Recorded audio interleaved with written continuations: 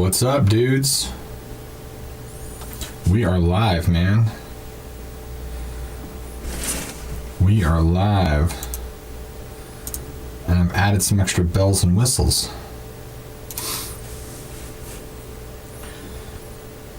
What's going on, man? Heather Mars, thank you. Thank you. We better go live on TikTok. What's going on, guys? We're going to be reading some stories and doing some horror music creation. It's going to be fun.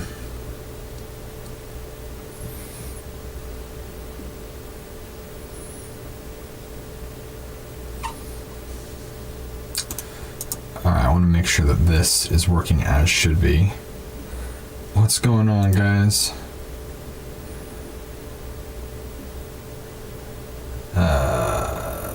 This should be as is. Okay. Cool. I might hide this for now, I'm not sure. Yeah. Until I get this portion to work. There we go. I'll get that out of the way. Alright, there we go, guys. Cleaned up a little bit. What's going on, everybody? You guys having a good night? Hanging out?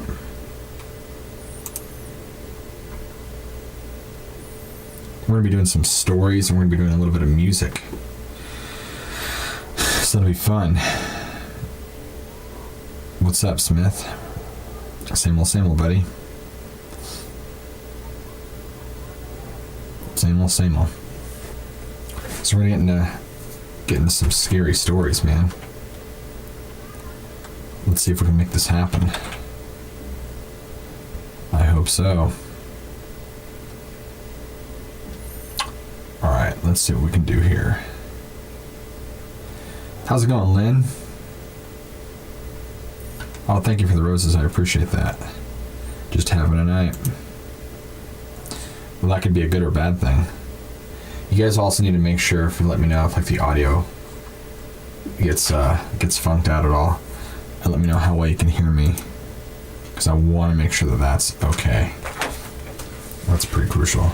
And if you guys are joining me on TikTok, you're more than welcome to also join me on YouTube, where I'm live streaming this right now as we speak. Whoops. Where I'm going to be actually doing some live stories and some music here in just a second, if I can figure out what did I just do to myself. Oh my. Okay.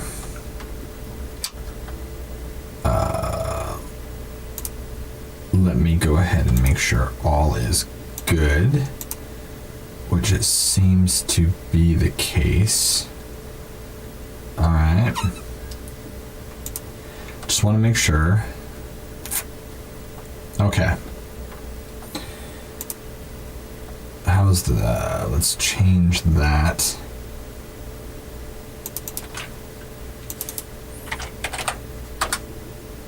There we go. Is that better? Perhaps. Does it look like it's lined up? My audio might be doing some strange stuff. I just want to make sure. Okay, did that do it? Oh, no, it did not do it. It was the other way around. I wanted it the other way around. Yeah, there we go. Okay, we're good. All right. If you guys are ready, let me go ahead and save this new file. Go ahead and create it as. What do we do it as?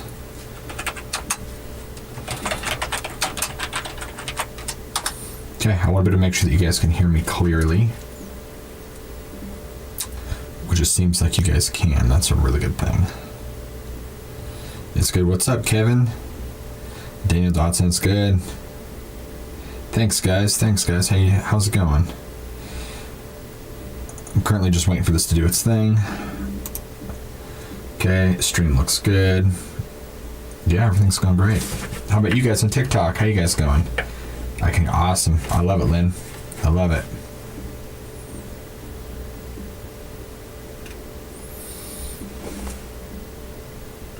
All right.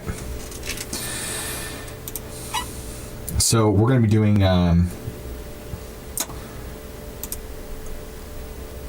about 1, 2, 3, 4, 5, about, did I count right? 6. We're going to be doing 6 scary stories, and we'll be creating some horror soundscapes. So that'll be a lot of fun. So the stories we're going to be doing today is The Horror Behind the Door, Scary Camping Trip, 15 Years of Pain, my personal Locksmith horror story, Man in the Woods, Buried Alive, and Fear of the Unknown. So it should be a good read tonight, guys. It should be very, very interesting. I'm just making sure all my stuff is prepped before I start recording, which it now is. I just want to give you guys the full experience. The beard is looking clutch. It's always clutch, buddy. It's always clutch. I have to grow it back out, man. I had it like down to here. And it was getting too homeless looking. So I have this weird part in my beard that it gets really scraggly when it gets long, and I have a really hard time making it look nice. So I kind of weed whacked it down in hopes that I can manage it easier. But people demand the beard. So it's all my German. Yes, story time. I'm sorry, Nicole, guys. I'm sorry, guys. I was just trying to make sure I had everything set up on my end. Make sure all the audio is good. Nothing's messing up. Love to be scary. Yes. So, if everybody is ready, I think we can get started. Just want to make sure all my ducks are... Oops. Don't die. Okay. All my ducks are in a row. I think we're good, guys. Let me check the audio. You know, that can go down just a tad. There we go. Ready? Let's do it. Okay. Check stream real quick. Beard balm and blow dryer will help your beard properly. Alright, guys. We are going in 3, 2, 1. Take 1. Horror Behind the Door. That's what we're starting with. So... this all just happened on Memorial Day 2021 in the biggest little city in the world. I will be using other names in this story out of respect for who they are, but I will use my own name because I'm okay with it. My name's Harlem, and on Memorial Day, I went to my second job as a housekeeping supervisor. Basically, I'm in charge of checking the rooms when they're clean before the guests can check in and use them. I also am in charge of kicking people out, right at 11 a.m. Oh yeah, it's always fun to knock on someone's door, telling them they need to go, or they will be charged another day. Some people are so rude, and that's just the way some people are. Anyway, we only have 6 checkouts that day. This hotel is very small, and I made my rounds to all the rooms to see if they're vacant, or if they had some a-hole that tells me they need to go, and the last on my list was room 339. I knock on the door saying, "Housekeeping, room check." There's no answer. I knock a second time saying the same thing. Nothing. So the third time, I say, "Housekeeping," entering the room, and I slid my card in the door slot. It flashed green, and I slowly opened the door. To my surprise, the door only barely budged, and I could see the door latch was latched from the other side. This means somebody had to be in the room to have had it locked. I took a peep through the small opening and saw some bags of merchandise on the table and some miscellaneous dishes in the sink. Took a peep through the small opening and couldn't really see much else. I called out the tenant's name. For the story, we'll call him Russ. "Russ, it's housekeeping." No response. Again, I tried calling out his name. Nothing. Let me also say that when I tried to open the door, I was hit with really cold AC. Colder than normal. Gave me goosebumps. I walked down to the front desk to see the manager. We'll call her Sam, and give her my report on the rooms. She then says to me, "Are you kidding? Russ had his door latched?" I was confused by this comment, thinking to myself, well, Sam, people do that stuff all the time, so what gives? She turns to me with a look in her eyes, as if somebody just pooped in her Cheerios and says, Karen, who is the other supervisor, and we shall call her Karen, went to his room yesterday around 11 to tell him to check out, and he told her he needed till 12, but when she came back, the door was latched.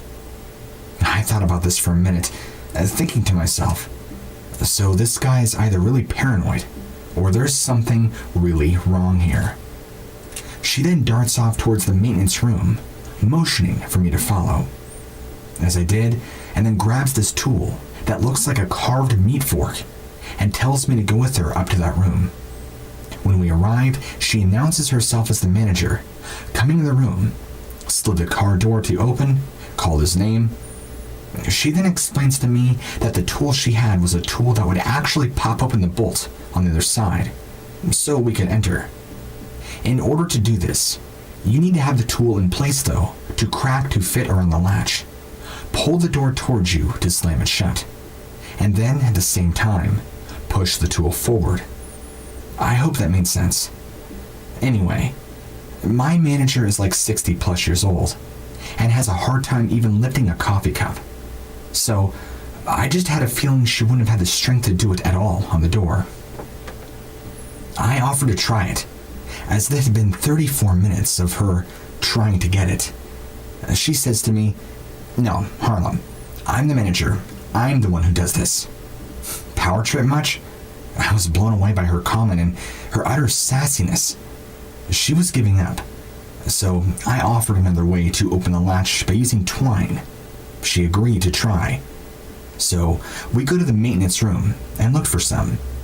All we found was thick string that I knew was too thick to get this lock opened. But of course, she said she would make it work. I rolled my eyes.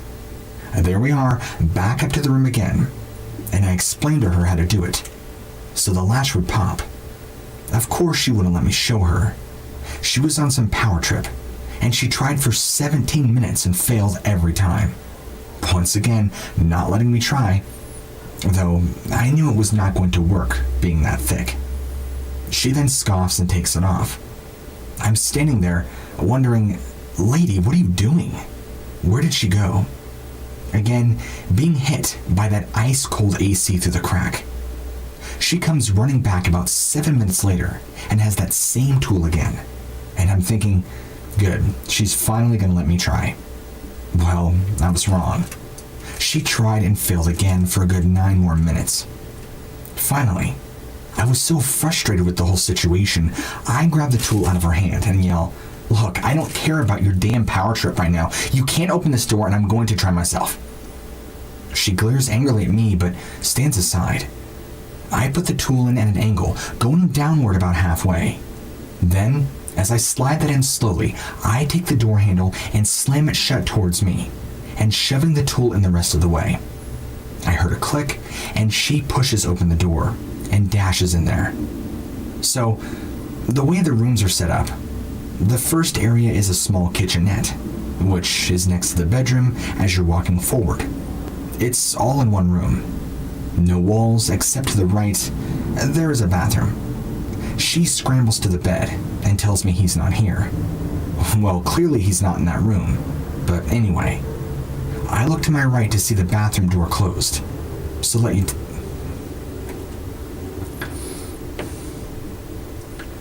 me tell you, up to this point, I have went over scenarios in my head about what could have happened, as we have no idea what happened to this guy.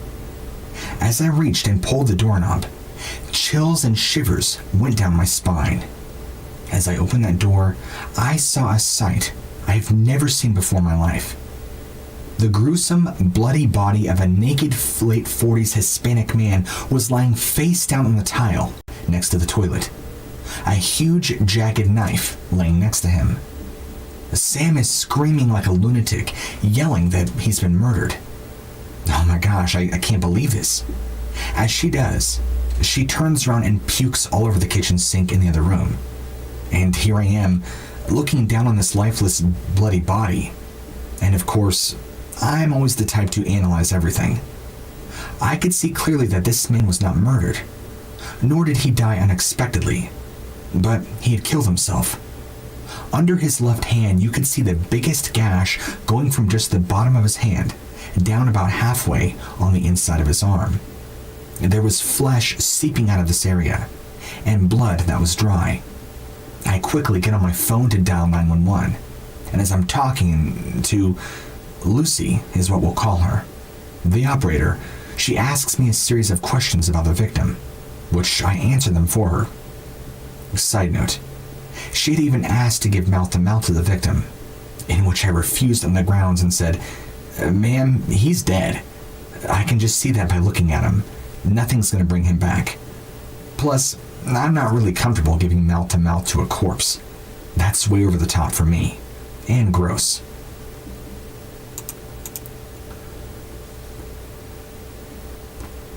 As Lucy keeps talking to me, suddenly, their hotel door flies open, and there are 2 paramedics rushing with the stretcher.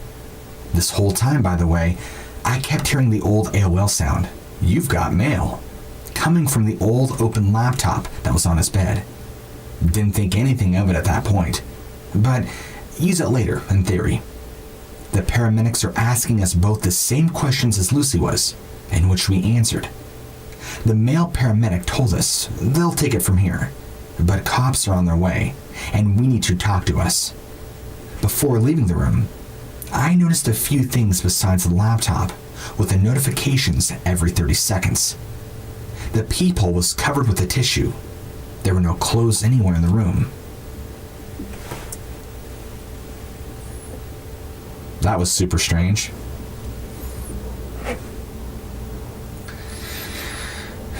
And this guy was there for a week. The bed was not even slept in, just the open laptop that was plugged into the wall, and a photo on the dresser that had a picture of a young dude. And the TV was turned up so loud, some kind of what looked like a home movie. As I'm back downstairs in the office, I'm thinking in my head what everything means. Yeah, again, I analyze everything, and always pay close attention to detail. I have my own idea of what I think happened to this man. At this point, the police, detective, and coroner have all arrived. I'm writing my statement for the detective. We'll call her Anderson. She asks me to write down everything that happened in detail. As I'm writing that, she leans over to ask me if I had any thoughts on what might have happened. I stopped writing, looked up at her, and took her this time to tell her. I believe this guy killed himself between 11 a.m. and 12 p.m. Karen was the last person to see him alive. I believe he was about to cut his wrists, but then heard a knock at 11.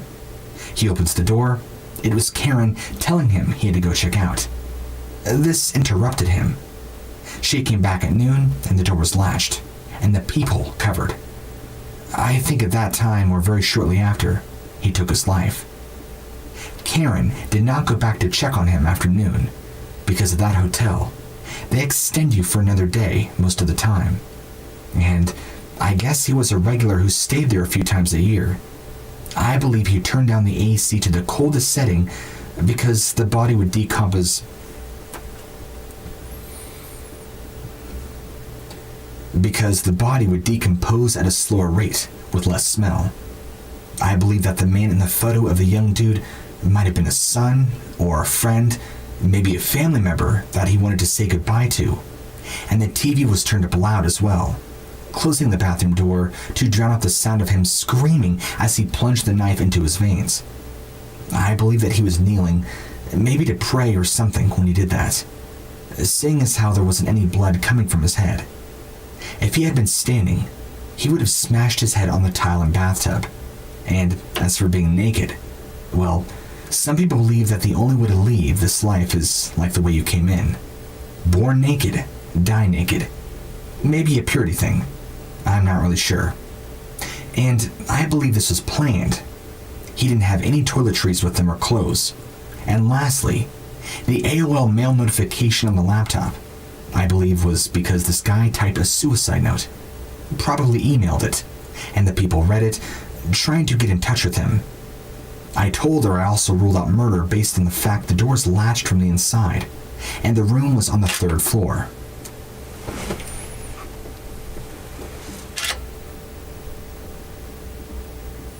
Not to mention, the windows only open about 25% of the way, simply to keep you from jumping out.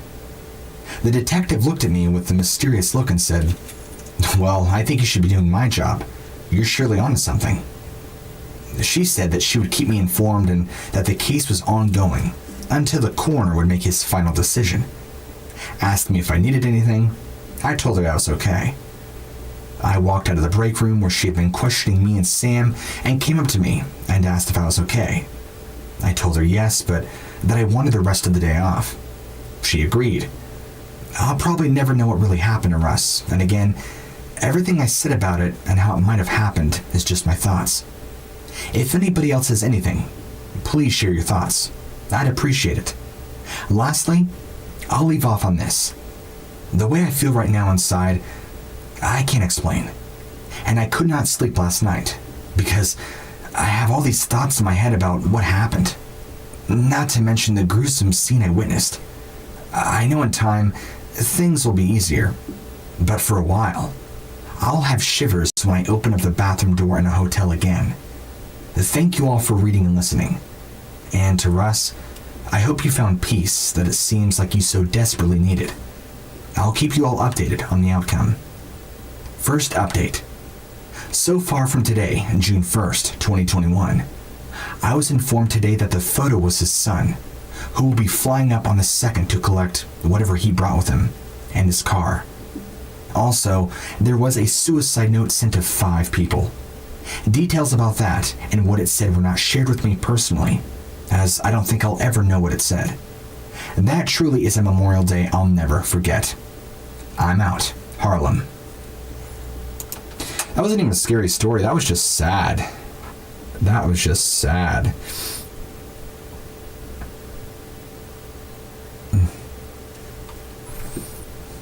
Just a sad story, man. Thank you, Frederick. Thank you. Hey, Mary, I just want to know, I got your emails, and, I forgot this mic is on. I got your emails, and I've like partially read them, but I need to give you a proper time to sit down and respond, so I'm not ignoring you, I'll get back. I'm probably actually going to reach out to you and give you a call, actually, so we can discuss details.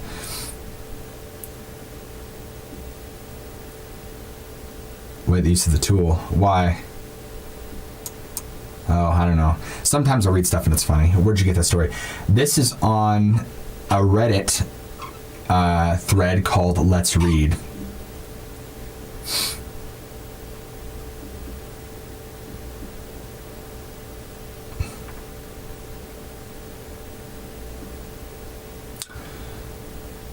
Cash. What about cash?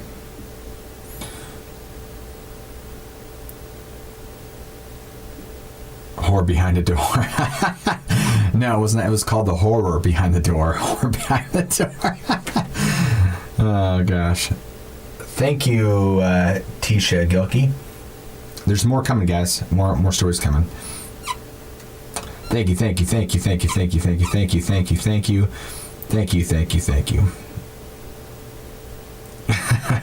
Of course there's a Karen in this story, right?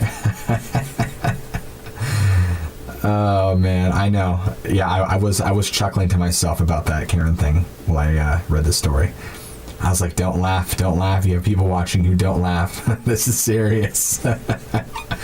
I'm like, really? That's the name you pick? Come on, man. All right. Next story.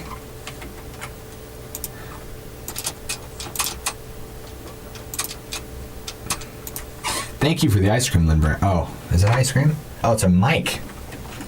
Oh, I looked like an ice cream cone. I was like, I didn't know you could send that on TikTok. What on earth? Thank you for the golden mic. I can't release that information, Jody. That's classified. If I told you, I'd have to kill you. I'm kidding. I'm just kidding. It's up for you guys to decide. The stories I'm reading now, I believe, are true. These are written and listed as true stories. I didn't write these. So, yes, I'm going to say pretty much yes, unless I mark it otherwise.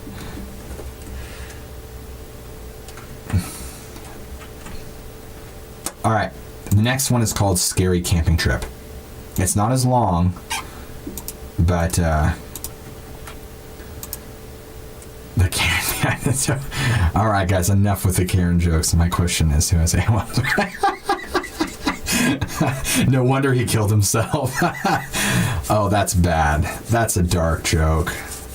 Come on, man. I can do better than that. That was an awful human being moment. All right, here we go, guys. Now, to start this off, I'm a 29-year-old man, and 3 times a year, I head up to the Georgia mountains to camp, fish, and have a great time. But after last trip, I doubt I will ever go again. I had been super excited the week before, as I was to head up to Georgia when the day finally came. I could have died with happiness. I loaded up my dog Buddy and all my gear and started the trip. Well, about an hour into my trip, I saw a road that I've never been on before. I decided I would take an hour to look around and go back to the main road. I lost track of time, and before I knew it, the sun was setting. I grabbed my gear, and Buddy and me, we hiked about 10 minutes before finding a nice clearing in the forest. I set up camp, looked around my camp. I saw a small man.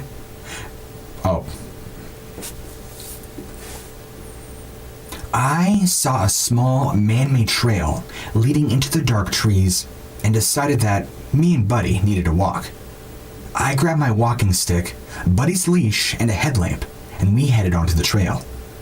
I knew something was wrong when I couldn't hear a single insect or animal. Me and Buddy stopped at a little creek when I saw something terrifying. 2 eyes reflecting from my headlamp. The thing was really tall, like 6 or 7 feet, and the eyes were too big to be human. Now, my dog is usually very protective of me, but instead of barking or doing something, he whimpered and peed on my leg. I've never seen him act like this before. I mean, this dog has seen bears before, and he scared mountain lions away. Why would he act this way unless this was something else? As Buddy kept whimpering, I felt terrible. Like this thing hated me, and it could rip me to shreds if I wanted to. Then, it made the scariest noise I've ever heard. It was like a maniac screaming. Me and Buddy bolted back to our camp. In our camp, I could still hear this thing going crazy. Needless to say,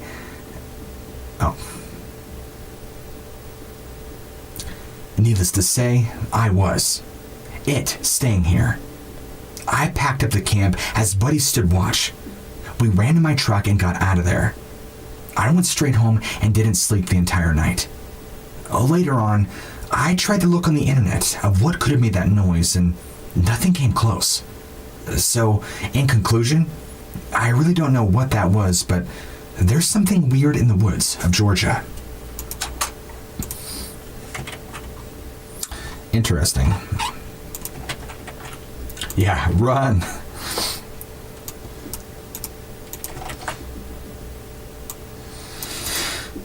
Whoops. Where is my thing at? Nope, that's not what I wanted. Sorry if anyone chats your name. I could find everything back. What's up, Matt Mason? Oh, jeez. We're still talking about Karen, huh? All right. My YouTube chat is really into the Karen thing right now. 15 years of pain. You guys ready for this one? It was really kind of just a stab in the dark, Jody. I didn't think I had it in me. I'm like, who's going to listen to this guy? Give me a break. And then I was narrator mode. It just happened. It literally just happened. No, when I first started out, I didn't have that. I would just read stories, and it's pretty painful to listen to my old stuff because I didn't know. I just talked, and I'm like, ew, why? People, come on. Here we go. 15 Years of Pain, The Shadow People. It's a long one. It's not that long, but here we go. The story you're about to read is real. I I finally decided to go public with my experiences after nearly 3 decades with just a few close family members and friends knowing. This was only my first occurrence with shadow people growing up. I had many more, mostly in my preteens to teens. Most of my paranormal experiences occurred within a range of 15 or so years, give or take. My earliest experience began when I was only 3 years old or so, and my last profound experience tapered off around 19 years of age. The story begins with my first paranormal experience of shadow people. My parents met in the late 80s and were both serving members of the military. Shortly after they met, both my parents were assigned to an Air Force base in Ontario. I was born there, and my brother followed shortly afterwards. Roughly a year after my brother was born, we were both transferred to a province in Quebec. This is where we were located in a highly francophone? I don't know what that word is.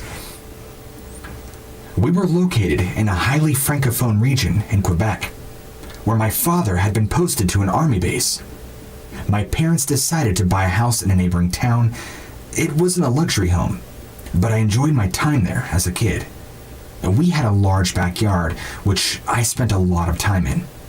The history of the house is unknown to my family and I, but from the looks of it, the house did not appear haunted. It wasn't bent out of shape. It was not a fixer-upper. It was just your regular 1970s to 1980s cookie-cutter house in an ordinary middle-class neighborhood. I suppose this might be one of the many visions of what a basic family home would look like in North America. In this house, at 3 years old, everything started. We were what I thought was an average family, but happy and in good health. Nobody had any serious issues. The family dynamic was awesome, and my dad was incredibly creative and fun. For the most part, we were good children. We did well in our early years of school. We weren't too spoiled, especially because we couldn't afford to be. But my mother did everything she could to pamper me and my brother. She wanted a good life for us. She would save her money to ensure we always had new clothes and shoes for school. She always also taught us good manners, to treat all people with respect, and to not judge others. Despite their eventual separation, they remained to be amazing parents. They always did their best to offer us a good life. While we moved to this town, my mother sacrificed her service to follow my father's. I believe it was a fluke that they were previously posted at the same base, because in the 1980s, career managers were not accommodating to service people.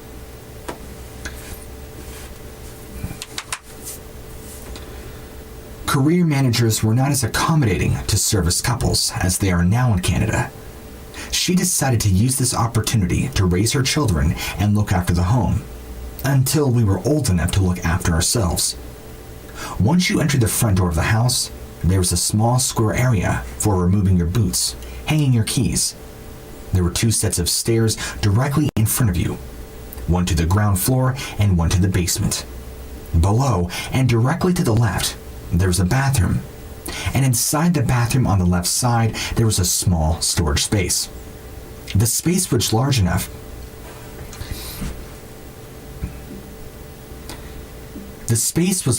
to kneel down and walk into. So my dad used this space to develop the film, since it was dark and secluded. While the restroom was on the left, my room was on the right, which was beside my parents' room. I had a small window in my bedroom on the left side that had a partial view of our large fenced-in backyard. I couldn't see anything though, since the window was located high enough on the wall and I was almost at the basement level. Plus, I was just a little guy. I vividly recall many details. My parents purchased my bed for me for the first time when we moved into that house. It was lifted up onto a metal frame and painted a bright red, like a cherry color. There was also a railing that my parents later took off when I became older. It was between the ages of 3 and 4, but well before kindergarten before I experienced something so impactful that it would be forever burned into my head until this very day. One night... Oh, wrong paragraph. Most nights, we probably went to bed between 7 p.m. and 8.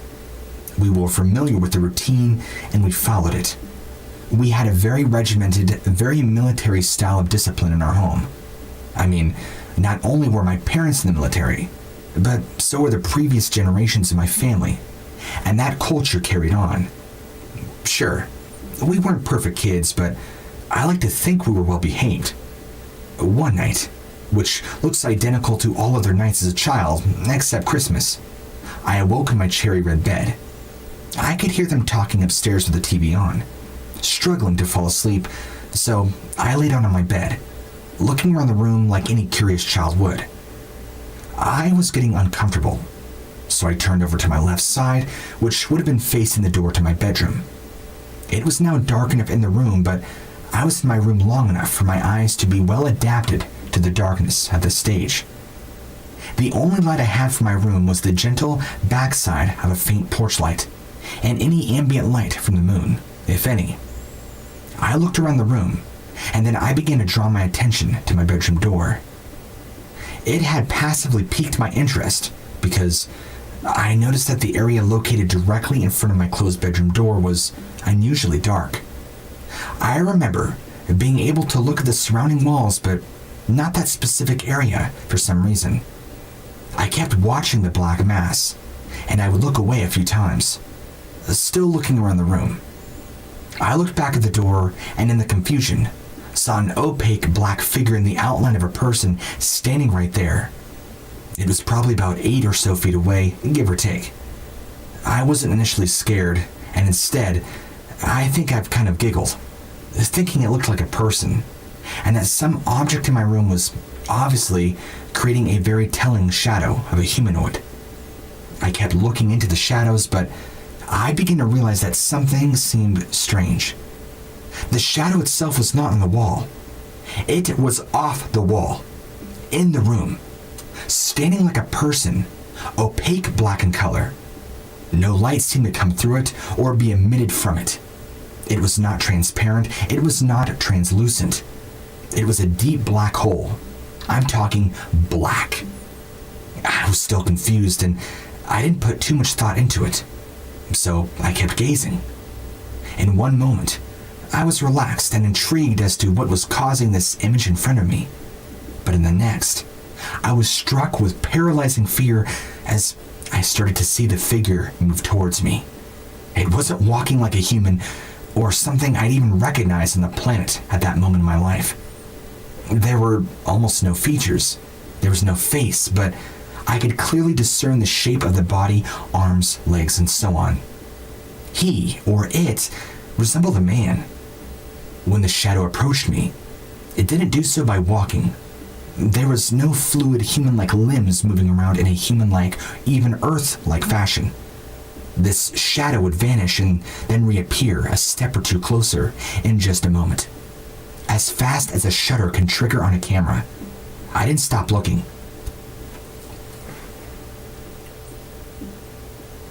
I could not shout. I trembled. I cried. I had my blankets set against my eyes, but I kept watching, as if it was a film.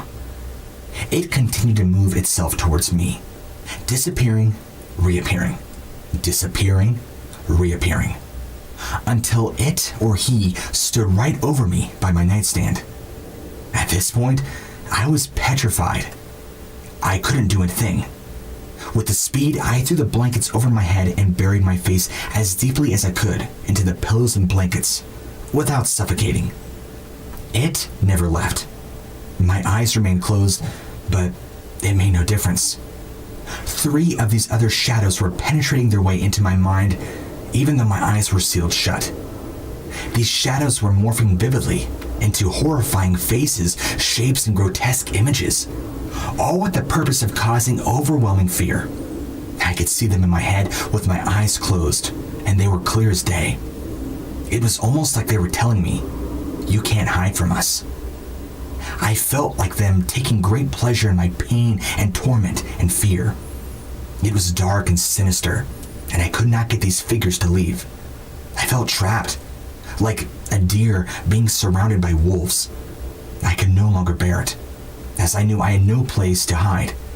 Somehow, I managed to muster the courage to dash out of my room and scream for my parents.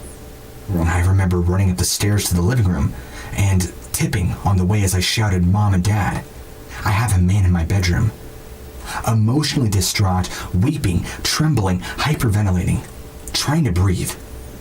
My mother did what I think most moms would do, and try to reassure their kid that it was just a dream and to go back to sleep. I insisted on the fact that there was a man down there, but my parents took me back to bed, turned on the light, said a prayer while leaving a holy crucifix underneath my pillow. It is the only case I can recall in this specific town, but it wasn't my last experience. They came back at times later in my life from the age of 19. From the age of 9 to 18, and at a much higher intensity. Okay, first off, amazing story, but really, you're just gonna cliffhang us like that? Come on, bro. It's go on? Really? But kudos, right? Good story. I enjoyed it. That was a good story. I've never read that story before.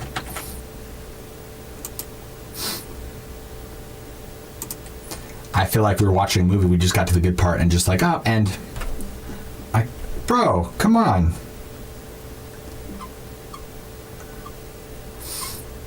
All right, what have I missed in the comments? Homeless in America. Yeah, well, big creators like that don't give me the time of day, buddy. They don't respond to me.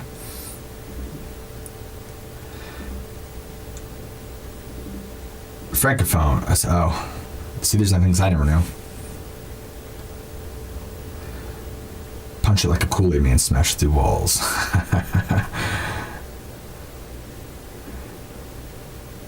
I don't know. Where's the rest now? I love it when you go. I love it when you go love it. I love it when you go love at night. Oh, live. Maybe, yeah, maybe. And maybe go ghost hunting. All right, you guys ready for the next one? Are you all ready for the next story? This audio still good? Nothing's crackling. Guys, I'm talking to you on YouTube.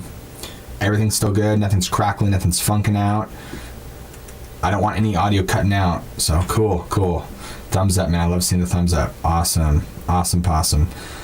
When I went down for a amount of time, I had to kind of fix some hardware stuff and make sure things were clean and kosher and ready for the next stream. So, plus I want to put some bells and whistles on my Twitch or on my stream. So,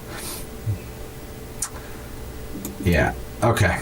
Next one is called My Personal Locksmith Horror Story. I've not read any of these, by the way, guys. So I'm just as close as you. It should be very interesting. Let's do it.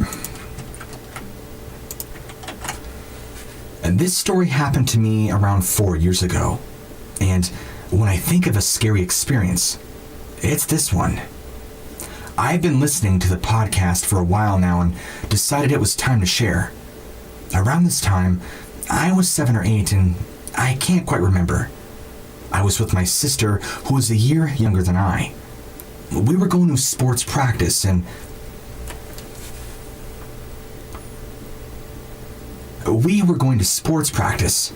my mother had to run a few errands. If you've never been to a home goods store, it's basically a store with all kinds of things to decorate your house. For instance, decor, furniture, rugs, kitchen utensils, sculptures. We had been planning on buying a couch for somewhere in the house, but my sister was being stubborn and insisted she stay in the car. And finally, my mother just went in by herself, leaving us in the car. Now, we had parked our car, with heavily tinted windows, mind you, in front of a locksmith shop, which, is like those small booths that sold keys. My sister and I became very bored, and decided to see how many keys we could see on display, or at least how many we could count, which was fun at the time, I guess. We were sitting in the back of the car, and we did not have cell phones, which will be important later. Then, we see this man come to the booth, and then another person came up from inside of it. The locksmith who left the booth had a small object in his hand. At the time, I couldn't tell what it was, but now I know it was probably an electronic lockpick or some other tool. They both shared a few words and pointed to our car. We were both scared and didn't speak, and even more frightened when they came to the driver's side door and we heard a mechanical clicking sound echoing through the car. My sister began to scream and my adrenaline fired up, my brain entering autopilot mode as I flicked the lock of my door, setting off the alarm to the locked car. The locksmith and the other man jumped and stepped back, frightened and taken aback by the alarm. They both jogged over to the booth and shut the door. All the while, I kept flicking the lock of my door to keep the alarm going and trying to comfort my crying sister. The two men ran out of the booth, got into the locksmith van, and drove off. I was too shaken to get the license plate number, but eventually, my mother came back to the car and would tell her what happened. She didn't call the police because he didn't get inside the car. There was nothing we could do. Every time we drive by that booth, I can't help but think what would have happened to us if I had not been quick to think. Yeah, that sounds like human trafficking right there, man. That is no bueno. All right, to answer your question, Jody, yes, I do this for a living.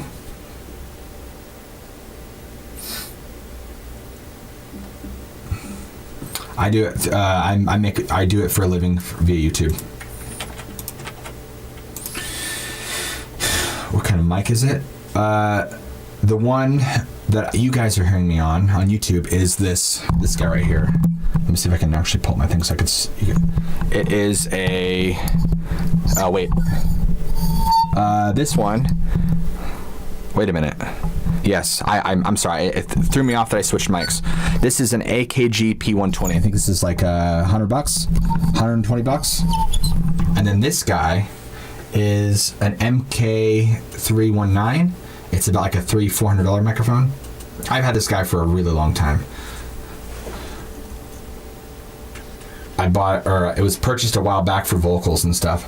Let me see if I can get my face in there. Why is it not focusing? Whatever. It'll work. Smack those likes, guys. What kind of mic is it? Yeah. Reading. Well, thank you, Dylan. I appreciate that. How do you get started? My wife would be excellent at reading like this. Yeah, no, honestly, anybody can do it. I would tell her to start a YouTube channel and start going to places like Reddit and look for free, copyright-free stories. That honestly, yeah, and just have a go at that and start doing stories between like 15 minutes to 30 minutes. That's what I would suggest. And my friend behind me, yeah, well, he better be paying rent. Just kidding, you can hang out for free.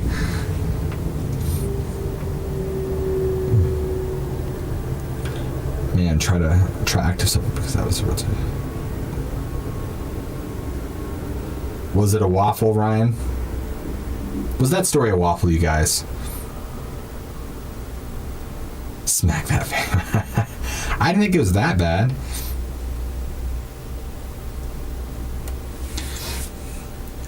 Crystal clear, all good, man. All right, ready? The next one, it was a waffle. Jody, I do Bigfoot, Dogman, Skinwalkers, Wendigo, Paranormal, Scary.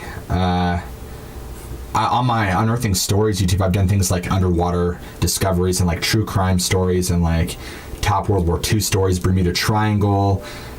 So I guess like more mysterious, you know, in that realm, dark, mysterious, you know, whereas like What Lurks Beneath is strictly, yeah, horror stories. All right, let me get the other story up and we'll start the next one, guys. Okay, this one is called Man in the Woods. I have no idea what it's about, so we're going to find out. Thank you. Like phenomenon? Yeah, like phenomenon. Absolutely. Phenabula.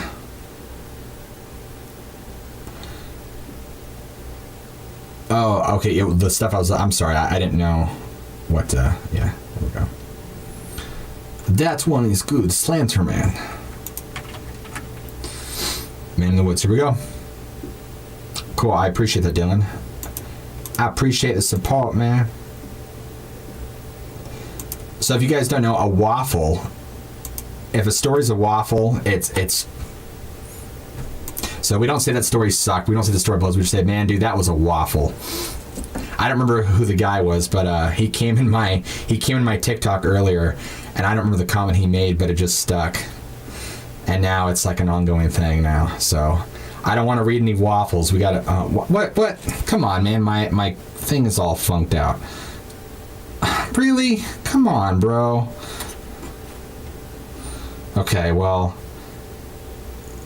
that's good. It's about as good as it's gonna. Oh, there we go. Okay, that's not too terrible. Okay. All right, we're good. We're good. You better chill out with that. Here we go. Now, to start this off, I'm a 22-year-old dude who has... Now, to start this off, I'm a 22-year-old dude with loads of energy. This will be relevant later. So much that I usually take midnight walks around my house to get me ready for bed. I cannot sleep before 2 a.m. My parents recently told me that they were going on vacation and needed a house sitter. Being the cheap parents they were, they asked me to watch their cabin in some random forest 30 miles to the nearest town and 3 miles to the nearest neighbor. A cabin in the middle of nowhere, all alone, with a lakefront view. Who could say no?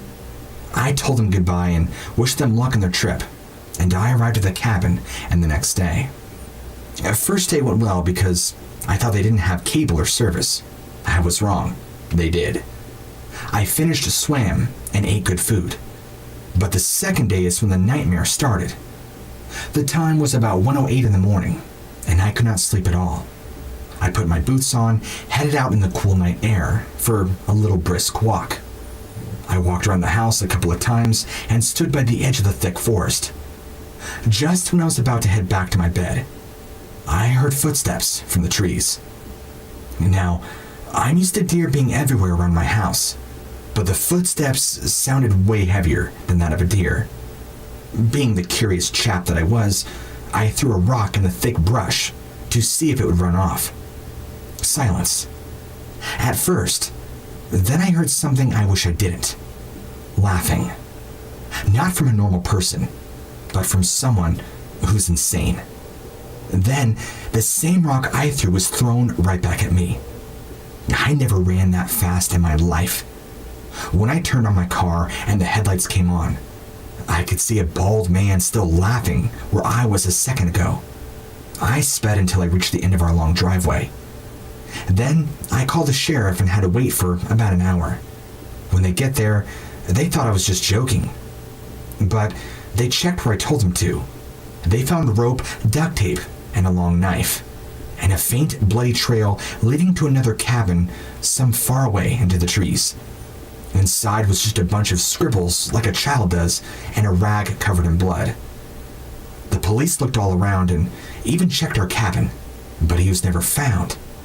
The next day, my parents canceled their trip, sold the place in less than 2 weeks. I chat with myself, wondering whose blood was in that cabin, and what would have happened if I never found that man in the woods. That's not freaky at all. He would have been a donor.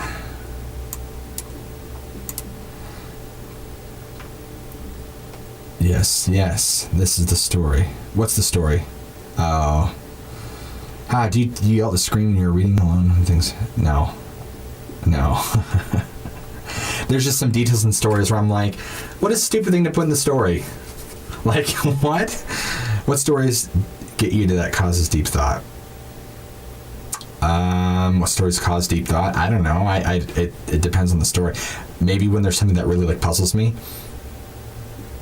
No, you could just start watching from here, man. Thank you, Dylan. I appreciate that. Thank you, Lynn. Thank you, Boog. Oh, no way, it's Boog. What's up, Boog? I haven't seen you forever, buddy. How have you been? Oh, Buge. It's Buge. I was seeing your comment, but it wasn't registering who you were. Guys, Boog is here. Yeah. What's up, man? Long time no talk.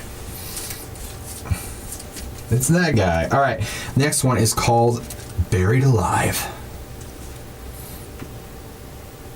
You guys want to do some disturbing facts? I can do that too if you want. I like the story of a Bigfoot coming down a valley with a house in the way. The Boogster. Yeah, the Boogster. The Boogster. Not even paying attention to the goddamn story. Well, pay attention, Mr. Red Devil. Thanks, buddy. Appreciate that. Absolutely. I believe you might now could read the phone book in a spooky way. Maybe not, though. All right. Ready?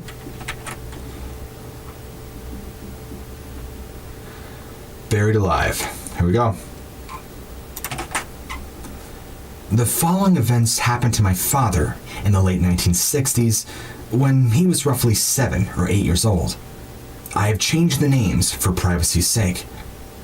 Growing up in a rural Canadian town to a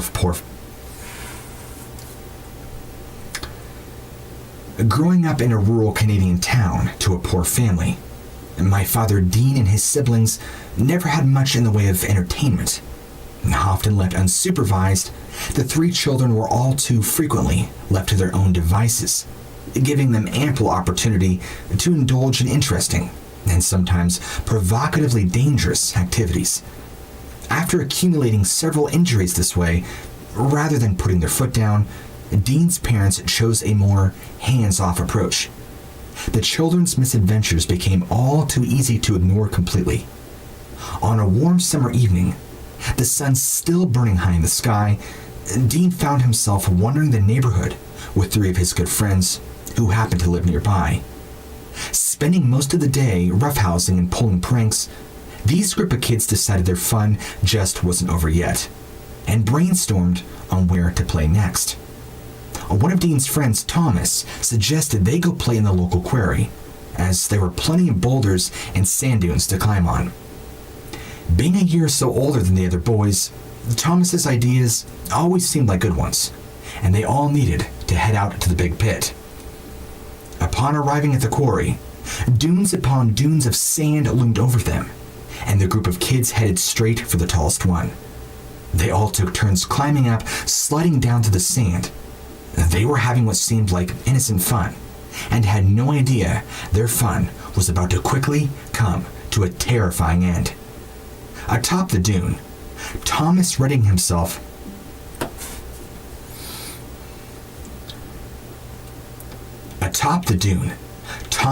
himself to slide down to his friends, waiting just below. Dean and the other 2 boys Will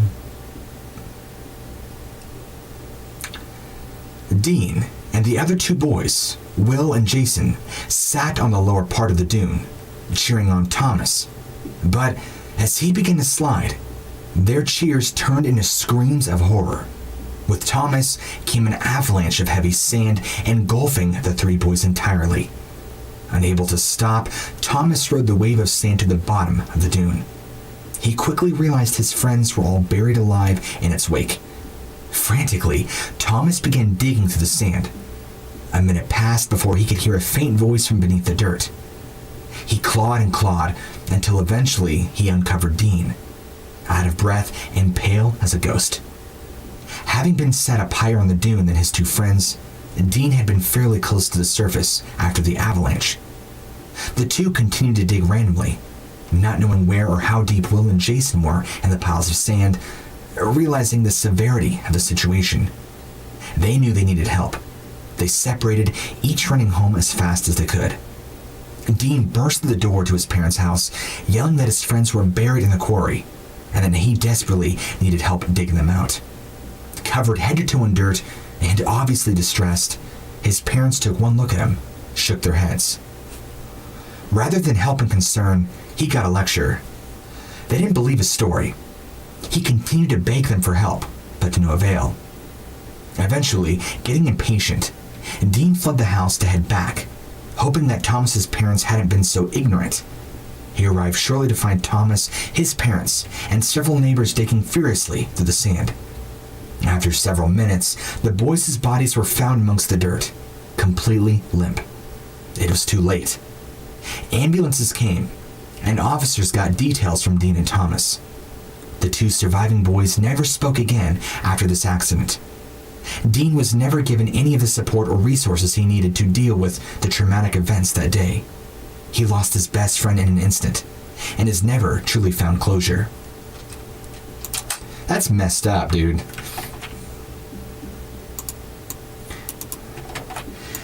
Dude, parents are wicked, man. What is up with all these like stories of like parents not believing their kids? I don't get it. I don't get it. If my son came to me and was like, "Hey dad, like there's a 6-foot tall shadow in my room," I'm not gonna be like, "Yeah, okay, son." I'm like, let's go. Let's go check it out. But that was mostly a sad story. Yeah, some of these are more sad. Take out, hydrate. Was it a waffle though? I don't feel like it was a waffle. I felt like it was still a good story. How often do you do lives? I try to every day. I'll pay for that. Pits and Pistols. Pits and Pistols. Where is Pits? Man, he's got to be on. Where is he? It's too bad he's not on here. Where's Pits and Pistols now?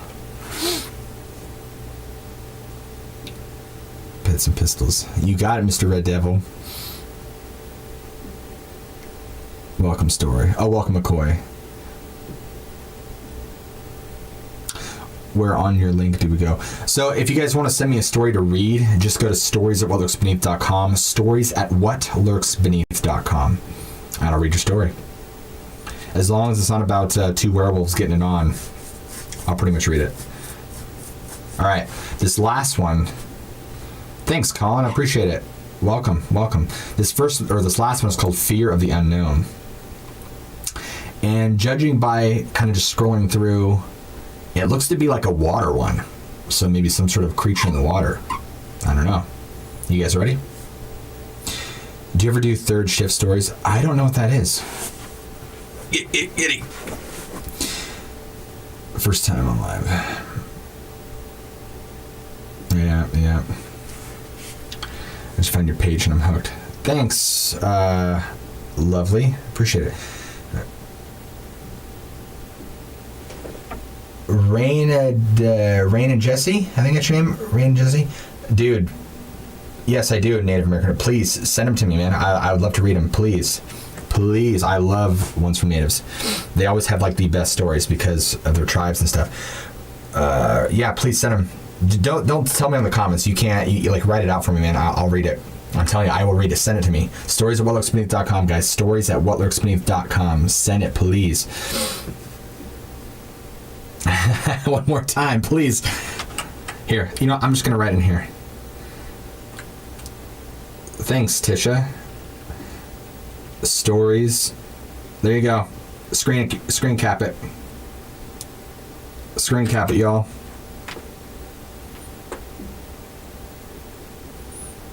And while you're at it, check out my YouTube channel, whatlurksbeneath.com. That is the main one that I do.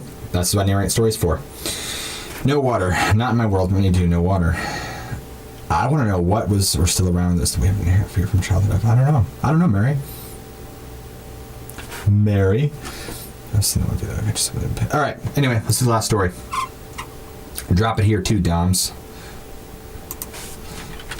I should have like a little auto thing that posts. I don't know how to do that yet. Stories. Maybe I'll set up a little bot that like every 20 minutes it'll auto do it. Cool. I want to make sure this is... All right. Fantastic. All right. You don't see it. Are you sure you don't see it? Jody, you're lying. Yes, I am on Twitch, Silk. I am on Twitch, I'm on Facebook groups, and I am on YouTube. No, I would love to hear some stories from Africa. I bet they have crazy good stories. I can only imagine. I love different things, Dylan. Oh, you guys don't see it, really? How is there a way I can? I don't see it. It's in Twitch. Okay, hold on. Can I do this? Comment. Okay, tell me if you guys saw that comment. It may not do it because it's a link. I don't know. TikTok's really weird about posting stuff. I don't know, man. Okay, I just stuck it in the comments.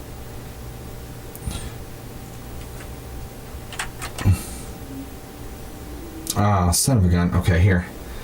Alright, listen, I'm going to put it up on the screen. You guys need to screen cap it real quick, alright? It's your job to screen cap it. Get ready. Not beneath. Ready? Well, let me flip the camera around. Okay. Screen cap it. I'm going to hold it here for a couple more seconds. Screenshot it. And, okay, you're good. If you didn't screen cap it, well, you had your chance. All right, let's get into it. The fear of the unknown.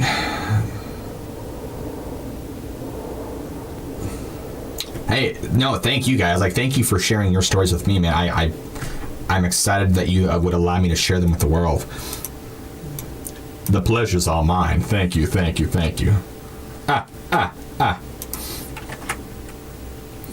Ready? It was... no. It was a hot summer day. The humid... Take 3. It was a hot summer day. The humid air covered my body like a wet blanket, just as the powerful rays of sun landed my shirtless body. From every direction, I could hear the mild, soothing sound of chimes that were gently being played by the ocean breeze. As I looked down the path in front of me, I counted dozens of small seashells scattered within the sands of the beach. Looking out on the horizon, I could see the ocean tide working its way down the shore, exposing the small patches of reef that were hidden by the sea during the day. While enjoying the peace and tranquility of the moment, my mind was full of excitement for the night to come. Growing up, my family had a decades-long tradition of hitching up the travel trailer once a year and taking a 2-week-long vacation. I'm not pronouncing that. I have no idea what that is. Puerto Peñasco. I'm just... And taking a 2-week-long vacation to Mexico. This small town in Mexico, known mostly as Rocky Point to vacationers and tourists, is a small beach town and the northern eastern point in the Gulf of California. Most people would have no idea that such a tranquil ocean from I'm getting hit hard with this one, guys. I'm sorry. Most people would have no idea that such a tranquil oceanfront destination is only just a few hours' drive away from Phoenix, Arizona's very capital. And to this day, I vividly remember the trips from the back of our family Suburban. I would look out the window and watch the landscape change from the Arizona's high desert of pines, juniper trees, and rolling valley meadows to a gradually more barren desert. By the time you get to the Rocky Point, all you can see in the distance are rolling sand dunes with scattered desert plants and cacti. To anyone traveling there for the first time, the barren atmosphere can leave you wondering why you're even there. Why would anyone ever recommend Rocky Point as a vacation destination. But once you enter town, you realize why the place has become so highly recommended. Rows and rows of outdoor booths line both sides of the main street. Vendors trying to sell you clothes, knickknacks, decorations, furniture, all of which have flair and cultural undertones.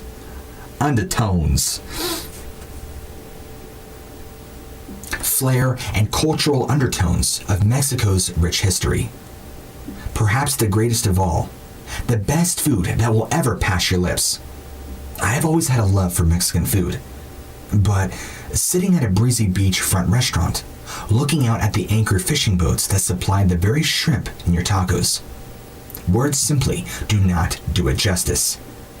Rocky Point, Mexico is simply put a destination of peace, tranquility, and unparalleled recovery for the weary soul. Looking back, perhaps the surreal atmosphere combined with my childhood naivety left me with the feeling that nothing bad could ever happen in such a wonderful oasis. One fateful night, however, would change my attitude for years to come.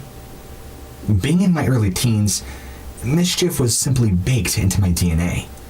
My brother and I, along with some friends, would frequently spend our evenings on the secluded low-tide beach lighting off fireworks we purchased from local vendors. Some fireworks were relatively harmless, such as Roman candles and bottle rockets. Other fireworks had a much bigger kick, and were known to be loud enough to set off fire alarms, form cars.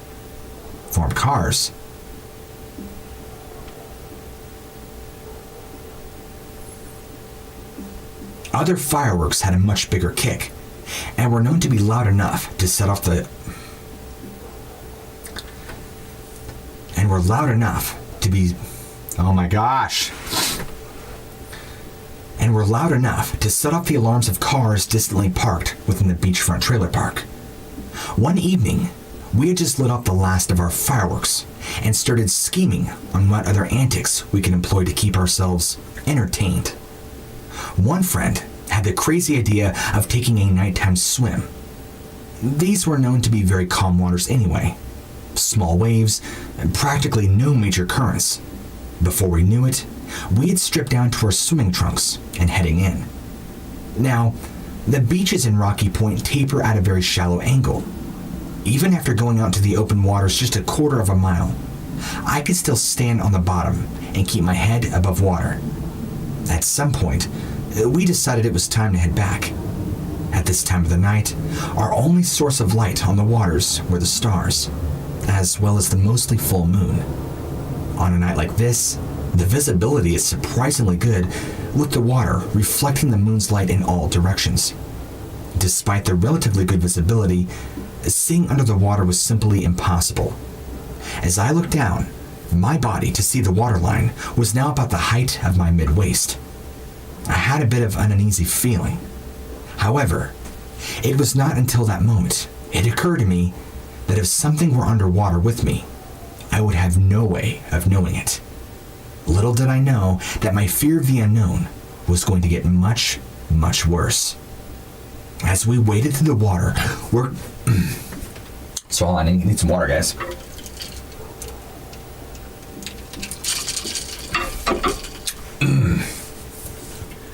As we waded through the water, working our way back to shore, something bumped into the back of my legs, hard enough to almost take my legs out from under me. I jolted forward, turning to look down at the waters behind me. I felt a tingling sensation run up my spine, and my hair stood up on end as I saw a light-colored blur disappear into the dark, murky waters. Now, my heart began to pound. The sound of my own heartbeat nearly drowned out the sound of my friends splashing and fooling around just in front of me.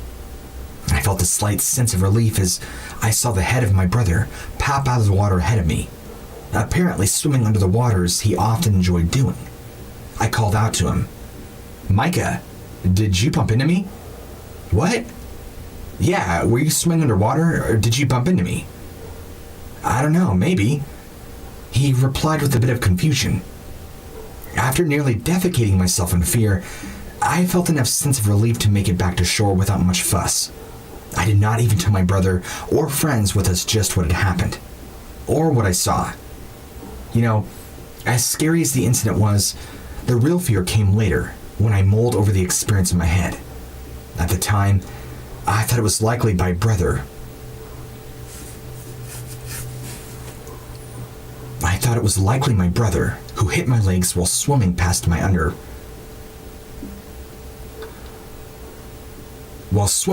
underneath me. But that just does not add up.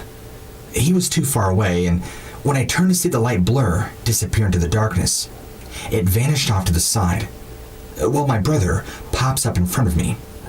What is even more weird is my brother popped out of the water at least 20 feet away, and there was only a second time between the event of him appearing above water and this. There's simply no way he covered so much ground in such a short amount of time. The reality hit me like a ton of bricks. Something was in that water with me. Something big and strong enough to nearly knock me down. What was it? A shark? A dolphin? A sea lion? That's the scariest part. I'll never know. And it still haunts me to this day. Since my experience, I've never found myself afraid to get into the water. But one thing is for sure, when you're in the water, you are in someone else's world. While attacks from sharks and other marine animals is relatively rare, you simply do not know what lurks beneath. And that's unknown that truly terrifies me. Oh my god, he said it! I've never read that in a story before. That's cool. Ah ha ha ha. It's like he knew I was going to read this story. Thanks, Super Dad.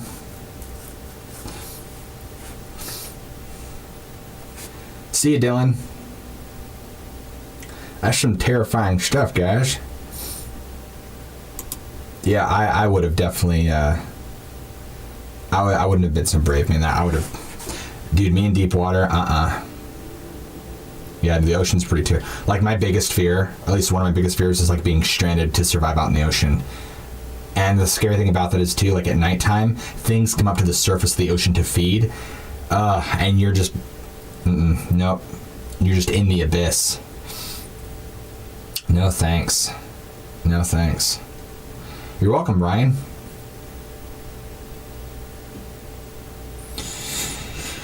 Never know. Yeah, you never know. You never can know.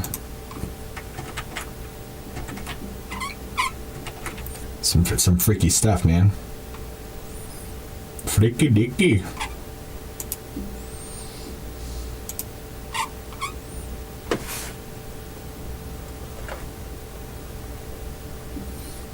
Yeah, get pretty spooky, huh?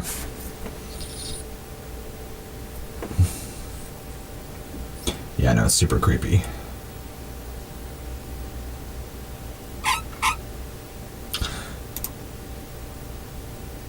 What do you think, Mary?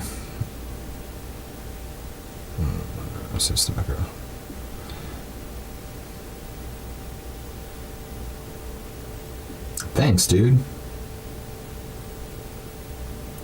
Appreciate that.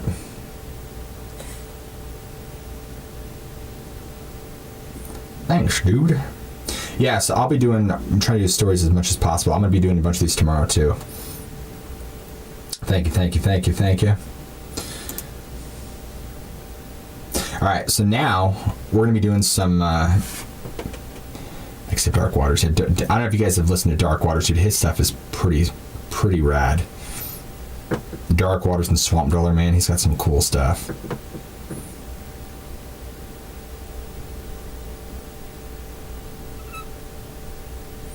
Yeah, it's pretty cool.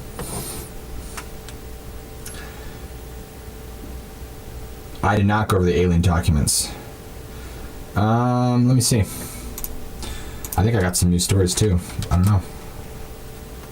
Let me see here. Nope, just got something from, nope. Just good old Morbid Mary. That sounds like a band, honestly. That sounds like a band. Like a gothic band or something. Good pick on the username for that one. How many stories are going to get? Quite a bit. Well, it actually depends. It really does. Like the stories I was reading today were not ones that were emailed to me. They were actually ones that I got from Reddit. So a little bit different. Yes, I do. I do demonic stories. Yes, I do. Or ghost stories. I didn't really so much in the past, but Morbid Mary the Mortician. It is 11:47. What time is it where you guys are at? Actually, to you guys, I'm speaking to you guys on my TikTok. You guys should go check. So I just released a video tonight, and it's about a sub. So I don't know if you guys know anything about skinwalkers and shapeshifters. Well, there is a sect of these skinwalkers that like can shapeshift into like these arachnid like beings as they're described. Really freaky stuff. If you get a chance, you should go listen to it. It's like 45 minutes.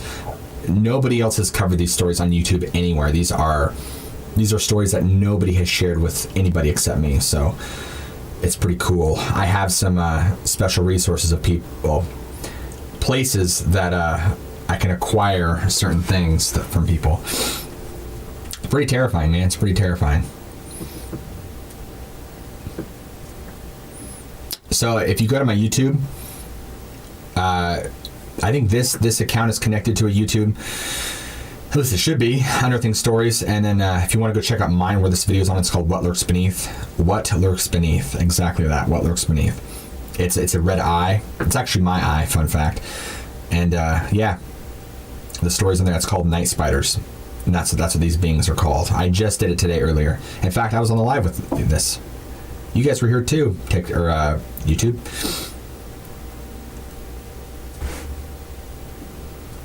Yeah.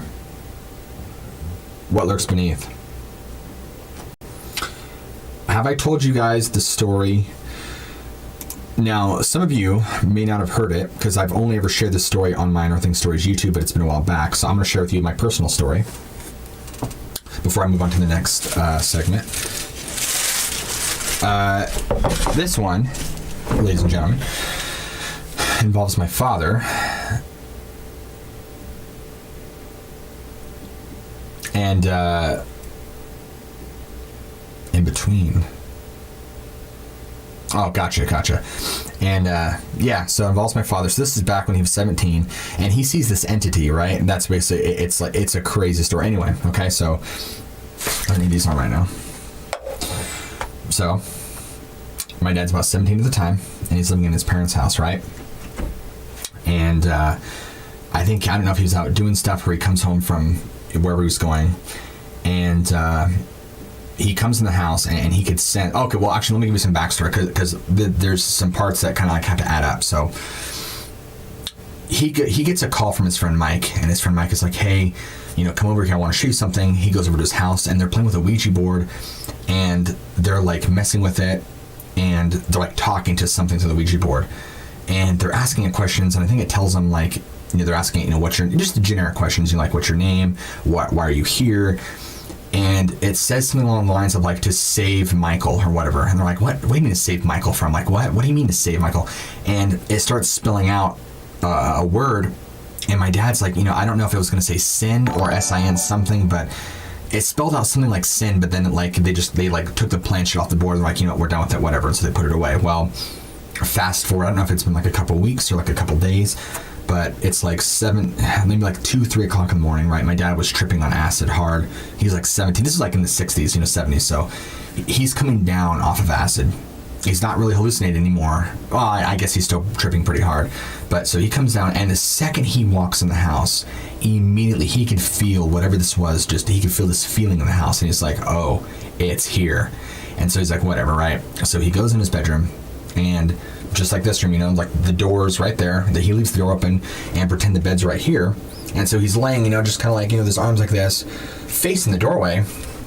He's trying to sleep. He's tripping his balls off. So, and he's like, whatever. And just kind of laying there trying to sleep. He has 2 dogs, and his younger brothers, my uncles, Michael and Dominic, are also like over here in the corner sleeping in a bunk bed, right? And so he's lying there, and they have 2 dogs that are sleeping on the bed with my father, and he sees this thing just walk right in the doorway, right? And my dad just looks at it, and he's convinced, this is like right after Jimi Hendrix died, and he was convinced that it was the ghost of Jimi Hendrix. Now, he describes to me, let me see if I can pull out a picture so I can show you guys exactly what he said it looked like. Jimi Hendrix living in color, I think is what the cover is. I think that's what he said. He says that this being, I can't find the picture. Was it living in color? I don't know. It was something. Anyway, I'm not going to spend forever trying to find this picture. Anyway, he described that this being was like an electrical outline. I mean, like, you could see the hair, you could see it had like eyes and like facial, but like there wasn't really, it was just like a humanoid apparition. Like it was just an electrical outline. And, you know, immediately as this thing stands in the doorway, you know, you could feel it in the house. The dogs start going crazy. I mean, they're barking at this thing. Like they're going nuts, right?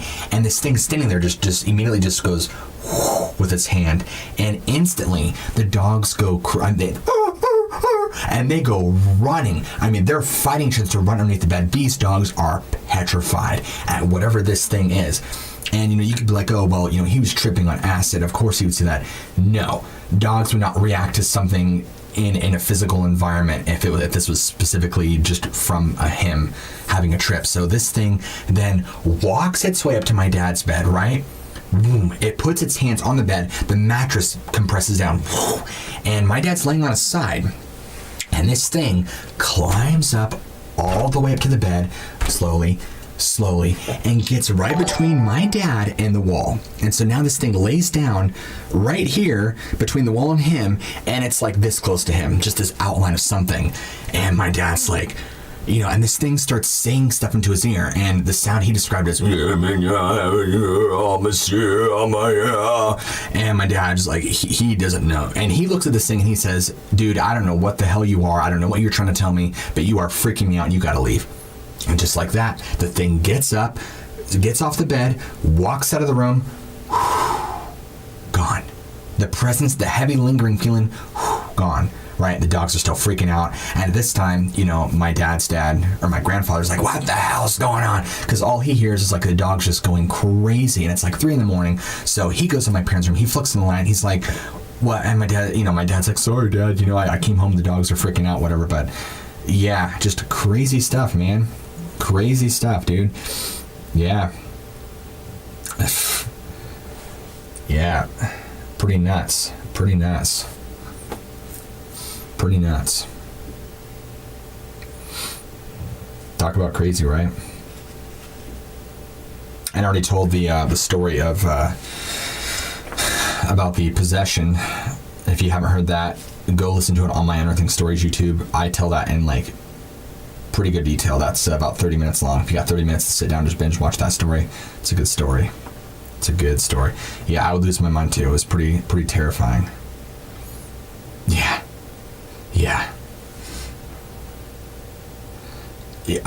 Somehow my dad managed it. I don't know how he did it, you know. I don't know. He just managed to see it.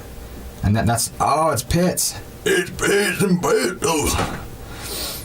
What's up, Pitts? Shh.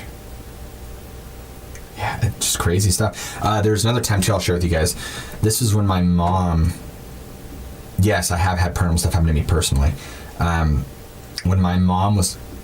Okay, so I have an older brother, and he's going to be 40 this year. Oh my gosh, he's going to be... He's old. He's going to be 40. Anyway, he was a little boy at this time. And so basically, my mom and he was probably like 3 or 4. And they were living by themselves in an apartment. This was in the 80s. And so the way the apartment was is like you go into the main room, and there's like a long hallway. At the very end of the hallway, it splits off like a T. You know, on the left is Richard's room, and on the right is my mom's room. And so my mom's laying in her room one night. I mean, this is like in the middle of the night. And I believe both the doors are closed. Maybe hers was open. I don't remember. She didn't specify. I think hers was open. And she's lying there, and she hears something like kind of like moving around in the living room, right? And she's like, what's going on? You know, like she's like, what? She hears something moving around in the living room. And, you know, this is an apartment. Everything's locked. There's no, I mean, if somebody were to break in, you would hear somebody break down the door, break a window. So there's no reason why she's hearing movement in the living room. And she hears these steps coming down the hallway, heavy thud. And then she's hearing getting deeper, and she said it was super raspy, and it's getting closer and closer, and it's getting right towards the end of the hall, and then it just stops. And she's sitting there like, oh my gosh, like what's going on here? And so she's holding onto her blankets, right? And she hears this thing turn to face her room, and it steps into her room, and now it walks right up to her bed. And she's convinced she was going to be murdered. She's like, I'm gonna die.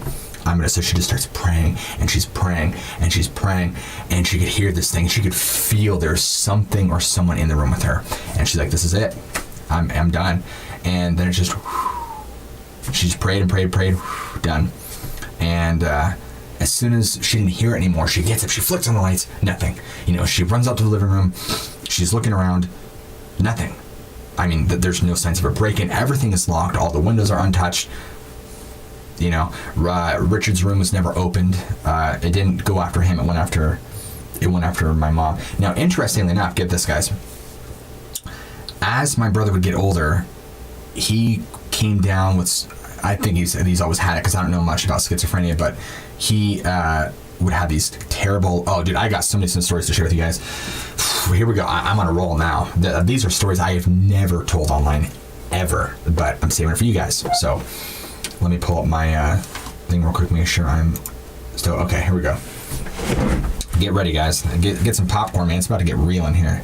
Okay, so I need to give you guys some backstory about just my family. So my dad, I was born in New York, and actually let's back forward a little more. Okay, so let's have some little more detail. So my dad, back in the 70s, got with this girl named Susan. Him and Susan, which were the two in the possession story that I told you guys about, right? They would marry and conceive a little girl named Angela. Now, Angela is my older sister, right? After some time, Susan and Angela split up, my dad and Susan, and then my dad would end up turning his life to Christ and going to be a pastor. I think he did. I think he became a Seventh-day Adventist pastor for a while, and then on my mom's side, she was a nurse. And she married this paraplegia guy, and his name was Vernon. They had a child together named Richard. And after time, they divorced as well. And so, long story short, my dad and my mom meet. They eventually get married, and so, you know, we're kind of like a Brady Bunch kind of thing, where, you know, I have like my sister Angela, who's my half-sister, my brother Richard, who's also my half-brother on my mom's side, and then, you know, then my parents had me. And so all the while, you know, my dad did some Seventh-day Adventism for a while, and then he got fired from that like years later. But I'm giving these details for a purpose. So now that you have those details in mind, he basically ended up getting fired from the church because like there's a lot of things theologically, biblically. He was like, no, this is like culty. I don't believe this stuff. Like these things don't add up. And okay, like take this information, hold on to it, because we're gonna get that in a second, right? So anyway, growing up, Richard started having some freaky stuff going on with this schizophrenia. And just like crazy stuff. Like there was one time, I remember this particular, we used to live in a little, this happened to me. I mean, I was right there when it happened. We were in a townhouse, and the way it is, so it's like you go into the townhouse, directly in front of you is the living room. If I were to turn this way, directly to my left is stairs that lead up to the second story. Now, as you get to the top of the stairs, directly in front of you is the bathroom, and the hallway kind of curves around like this. It's kind of like a little, but so if I were to go straight, follow and turn the hallway, there's my parents' bedroom. And if I were to go all the way down towards the end of the hallway, to my left is my bedroom, and directly in front of you goes to Richard's bedroom. And I was probably like maybe 11 or 12 when this happened. Thanks, Swivel. So I'm sitting there in my bedroom. I don't remember if I was like playing video games. I don't remember what I was doing. And my brother had locked himself in his bedroom, and he closed the window, and he like decapitated a rat with like a razor or something in the room, and he's like full on like demon mode in there, like. And the cops, it wasn't even the cops, it was like a SWAT team. A SWAT team came into the house, and I remember being in that room, and they came up the hallway, and my door's open, and I remember they all like flooded the hallway. Like these are dudes in full SWAT gear right there in my hallway, and whoops, oh no, the battery. Hold on, guys. So these are dudes in full SWAT, and they're trying to get him to open the door, and he's like, I can't open the door. I hate. I don't want to deal with the light. I can't handle. I have to be in darkness. Just like really like creepy stuff, Like, Richard, what on earth? Just freaky stuff like that. Okay, we good. And so, that was, my battery, my camera died. So, they like bust down the door, right? A team of like SWAT guys, they bust down the door and they're dragging Richard out, and he's like just gone. And so my mom and I are outside, and they're dragging Richard out into like, I don't know if it's an ambulance or what, but they detained him. And of course, like the entire neighborhood's standing outside watching this go on. Like it's not every day a SWAT team goes in your house and like busts down, people and pull you in. So they pull him in, and they take him, and I don't remember what really happened after that. I remember he was in the hospital for a while, and he just dealt with all sorts of stuff on and off. And then another time, I don't know if it was this particular time or if it was a little bit later, he would go and hang out in these apartments. He was on the lease. It was him and two of these other guys, and they really took advantage of him, but that's kind of besides the point. And so they called my dad, and these are guys like just in their 20s, See ya, Maria. See ya. And these are guys who were kind of just, wait a minute, did I miss a comment? What did I miss? Someone say something? Nope. Okay. Anyway, so, my dad gets a call from them, and they're like bawling. These are like grown men, like in their 20s, and they're bawling, and he's like, what's going on? And they're like, Richard's freaking out. He's acting crazy. Like we don't know what's going on. Like you got to come over here. Like you're the only person who knows God. You're the only person who's a past, used to be a past, like help us out. And so my dad's like, all right. So he gets over to the apartment, right? And the two guys, like they don't want anything. Like they are free. They don't know how to deal with Richard. Like he is. So Richard has locked himself in the bathroom, and he's sitting in the bathtub, right? Not with the water on, but he's just sitting in the bathtub, and his face has changed. And so my dad goes in there, and he opens the door, and he's trying to talk to Richard, right? And he goes over and he kneels down next to Richard. I think he gets in the tub with him, and he puts his hands on Richard's head, starts praying. And Richard's like, I hate myself. I'm gonna kill myself. I hate myself. Just being Richard. And my dad's like, Richard, like, you gotta fight back. Like you gotta come out of it. And my dad said it terrified him. Richard, his face changed. He looked up at my dad, and his voice changed, and he says, and the thing inside him says, you can't have him. And he starts smacking his head against the wall. And blood's coming out. So my dad has to grab hold of Richard's head as this thing is like, you can't have him. You can't have him. He's mine. He's mine. And so my dad is holding onto his head, just like praying and praying and praying. And I don't remember how the issue got resolved, but this kind of stuff just like kept happening. Yeah. Just crazy stuff, man. Just crazy stuff. That's not the only time. I'm trying to think of other times. There'd be times he would like call my mom from like, the hospital, saying like, he's like seeing like 6 hits like cut into his arm, and he's seeing blood coming in, like just all sorts of crazy stuff, man. Just all sorts of crazy stuff. He had some trauma that he's dealt with as a child. For his privacy, I won't say what those traumas are, but he had some traumas as a child, and I don't know if that had any effect on his, like what he's dealt with. I don't know if that hasn't had any effect on his schizophrenia or what, but it's intense, man. What I just walked back into, wow.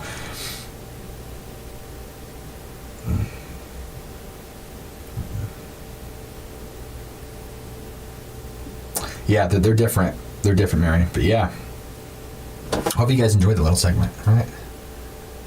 Now, honestly, it's tough, man. And even today, okay, so let's move on a little bit. Okay, so he, regardless of whether you guys feel on it or sit on it, so he eventually kind of like got involved with this pastor, and he seemed to kind of change around. Like this pastor was really like conniving and like kind of just like really warped. It really screwed Richard up. it was a whole thing of like, oh, God's going to bless me with a new iPad. God's going to do this. And, you know, if you give enough money to me, God's going to help me out. And just really like taking advantage of Richard. And it really kind of messed Richard up. And I don't know the whole extent of that situation. But he was like one of those phony pastors. I don't know enough about the guy. I don't really care for him. And anyway, fast forward, and he's kind of just gone downhill, my brother. And even now, he's in a not good place. He's struggling. He really is. He's on a lot of meds. Yeah. And you know, my brother's a guy that, you know, he doesn't like. He's never like really cussed. He doesn't talk like that. You know, he's a pretty calm, easy guy. And so to have like be on a conversation with him over the phone and to hear him be like, oh, I'm gonna fuck this guy up, you know. I'm like, Richard. I'm like, what? That's not you. Like, you don't talk. Like, wow. Like, yeah, man, he's changed. I don't know, man. I kills me, man. Like, that's my brother. I love my brother, man. Like, I love him so much, and yeah, sometimes I don't know how to reach out to him. Like, I last time I heard, he actually sent me a Chuck Norris meme probably about a month ago. But, you know, luckily me and him, you know, I feel like we got a pretty good relationship. So no, he's married. Somehow he's married, and he has 2 kids. One is actually biologically his. The other one came with the marriage. But I know he's really struggling. I really know. I mean, it's bad. It's bad. I'm really worried he's not going to make it. You know, he's going to like committing suicide. I'm really worried about that. I hope it's not the case, but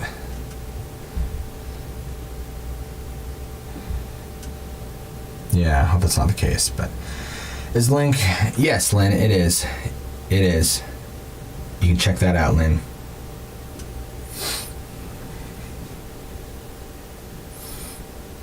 Yeah, so I honestly, the best I can do is just kind of be there for him, you know? Just kind of be there for him as best I can. You know, with the big C word, that's kind of stopped a lot of things, you know, like for people from seeing each other and all that. And yeah, well, he is on meds. He is, but, you know, with medication, there's a lot of problems, you know, it's like a lot of problems, you know, and so he says the med, they just kind of make him tired, you know. Yeah, it's tough, you know, it's really tough. If you've ever like had someone like on, he's not like, you know, like schizophrenic where he's also just like just out of his mind all the time. Like he's still here down to earth, but dude, I mean, like he you know, he one of his outlets is drawing, and he draws some like these super these really demonic dark drawings all the time of like killing people and like ripping people open, and he's constantly drawing stuff like, you know, demons are inside of him, like ripping them open, like coming out of him. Like it's like, Richard, oh my gosh. Yeah, man, I tell you, you know, I know he's hurting. He's always like, I'm in torment, you know, these things won't leave me alone. Like I'm you know, I'm meted up enough. I'm meted up enough to you know, to deal with, but you know, not enough for to, yeah. So yeah, I mean, it's like, man, how do I connect with him again, man? It's a weird situation. Thank you, Lynn, appreciate that.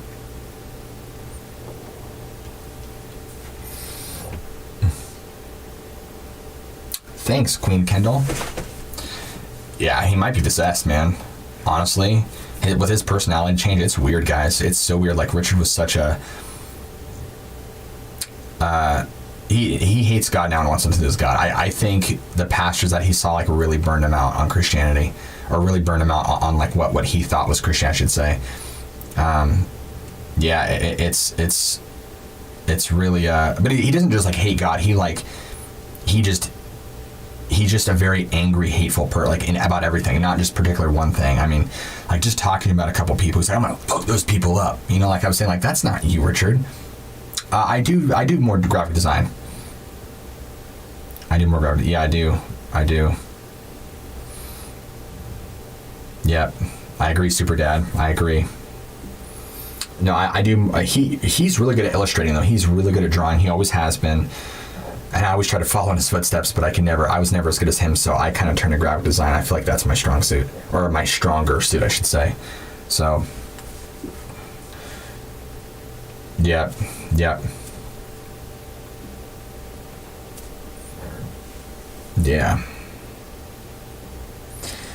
Absolutely. Appreciate that, Tony. Yeah, I mean, there's some days I feel bad, because, I'm a dad, I'm a husband, I got kids, I got a household, I got a full-time gig like this, I'm a busy man, and sometimes I'm like, sometimes I'm not the best at time management, and I'm like, oh, today I want to do this, this, and this, and this, and then I'm like, I don't end up getting to like those 3 tasks. I'm like, oh, crap. So, sometimes it can be really hard for me to commit to like make things happen, but, I feel sometimes I'm like, man, I really got to reach out to him. Like, I feel like I've dropped the ball. And sometimes I'm like, just no, stop what you're doing. Just text him. Just text the guy. Just call him up, see how he's doing. Yeah. I mean, the most thing I can do is just, stand back and just be like, all right, like, I don't know what I can do for him.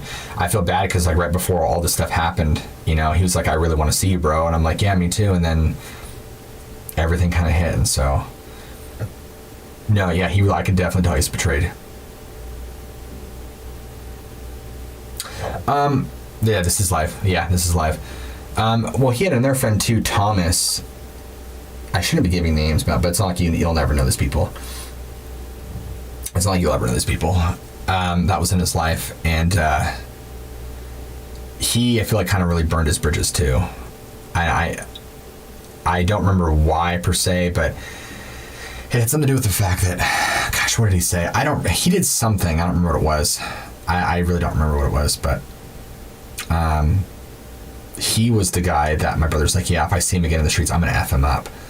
So I'm like, wow, Richard, like, dude, like, you are hurting, man. Hurt people. Or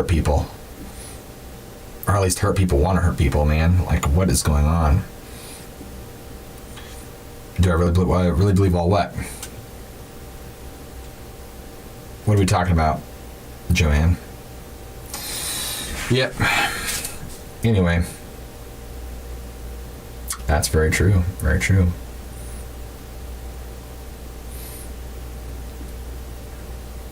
All right, I gotta figure out a way how I can get you in on this TikTok to do some like horror-esque music, man. So I gotta figure out a way how I can like get you guys in on that. So I'll see what I can do.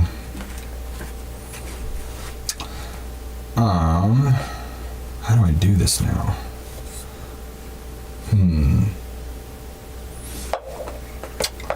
Unless, hello, Sheila. Yeah, maybe that there's a thing there. Hello. All right. Let me see what I can do here. I think if I connect certain things, it might work. I don't know though.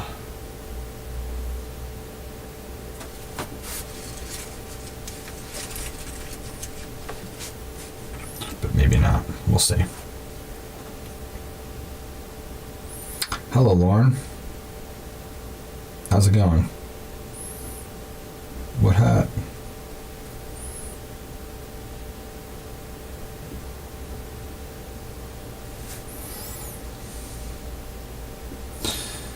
Let me see, how's the chat looking over here?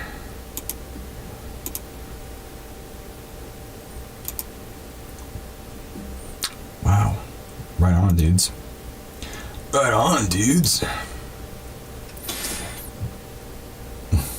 Cool. Well, we're gonna start making our own. Because I usually do more horror music stuff. It's kind of like a little side thing I do. Do some stuff. I'll probably use it for my channel, or I'll probably use it for the TikTok and stuff. So I just got to figure out a way.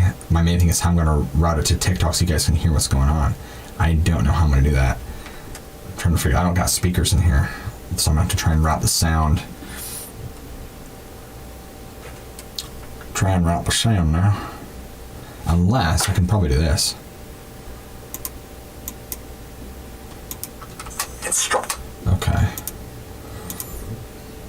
There's so much ground inside. Can you hear that TikTok? It's just my voice speaking, but I just wonder how loud that is. There's so much ground in such a short amount of time.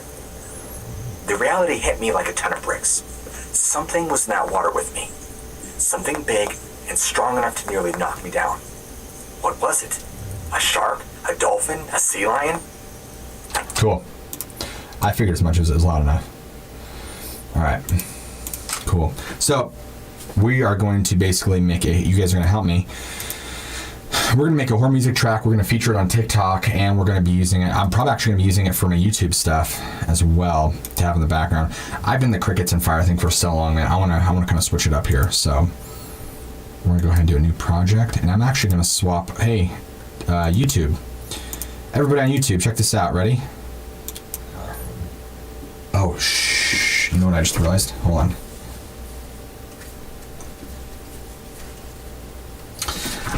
I did not put my other battery in. Whoops.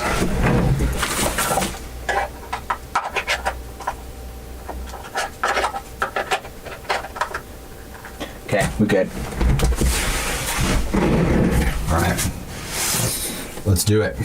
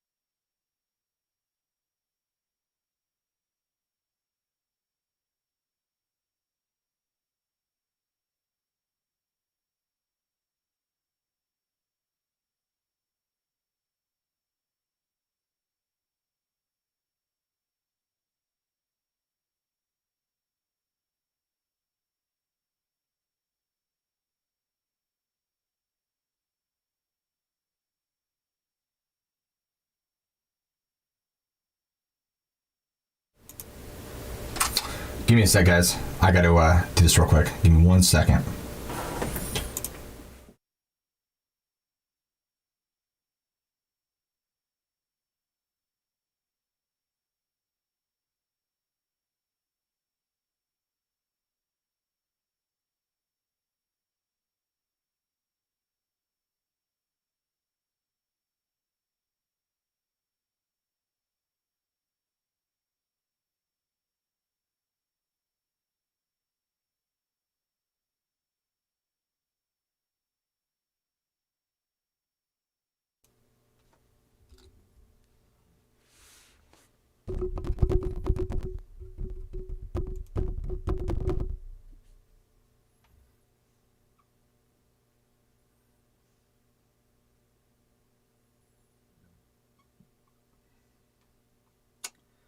And, all right, you guys should be able to hear my voice now. Hear my voice now. Hear my voice now.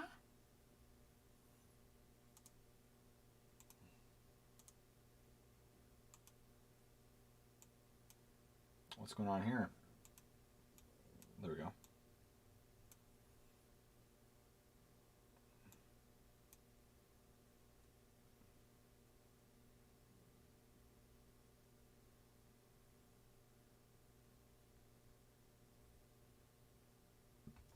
All right. So I'm actually also going to do, what else we got here? I got to add a source here. Audio input capture, yes. All right. There we go. Cool. All right. Can you guys hear me? Why you ask what's going on? All right. So if you guys want to check out, you guys can do it through here, but if you guys want to see me do my music thing, I'm going live, or I am live. Yeah, to YouTube. Yeah. So you can actually see my screen and what I'm doing. So today we're going to be making a horror soundtrack for TikTok as well as YouTube. I'm going to be using this in the backgrounds of my videos. We're going to be using it from the backgrounds of my TikTok videos. I'm gonna do a little challenge. I'm gonna basically utilize, I don't have very many plugins, so I'm gonna be doing just guitar. I'm gonna make some sort of track with just guitar. It's gonna be horror based. It's gonna be very atmospheric. It should be really cool. So if that's something you're into, that's what I'm doing. All right. So, it'd probably help if I had a guitar. Right? So we're gonna be doing a bunch of stuff with this. We're gonna take this off. So atmosphere guitar is probably, let me see, make sure I'm on the camera. See, I don't know why this keeps getting moved. There we go. So I want to make sure everything is good. I can't see the comments right now, guys. Let me go. Always the whispers. Of course, you gotta be hating whispers. Always whispers. What? Good call. Needing whispers. Why whispers? What did I miss? All right. Let's do. Okay, we want to go ahead. All right. We want to. I use a plugin called. Where's it at? We'll do a lot of stuff. There's only going to be a couple plugins I'm going to use for this. Come on now. Oh! Something happened there. Hold on, everybody. There we go. Okay, I gotta reroute. The reason why, here we go. Here's the reason why. It's because silly me, I had this routed to audio device 1. I gotta set it to number 2. That's where my guitar is inputted in. Silly. Here we go. So we want to do kind of a more atmospheric track. So basically what we're gonna do is we're gonna layer a bunch of sounds and a bunch of cool stuff. I mean, it's gonna be really cool. Normally a lot of people do they'll use digital synths and stuff, but I think this will be a lot. We're gonna make it haunting. And that's kind of like the idea I'm going for. Just doing guitar, we'll do percussive, we'll do all sorts of stuff, just utilizing the guitar. Okay, why is this not coming up here? There we go, let's re-add it. There we go. Alright, so let's do Sky Dreams.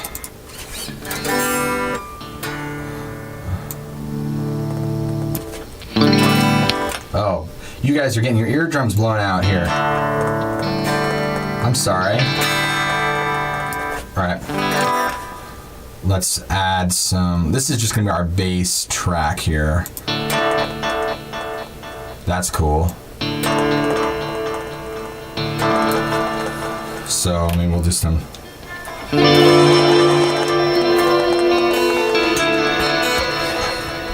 Let's see if we can.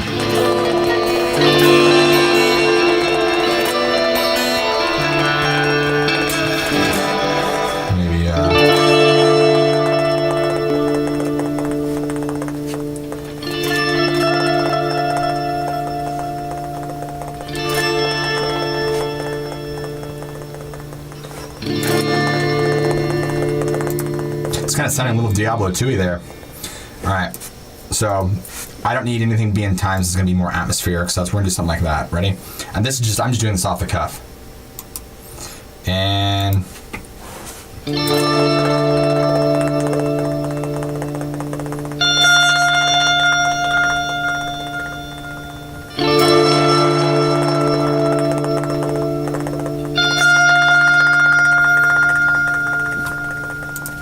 there we go. So I'm gonna have a bunch of loops kind of going over and over and over and over. I like that, it's kind of cool. So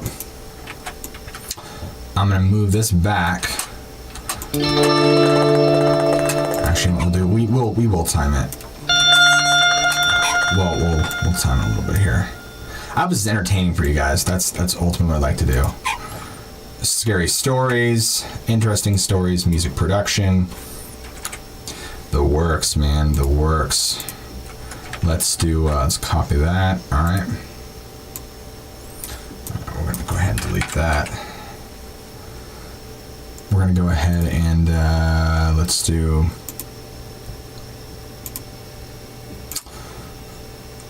surf, huh? Sands have fun. What's this one?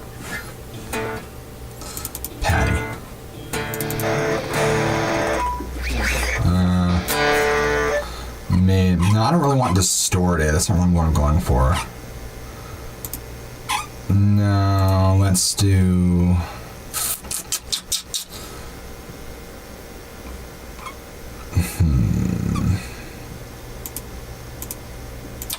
I think we'll just stick to the sky thing, to be honest, guys, and we'll just build a big atmosphere going on with just different stuff. Sky dream, that's what I was looking for. Well, that's kind of cool. Oh, you know what? This is coming out. Here, it would help if I had this.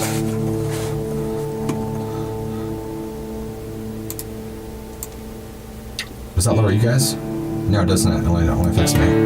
Cool. That's kind of cool, right? Now, a really cool way to wash stuff out is with a lot of reverb. You can make these really atmospheric stuff, so we're going to kind of have... I don't need that. First of all, I need to get chat back, right? Where are you guys? Where's my chat people? Where's my chat people? So we're going to do kind of maybe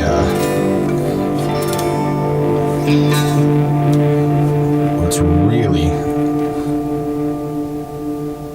Yeah, let's do something like that. We want really long. We really want to like push it hard. Let's do a flanger. All right. We're gonna drown this out in reverb. So we're gonna do a couple different things, and yeah, we're gonna layer it, and we're gonna add a bunch of effects. So I'm gonna do a track with just me strumming.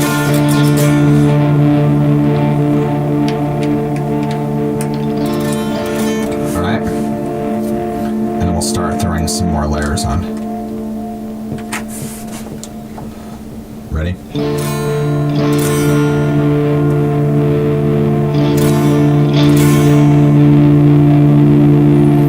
Oh, I'm loving all that build up. Yeah, it is really loud. Here, let me turn it down.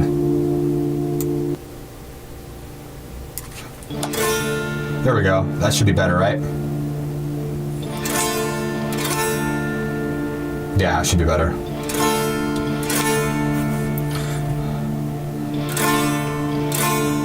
Cool. Okay, now we want a little bit of dissonance in there, right? That's gonna be really neat when we layer that in. So now let's get like a clean. And what we'll do with this guy is, let's see. So we have, everything's kind of based off that chord.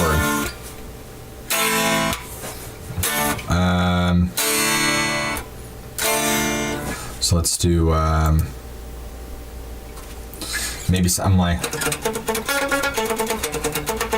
no, maybe, we need like a little line that kind of goes over it. So let's do, this part is gonna be like really washed out. This part right here. It's gonna kind of like be going on in the background, way off in the distance. Maybe something like, whoops.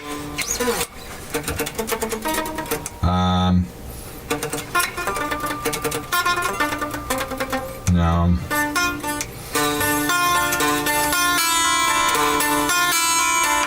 Yeah, something like that.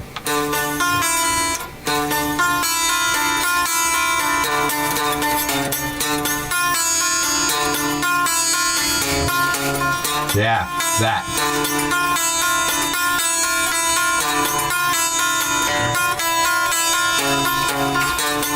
Doom, doom, doom, doom, doom, doom, doom, doom.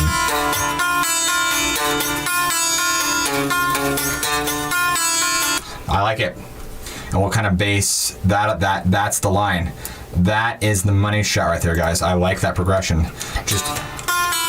Just your standard D minor triad with a ninth.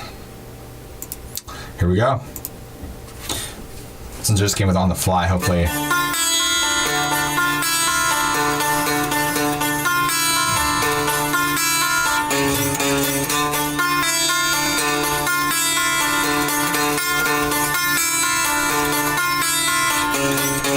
Cool. That'll be it. That'll be the loop. 1, 2, 3, 4. Nope. Take 2. Dope.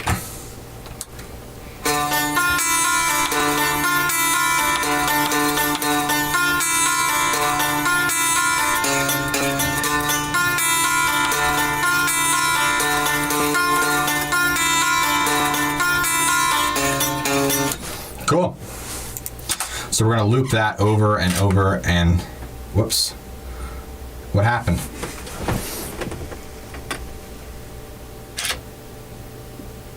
Aha! We're still here. Cool. Yeah, we're making some more music over here. I'm going to be using this for all of my...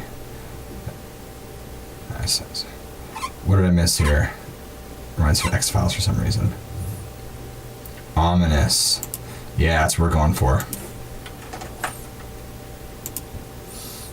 Ominous. Then we're going to want something that's maybe like a little,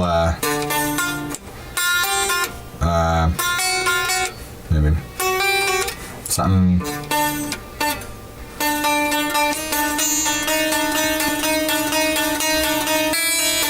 Something like that.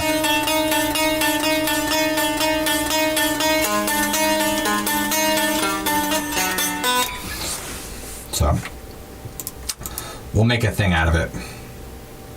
Alright, so let's do that again.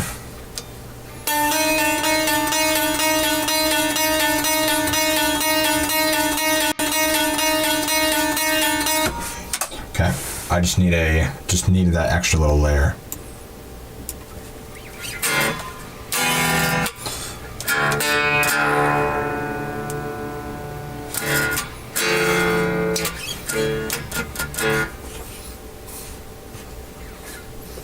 Maybe.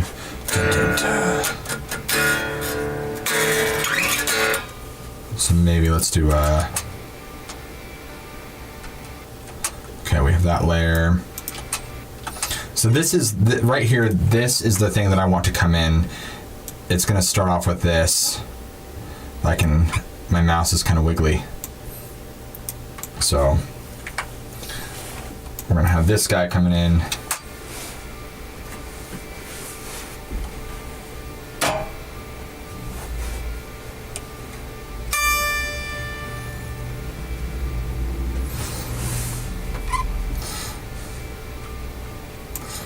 We're going to have some stuff going on over it. I should have tempo mapped this, but oh well, right? I'm regretting that decision. If I had it to a click, it would be much easier, but oh well. So now we're going to do the same thing too. Let's do...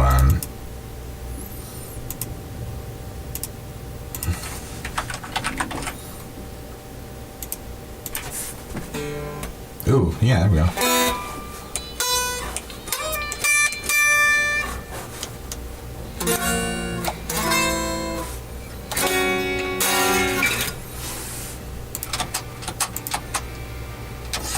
Oh, whoa, there's a clash. What's the clash? Ah, there's a clash. This guy. Gotta mute him. We're gonna call him the Dinga Dinga. Okay? And this guy right here, this is the meat. All right? The core of the meal right here. Everything's based off that progression. So maybe... I like how chimey that is.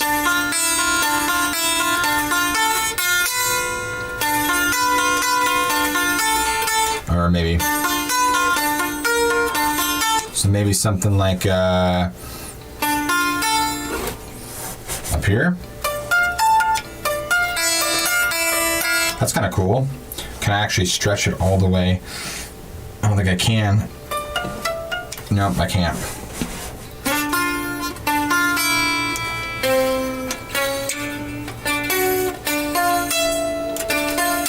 That's a cool chord. So we'll do it like that. Are we ready?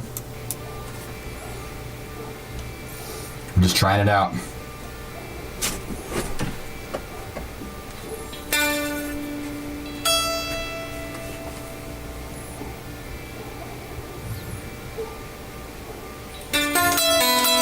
Oh, no. I'm missing a note. Oh, that's why. Yeah, I'm missing that note.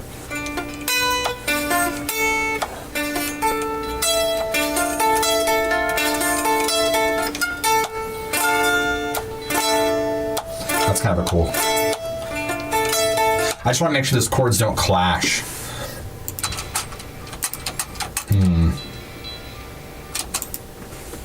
Right?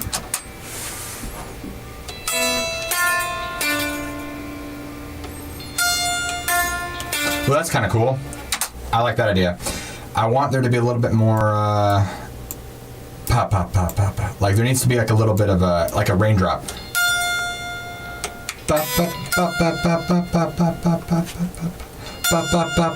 So maybe like a delay. Hopefully this is interesting. I hope you guys aren't being bored. I hope this is somewhat interesting.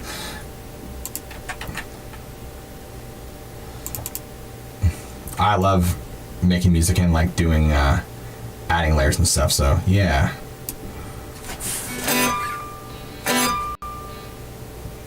It's a little too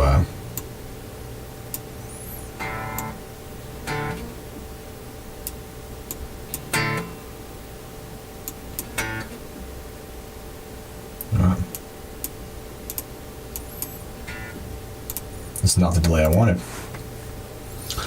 All good, Lurks. No one's forcing you to stay here, okay? There we go, add tap. Oh, whoops, I'm adding a bunch of taps. I see.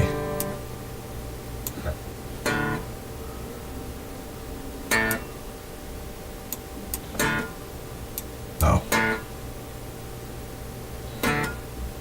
Why is it not doing it? Oh, there we go.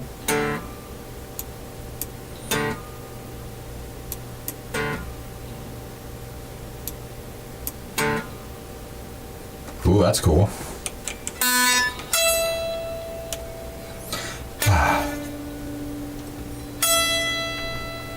There's kind of like that delay there. Yeah, the sausage, man. So now we're gonna kind of test this over. You know what? I just realized it's because my dry signal, see? You don't want to take away the dry signal. This is the signal that's being affected. There we go.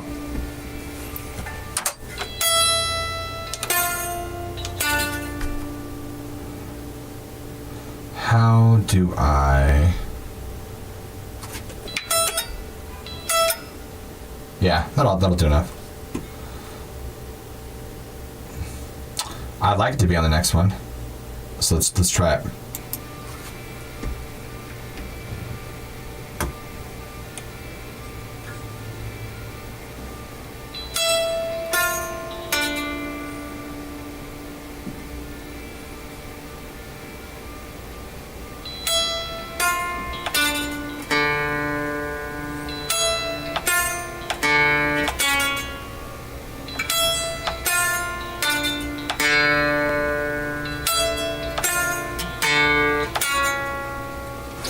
Cool. So now we have a little, it just adds a little extra atmosphere to it.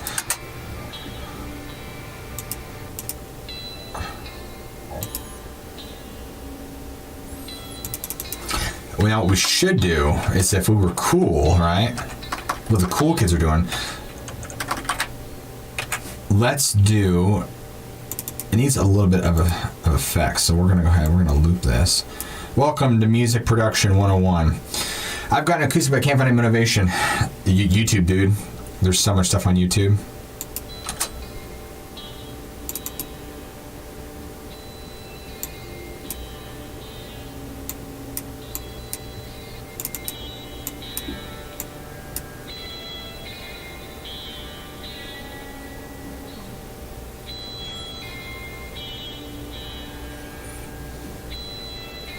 Yeah, I saw that, Martha.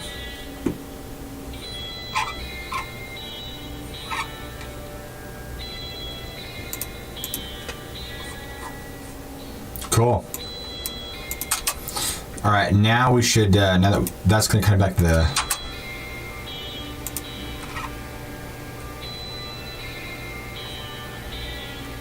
Okay, what we need to do now, let's put the meat, this will be the potatoes, right? And then we're gonna call this dinner plate, right? This is the bus, right? And on the dinner plate, let's put some verb. Because again, this is going to be kind of just, this again, the whole point of this guy is to make atmosphere, right? So we're kind of just making some things. So let's do some vocal effect. That's cool.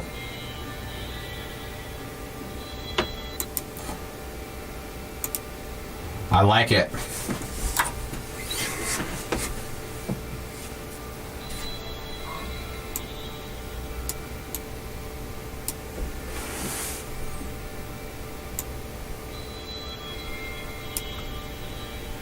So that's, I wanted to kind of make something that we could kind of put in the background and kind of have it basically create an atmosphere from it. Doesn't have to be complex, doesn't have to be crazy. Now let's kind of thicken it up. You can't have meat without things to add to the meat, right? So let's get some stuff in there. So maybe like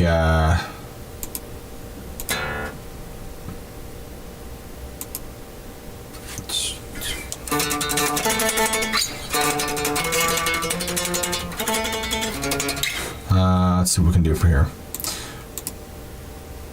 We're gonna start layering more stuff, right?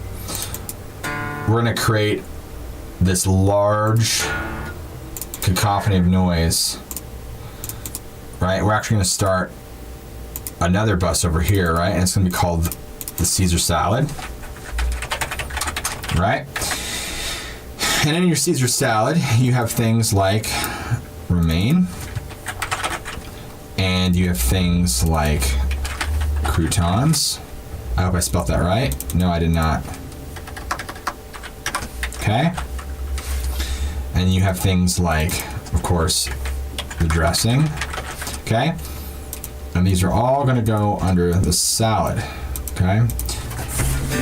So I want all of these. Where am I at here? Okay. Anchovies. Don't ruin the meat. 100% black olives. We're gonna see. I'm gonna basically just do some experimenting of basically what we're gonna do is we're gonna slap. Actually, you know what? Let's kind of get already an idea of what it's gonna sound like. Let's put a massive. I want like a massive reverb on this thing.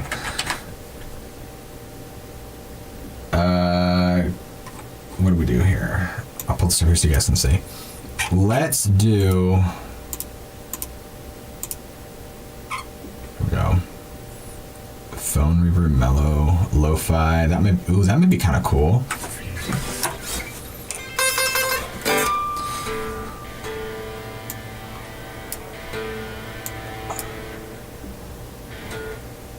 I like that, and then we'll add another reverb on top of that. Right. Oh, whoops! We don't want an amplifier. We want.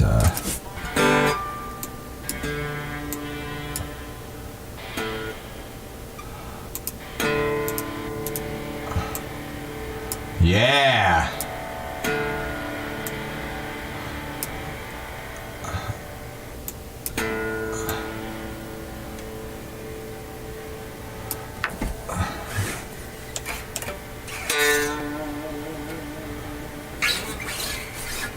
That's just like you are outer space. So let's do this. Let's pull the reverb all the way up, and we're gonna kind of control. Maybe like right there.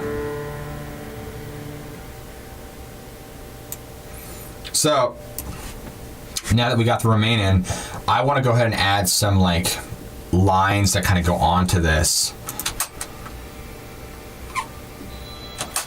So maybe I'll probably, I'm not sure. We'll see here. I'm not sure if I'll do some like tremolo stuff. I'm just gonna, you guys just get to watch I'll just play around, I'll try some stuff, we'll see what works. But ideally, I want to like harmonize and layer a few stuff on here to create like a cacophony of just ambience going on, and then we'll start doing some percussive stuff and bring it all home and serve it for dinner. So right now, we're chefs in the kitchen, guys. We're making it, so here we go.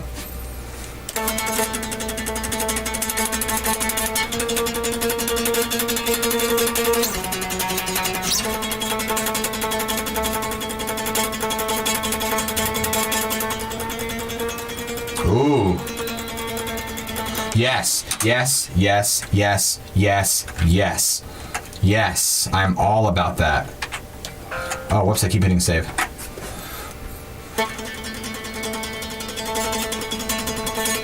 Ready?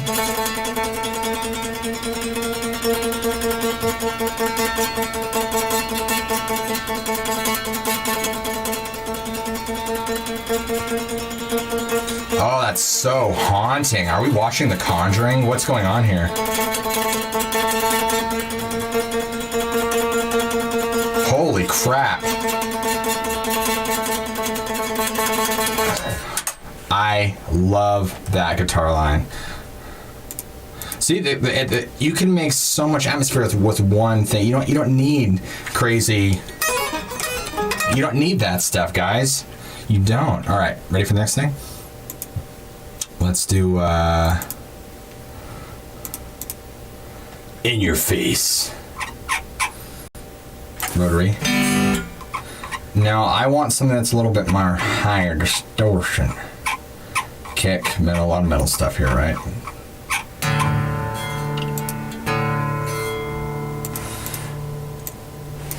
Where's the guitar right now?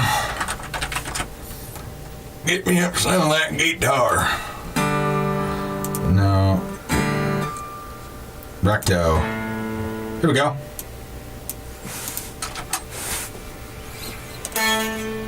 So maybe I should do an octave.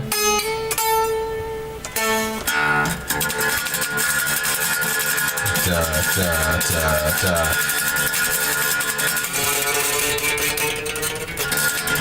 Ooh, that's kind of cool. We'll see how that pairs.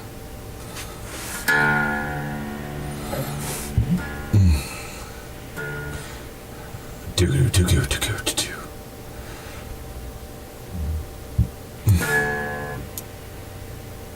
Ready?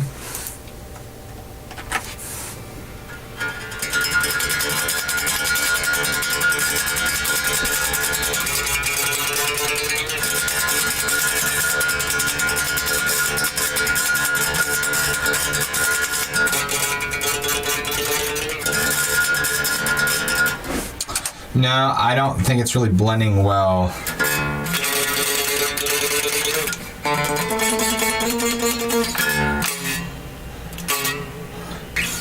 It needs to be a little bit more,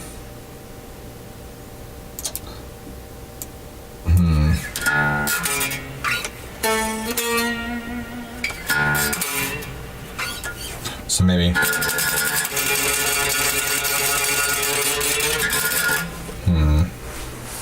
Yeah, it's some freaky stuff, man. Maybe if we just have it like this. Here, let's do it like this. One.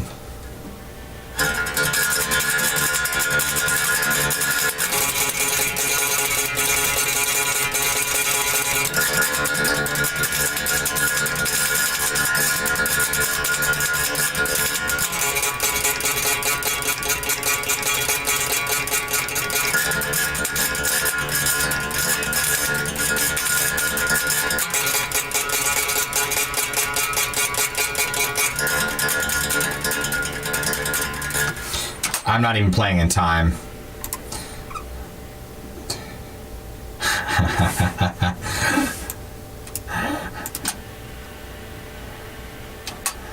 This can go way down though.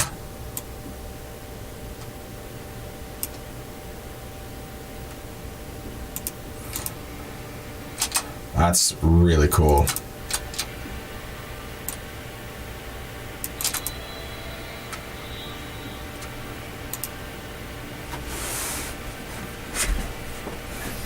But I feel like the remain's a little bit overpowering the meal. Like, you know, we don't want the meat and potatoes to be taken away.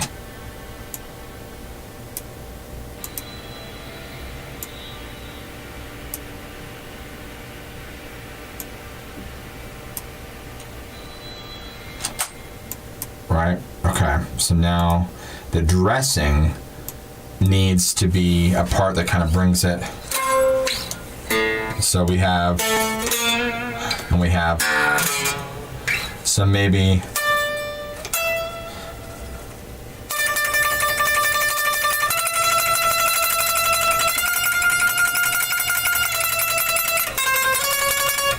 that's the part right there. That is the part. That's what it's going to do. I'll just go ahead and record it solo. 1, 2, 3, and go.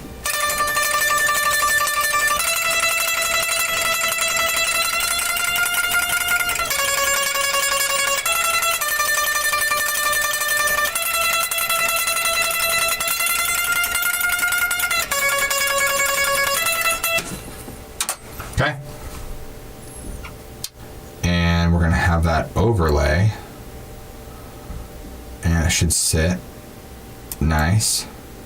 Nice and easy.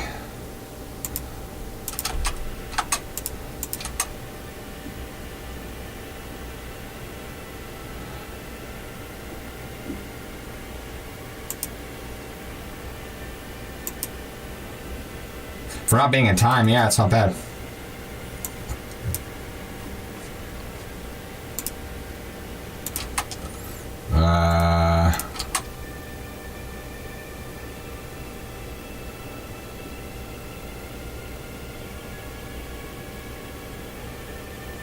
Yeah.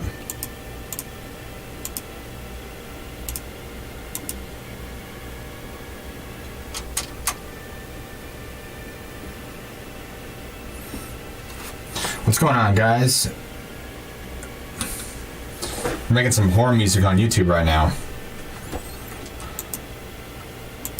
3-part harmonies right there, guys. 3-part harmonies. That's how you do it, like that.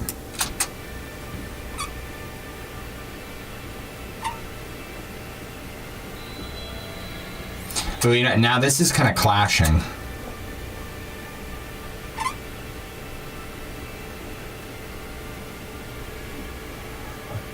So, normally if I was to do a proper composition, this would all be in time, and I would have parts really cool. But since it's just for more kind of like atmosphere, you're going to have a lot of parts that kind of overlap like we're hearing now, but that's, honestly, that's okay. Not a big deal.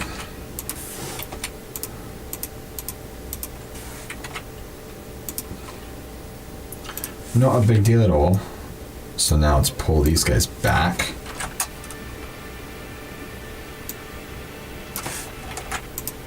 Whoops.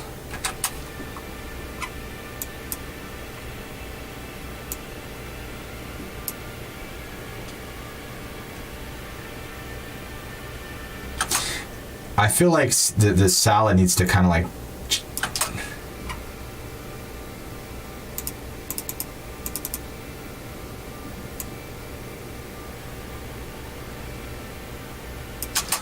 it needs to be in there, but it can't be like, maybe here, I have an idea. Let's, what do we do to the Caesar salad here? Oh, I see. Let's maybe turn the lo-fi and the reverb off.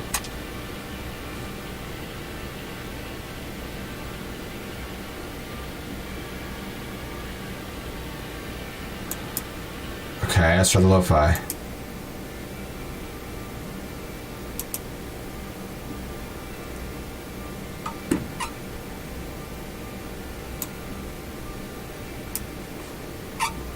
Much better, much better. Yeah, I think that lo-fi was doing more bad than it was good. Oh, that's why you try things, right?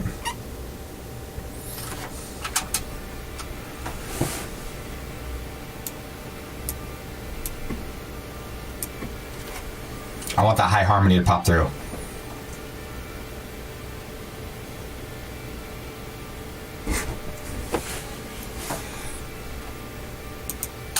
Cool, it's coming through. Lynn, here, is it? How about now?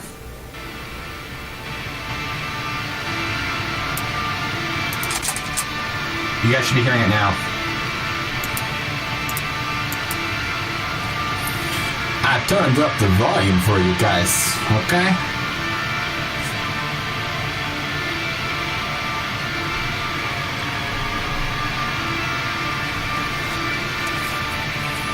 it really does now sound like a cohesive piece now. You actually have like things working together. So we're kind of getting our dinner plate souped up, right? How's the dinga dinga? You know,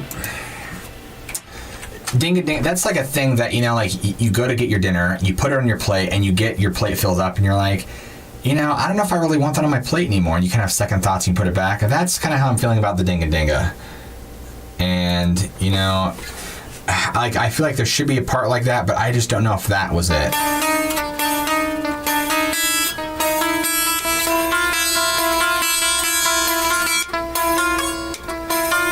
So maybe something that kind of...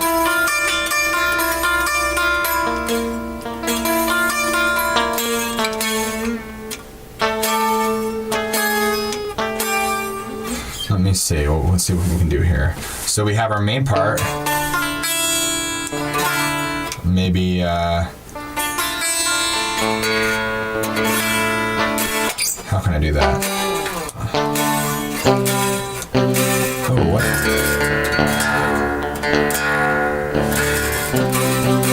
Why is that? I don't know why it's that tune right there.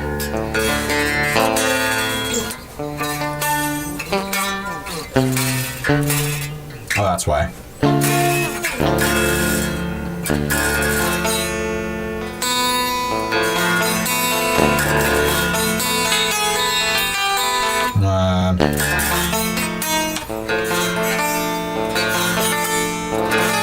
Oh, yeah.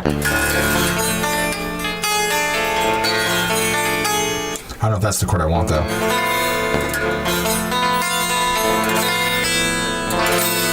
Maybe we'll do here. I have an idea. Maybe we'll play around with some. It needs a little something in it. I feel like I'm a chef with a recipe, and I'm like, you know, I don't know if it needs cayenne pepper. I don't know if it needs garlic. I don't know if it needs onion powder. Like I gotta find the ingredient. Just bear with me. All right, Mark Lewis, what do you got? Ooh, I like that.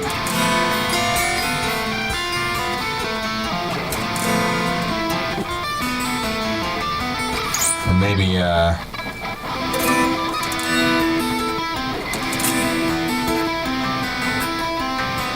so that's not really like, that doesn't fit the thing.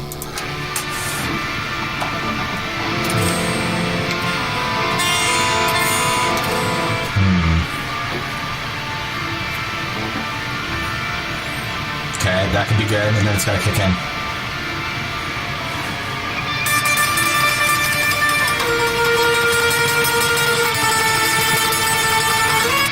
There we go. Yeah, that harmony line. Then it should descend. That's it. That's it. That line right there. That's that. Yeah. So now we have yet another harmony. It'll be a higher harmony that kicks in. So we'll let this go around 2 times.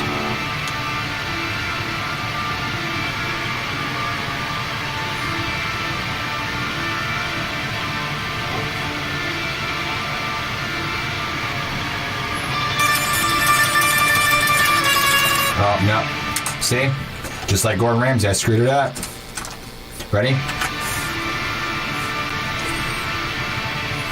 Dun, dun, dun. This is dark. This is a dark song. Dun.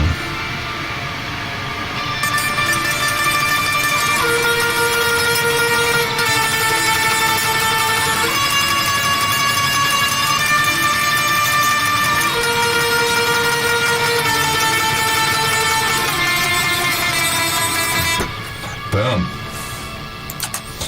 Yeah. I like it. I like it.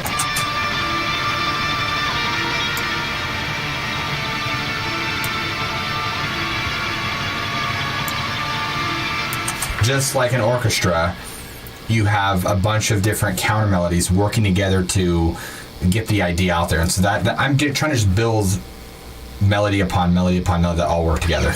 So I mean, these are all just counter harmonies and melodies of that D minor add 9 chord.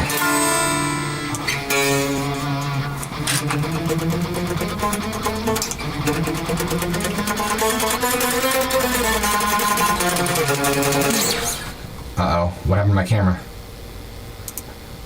What happened to my camera, man? Oh, what the heck? Why did it? I'm not sure why I did that.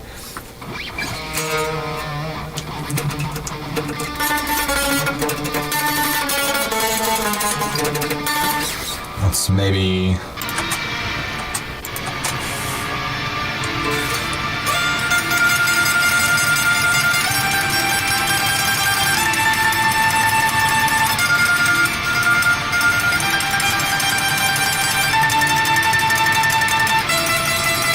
There we go. We'll add another harmony to that part there. So this is going to keep building and building and building. It's almost, dare I say, cinematic.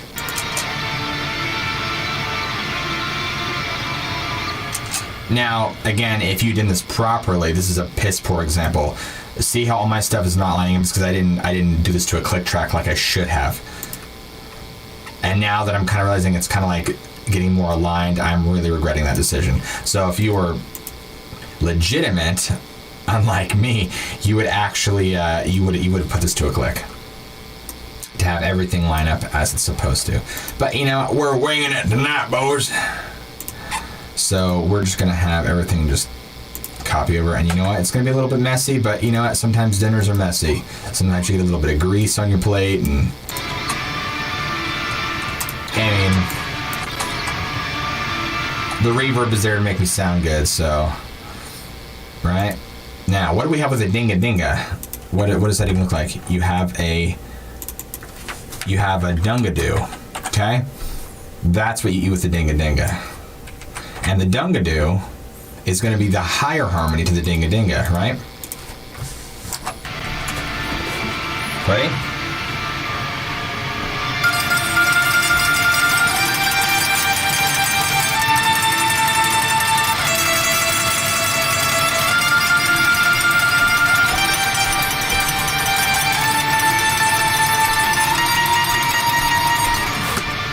Yeah, just like that.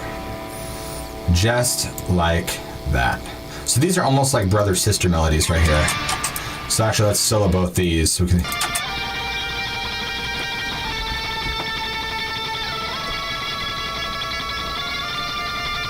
A little off time, but the idea is there.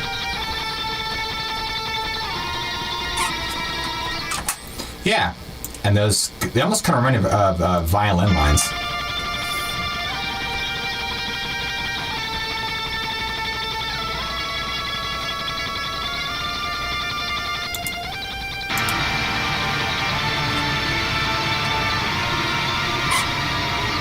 Cool. I like where this is going. So, I feel like melody-wise, it's why do I keep doing that? I like literally just out of habit. Let's see if we can do some percussive stuff, right? So maybe this is where we kind of get into the. We gotta start shrinking this stuff down.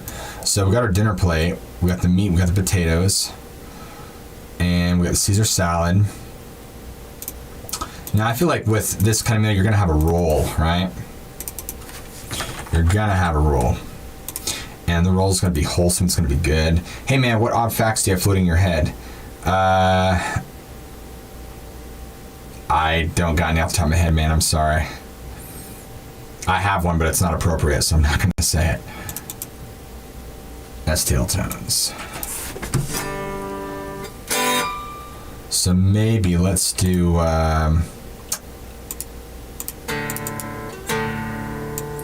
what do we do here? What do we do for the roll?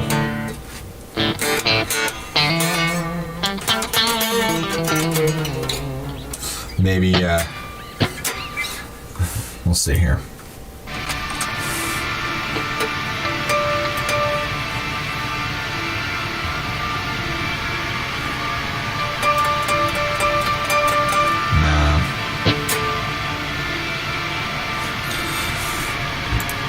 Okay, I know what I want to do, so I got to figure out how I'm going to do it. So I need a tuck, tuck, tuck, tuck, tuck, tuck, tuck, tuck, tuck, tuck, tuck, tuck, tuck, tuck, tuck, tuck, tuck, tuck, tuck, tuck.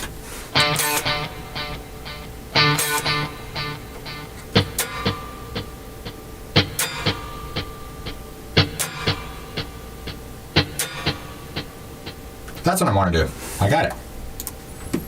I figured it out. All right, here we go.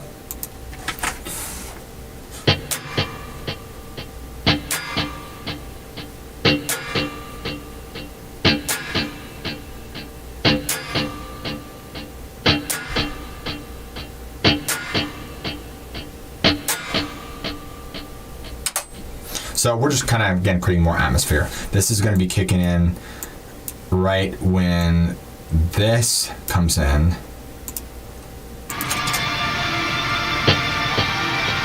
Oh, no, that was light. Hold on. Oh, that's why. Aha. I should have paid attention to that. That's where it's going to start.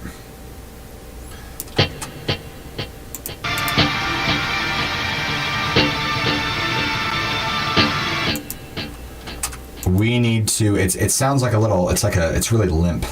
We need to kind of like put some bass. Really expand the sound.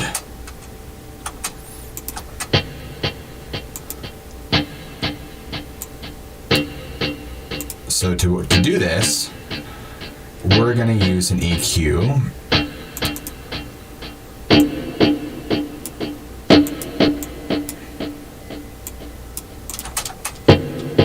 There we go.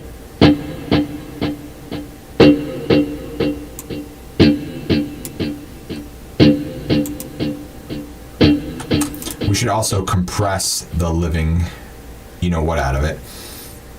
So we will do a compressor. Let's have a strong attack. Pa, pa, pa, pa, pa, pa, pa, pa.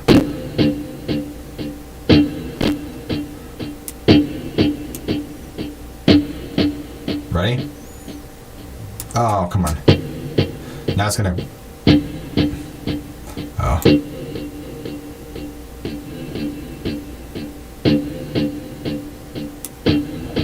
There we go.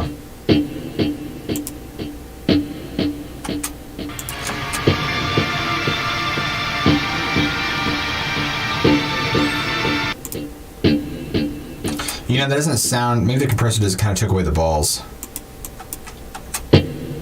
Yeah, it totally took away the balls.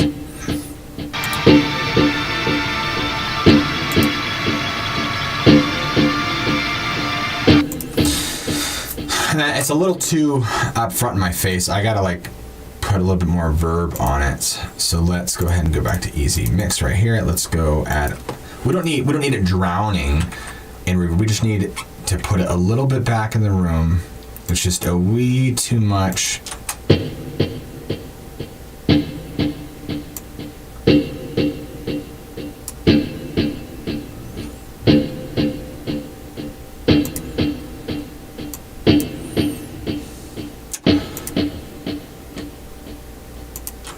Yeah, just like that. Oh, I missed chat here, guys. My dog is hating it. Violent would be creepy. Violent, some mechanical. Thump thump. Yes, better. Like dog. Heartbeat. Yeah, probably.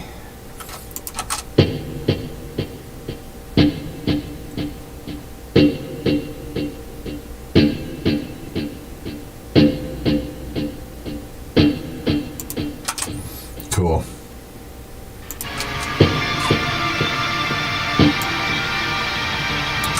The problem is we need to mix this with other things. It's just... So we're going to take the same concept. And... Oh, whoops. I didn't mean to copy it 3 times. Alright. So let's go ahead and get rid of that guy right there. So maybe we want... we have that in there.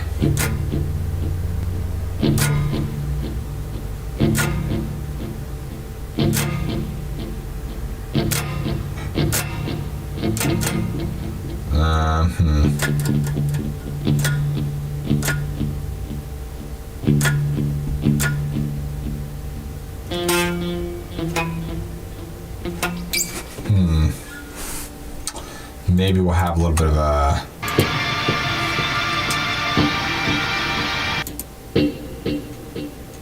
You know, it's not...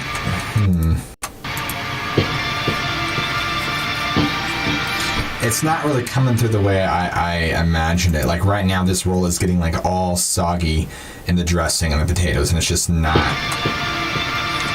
Like the idea is good, it's just... I've not executed the way I want it to be executed.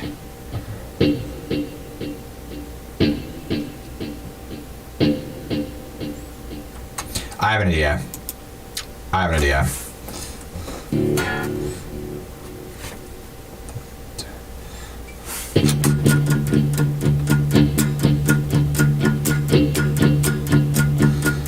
I feel like I'm about to bust into a Blink-182 song.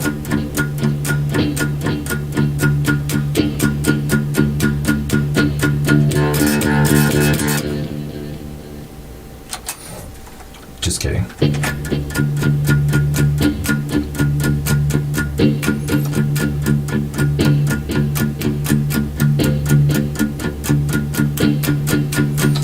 All the gradual intensity.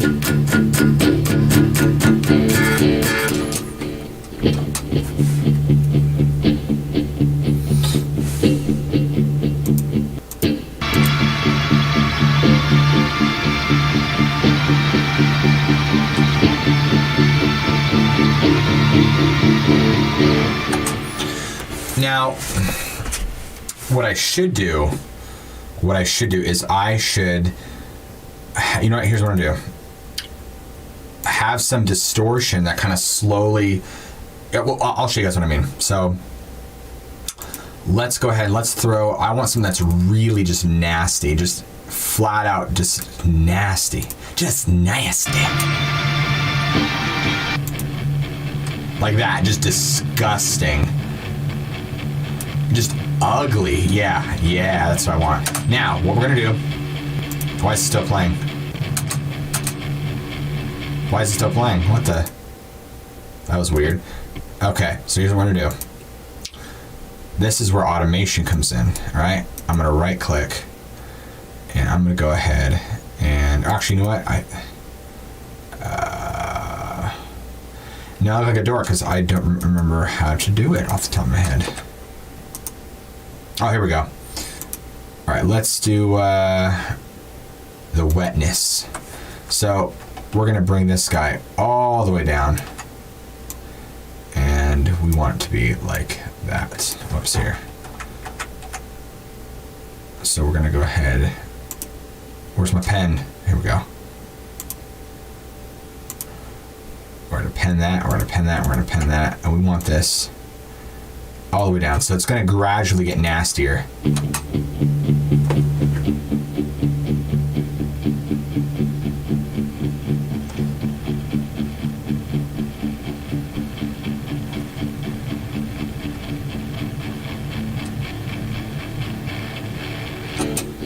Now, to kind of help with the nastiness, I also want to pull away from that clean as that is happening.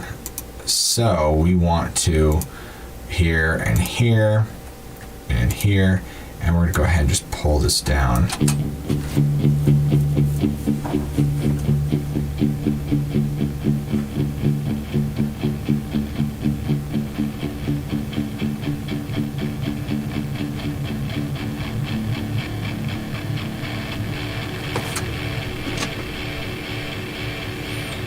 Whoa, that's trippy.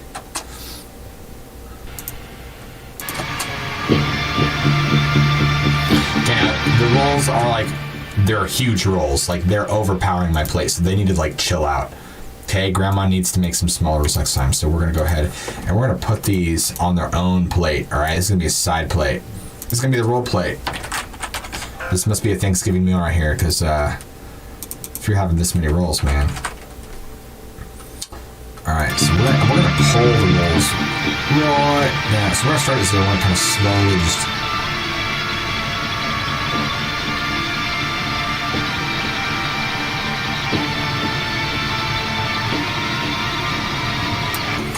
You know, again, I like the idea, but I'm questioning the execution.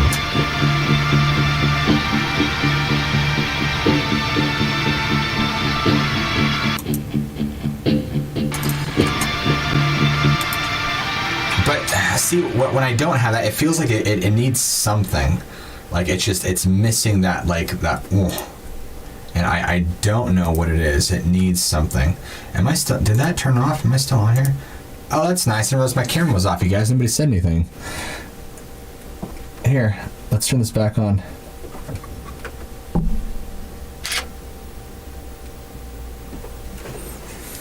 Thanks, guys, for telling me. I feel like a dork. Who knows how long it's even been off for?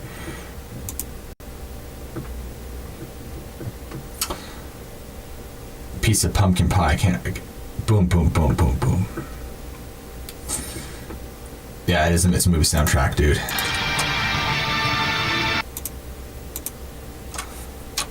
Come on. Oh. Because my roleplay was muted. Alright, what it needs. What else can we add to this?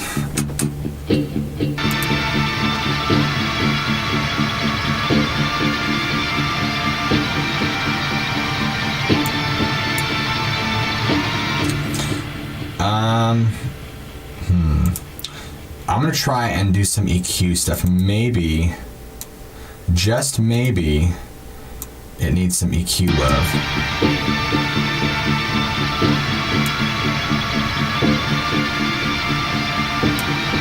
That's helping a lot. That low pass definitely kind of takes care of the high.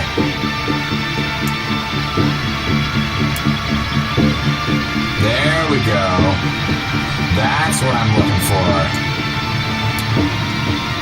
I mean, not 100%, but it's much more in the vein of what I'm looking for. Yeah. Oh, honk. Yeah. Okay, this needs to be a little bit more punchy. It's kind of just like a tickle. It needs to be like a it's gotta smack, man. It's gotta smack you. All right, let's do. Let's add a compressor. Do I not have? Ooh, oh, here we go. Parallel drums. That's gonna be heavy. Yeah.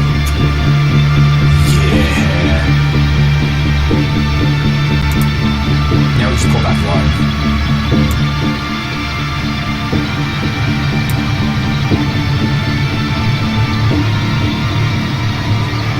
Oh, yeah. Yes. Oh, yes. It feels so good to get it. What exactly? Yes. That's pretty much it. Oh, that is sick. Okay. Now, we need just like a wall of distortion to kind of just like. No, excuse that last note. This will actually sit in this.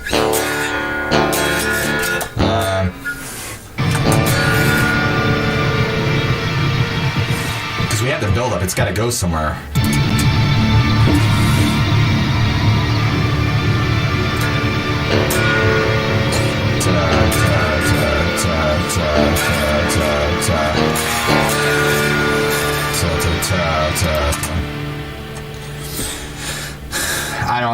I don't remember how to play Hotel California. I'm sorry, dude.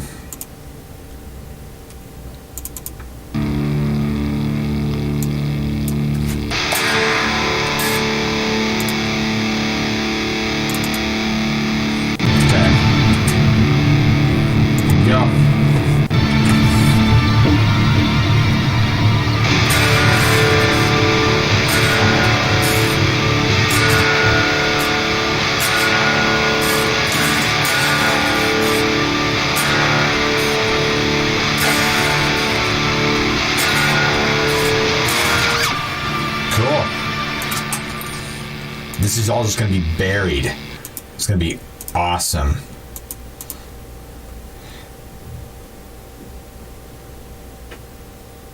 What do you want me to say, Dominic?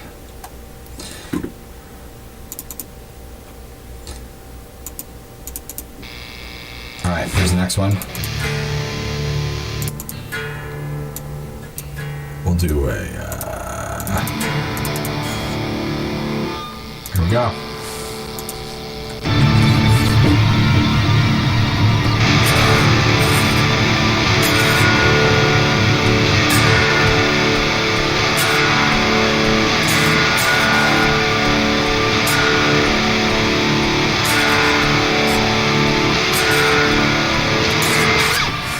Okay. Yes, these are loud, but these are going to go in the role play.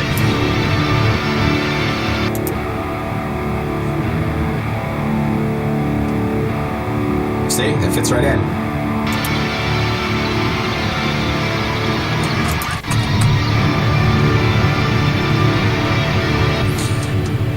And what that does, I keep hitting that. What that does is that basically fills up that whole bottom end. It's almost like bass in a way. So you have all the stuff from it. Now we can take these guys and just poop. Oh, what did I broke it. I just broke the entire thing. Okay, we want that to carry over. And then since this guy is now distorted, we want to keep that a thing.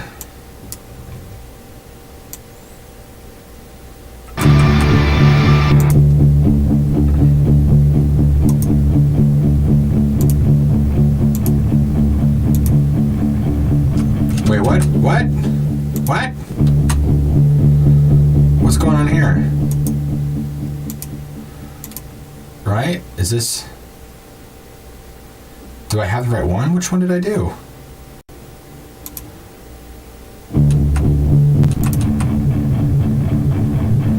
Okay. Oh, because that's right. I added the compressor. Of course, but of course. All right. Come on now. Let's drag this guy all the way up here, just like that, and you. Two. Okay.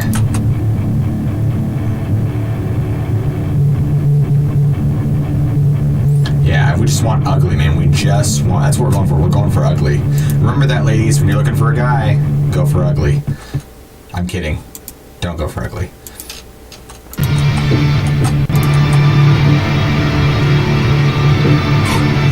Now, this...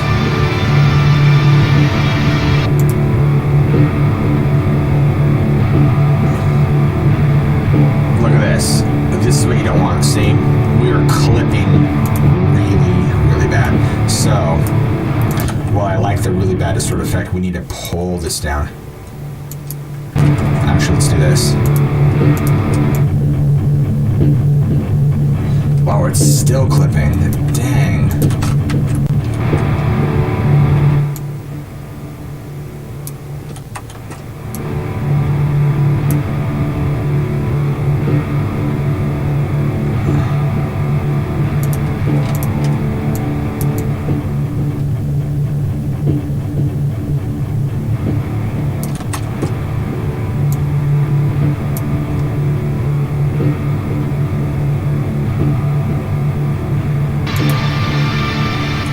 Yeah, it's in there. I keep hitting Control S. I'm sorry, guys. What's up from Dallas, man? We're just making some. We're making some horror music over here. I'm making a horror soundtrack, just using only a guitar. I'm trying to see how many layers I can possibly make it work.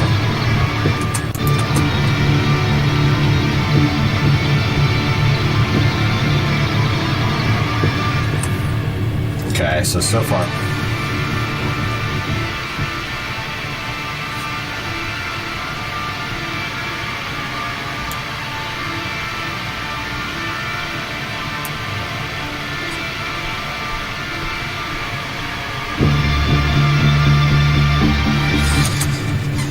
You know,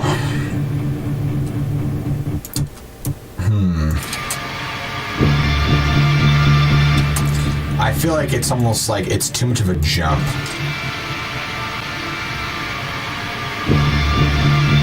So I think what I'm gonna do, I'm gonna take you guys, I'm gonna scooch you over here. It's like, it's too much of a shock on the listener.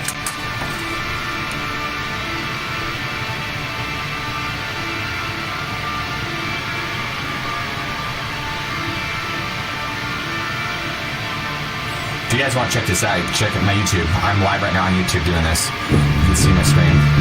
Yeah, okay, that's better. That's better. Yeah. Yeah.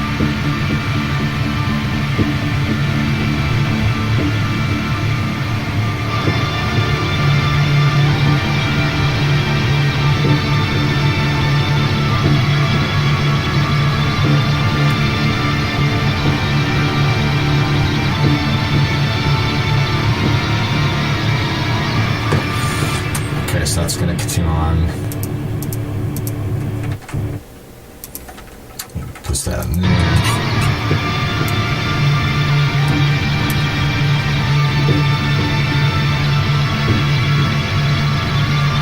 Yeah.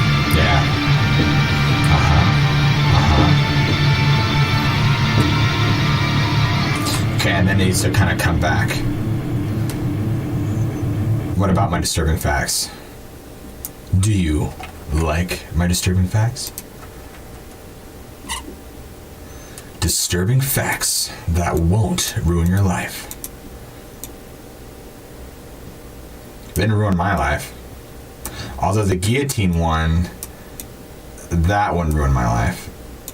That's like the one that really stuck out. Out of all the ones I've ever done, that one fact, man, that really disturbed me.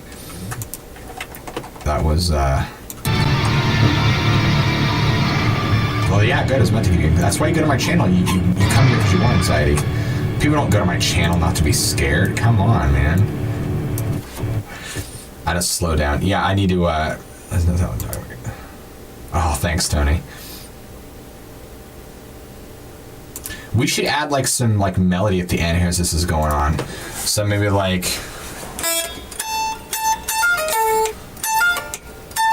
some like well, so let's see what we have.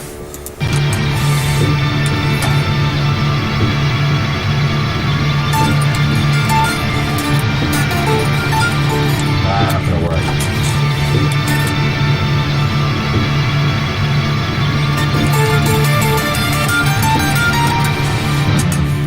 I do want to add a little melody line if that does maybe.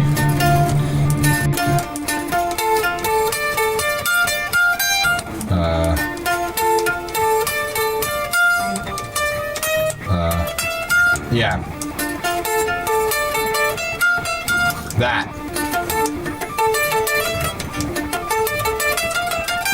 Something like that.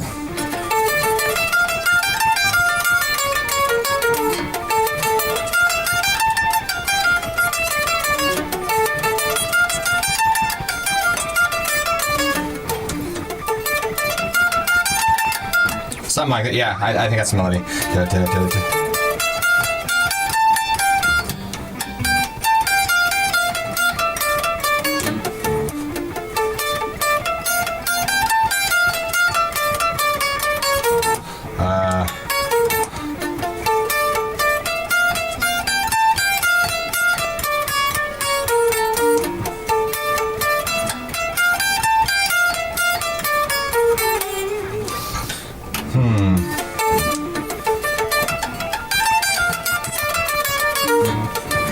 Yeah, I don't know. We'll see. We'll work with that. See, I like the general idea of the melody, but having that going on in the background, just to kind of add in.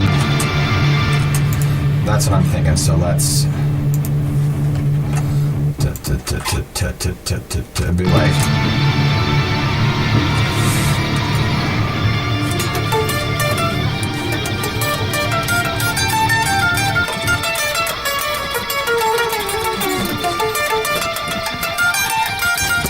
Yeah, I like that.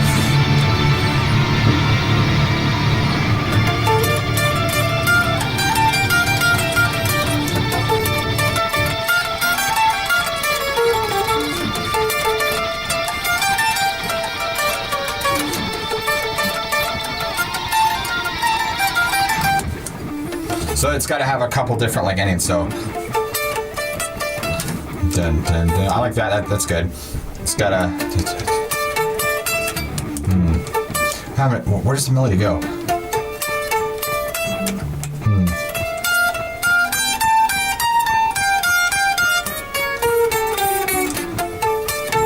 Yeah, I got it.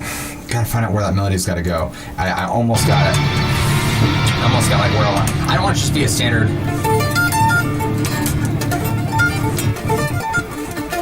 I don't want it to be a standard arpeggio. It's gotta like.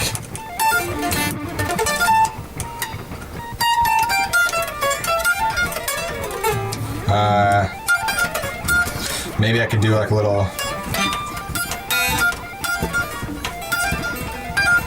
No.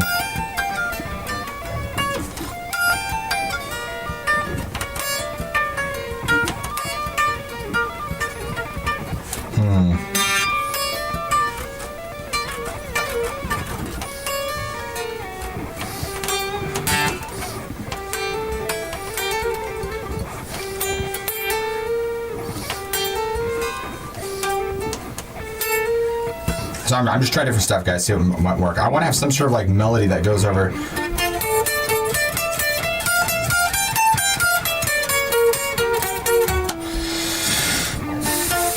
So you got, yeah. Or maybe,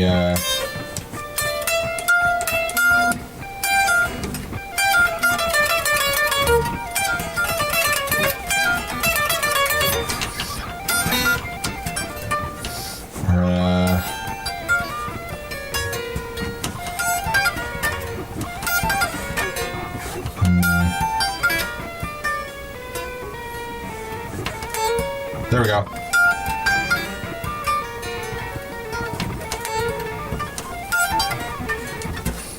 Not really what I want to do with it. Whoops.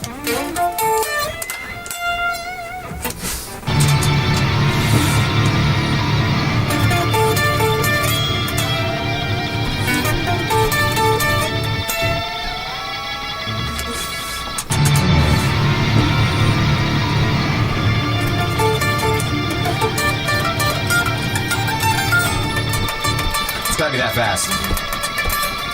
Gotta keep both those.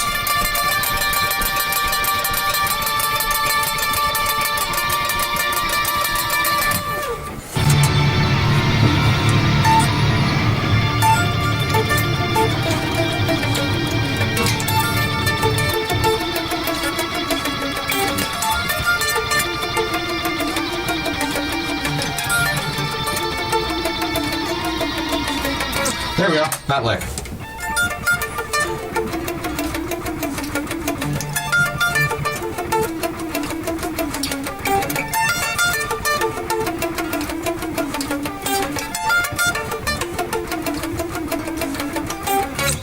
Boom. That guy.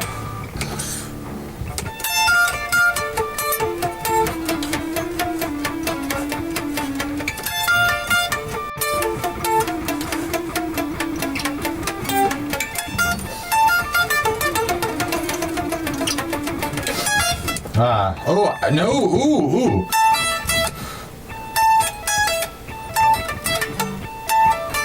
That's cool. So I can go that way. Or I can go this way.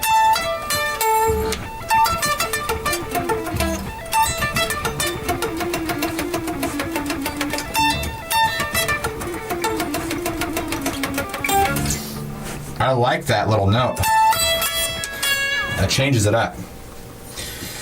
When in doubt, push your friend out. That's exactly what it is, man. So,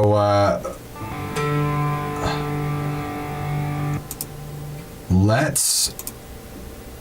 I'm sorry if this is like boring, you guys. I hope it's not boring. Hello, Tenzin.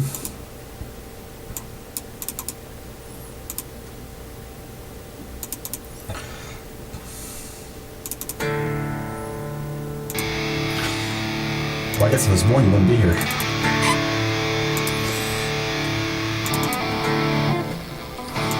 Alright, there we go.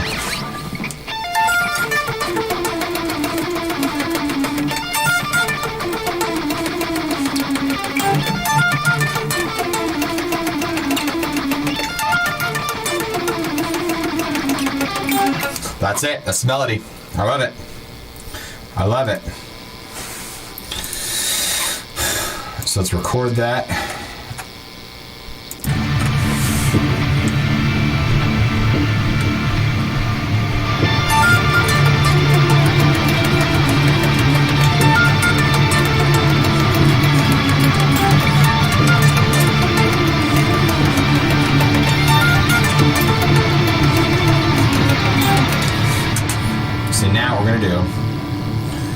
this will kind of like play after the build-up. So you have this end right here.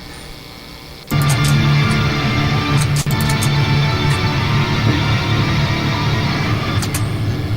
then I'm gonna kind of going.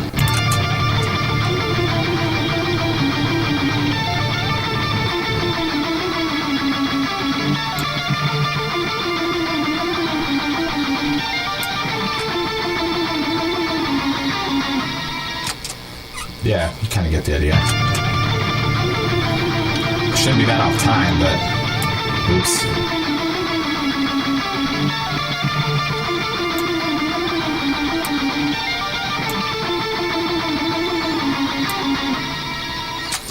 Yeah, it shouldn't be that off time, guys. Here, let's I gotta solo out the Dunga Doo and the Dinga Dinga.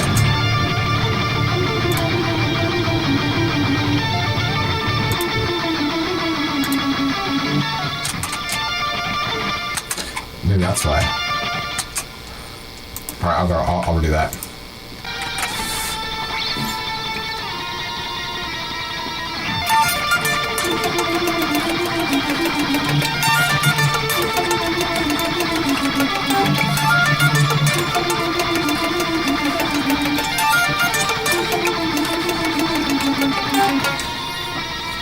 I see what's going on. Because this isn't in time, that's why. I did not play that in time at all, so therefore these are arpeggios.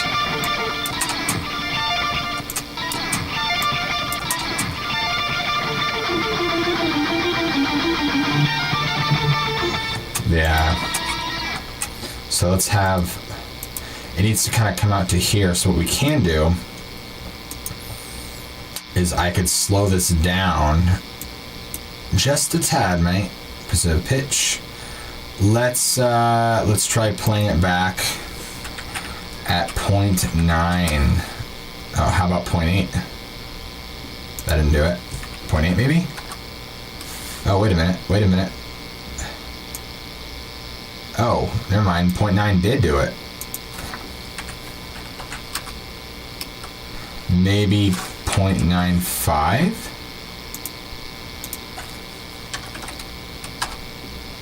Oh, close enough. It doesn't have to be perfect.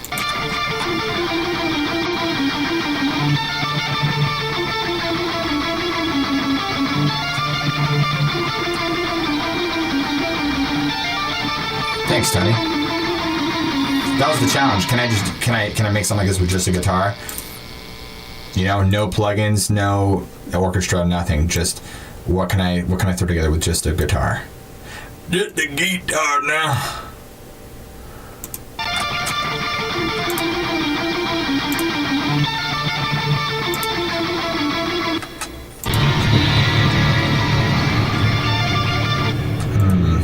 Okay, let's see where it needs some patching.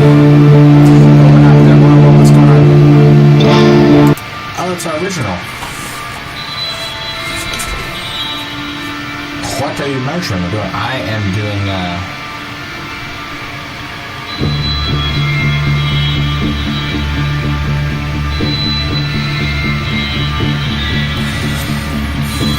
Pretty good voice here.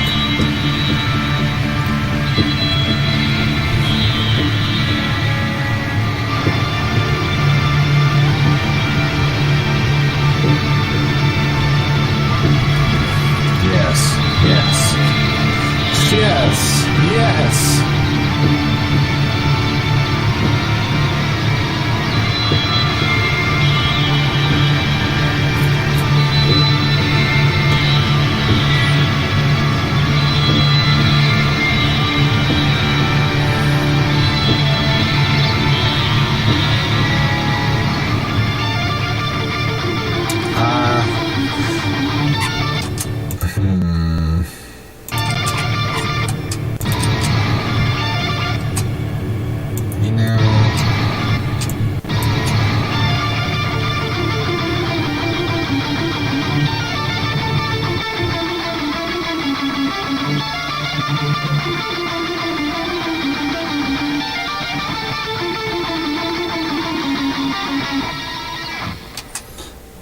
So maybe what I'm thinking now is the entire thing.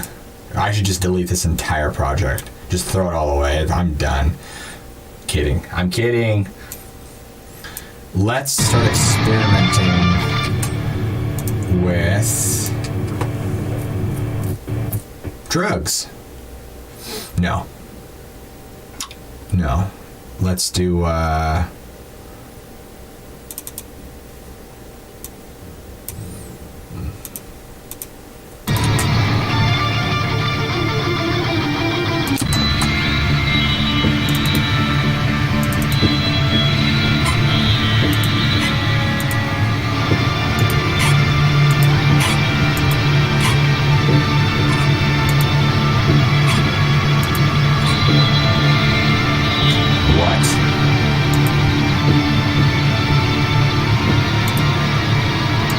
That's cool.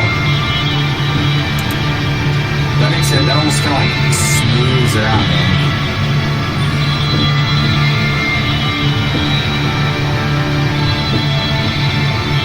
Thanks, Crazy Fly. Ooh. Yeah. Ja.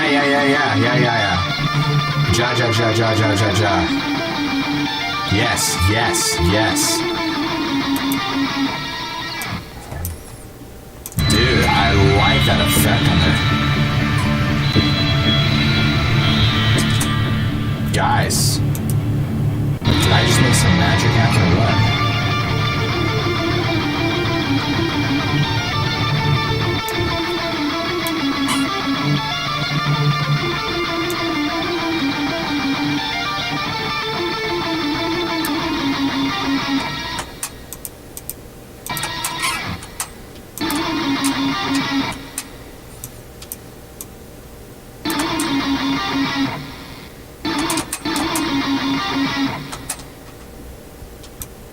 Whoops.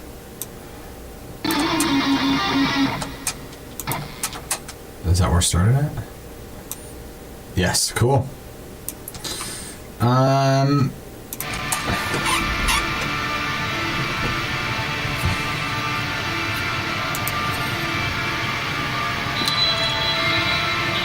almost there. It needs a fat piece of pie.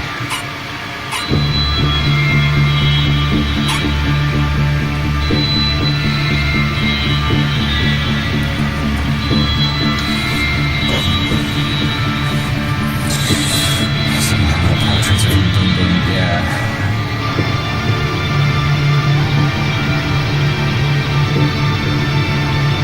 Thanks, man. I appreciate it.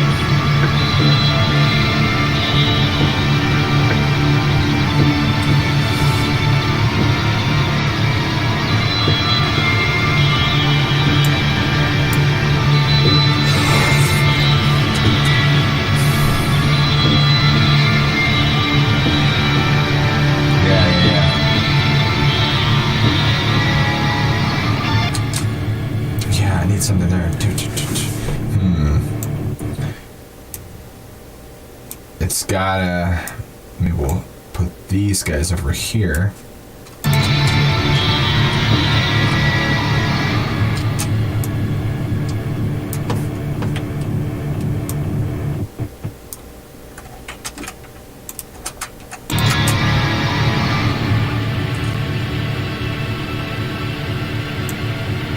Whoa. That is eerie.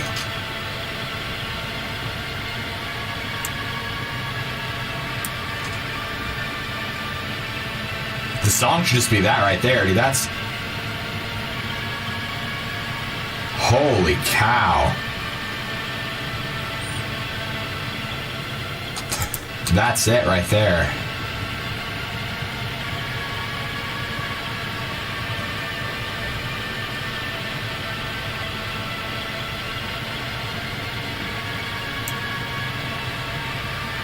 I don't even think I need that arpeggio thing anymore. Dude. That is, man, that...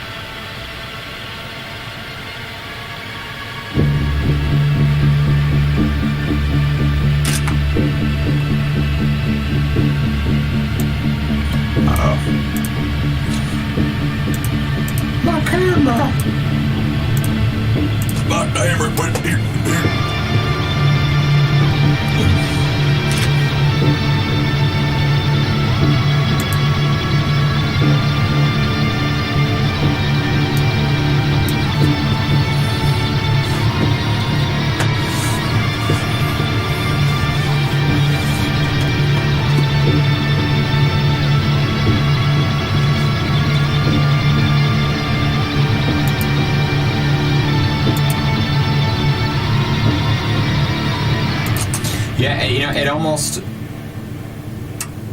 when we cut out the actual meat and we just went full on vegetarian here, I'm almost liking it better. I feel like it should fade in with this. That's terrifying. If somebody stuck me in a dark tunnel and I heard this music, I'd be like, I'm going to hell. And you're like, what is that?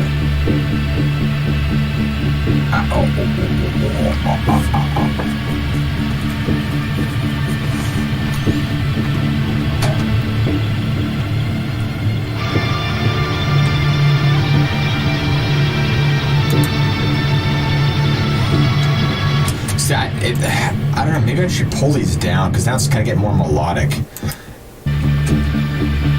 So maybe what I'll do is I'll do this.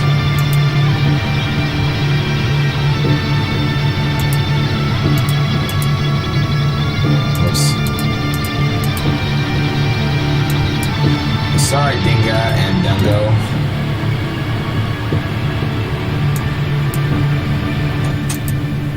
We're having second thoughts.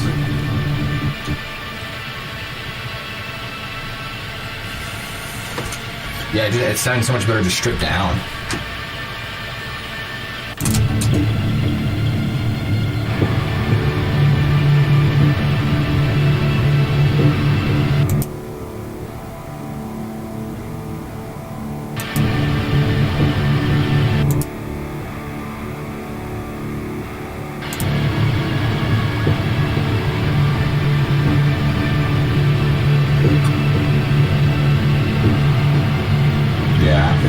Yeah. What's next? Hi, Michael. What songs you want me to play? Yeah, it kind of does, doesn't it?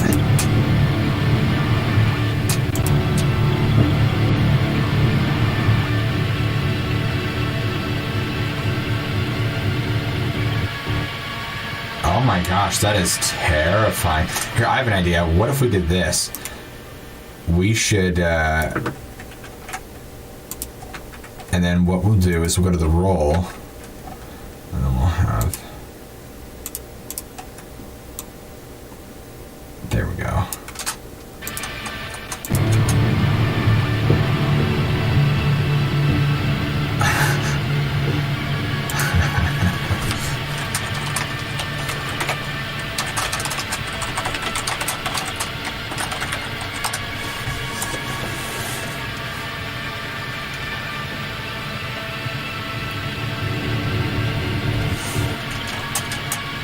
I don't know what Blackwood is, dude. You mean Freebird?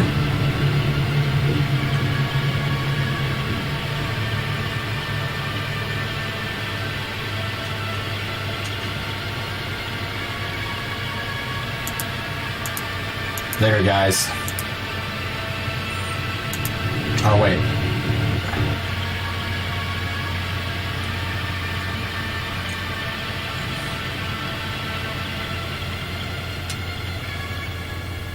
Ooh.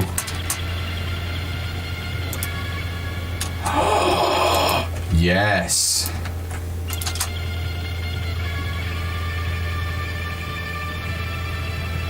Oh my gosh. That's terrifying.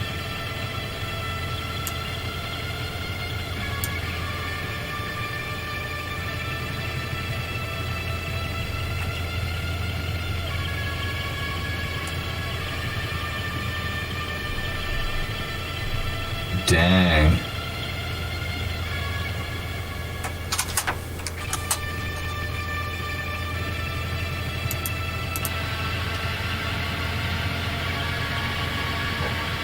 looks like ghosts.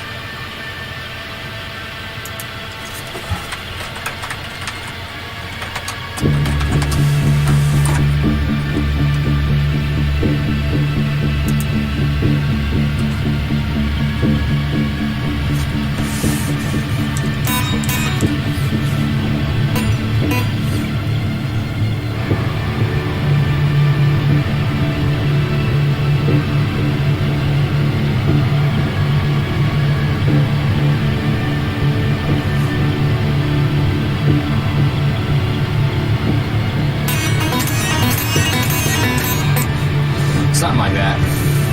There's your thunderstruck.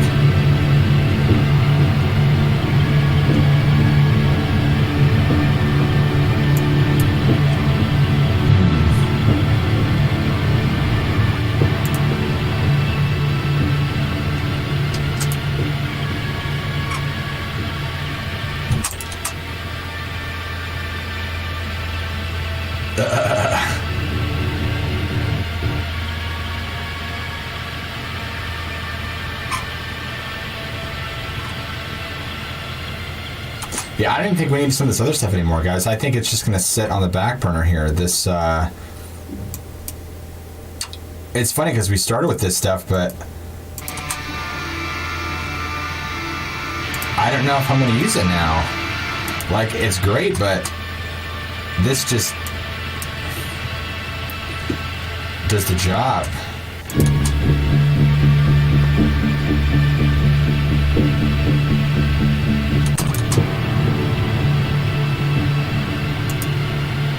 Cooking with grease now.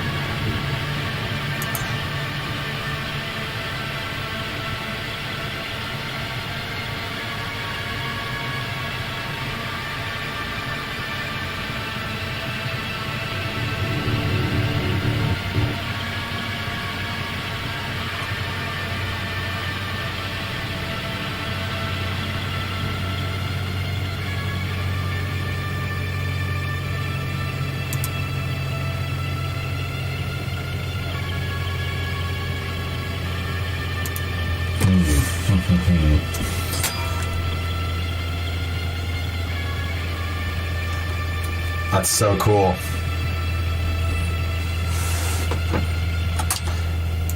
Wow, that ambience really does a lot here. What if I can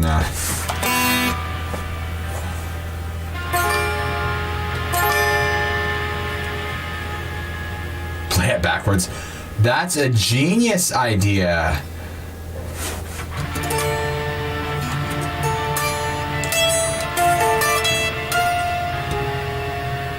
Ooh.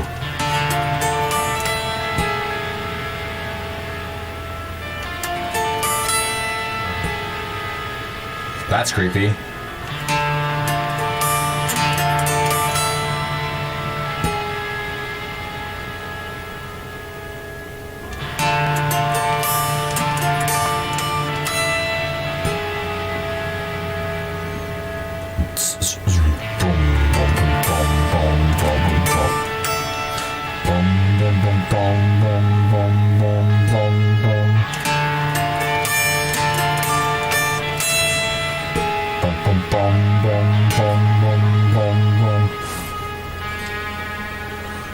Oh. Horror movie sound effect right there. Oh my gosh. What? What? No way. That's like what you hear in the movies. That's crazy.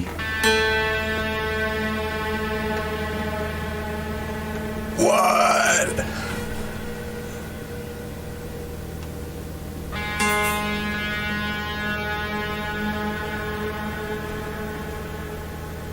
Oh, that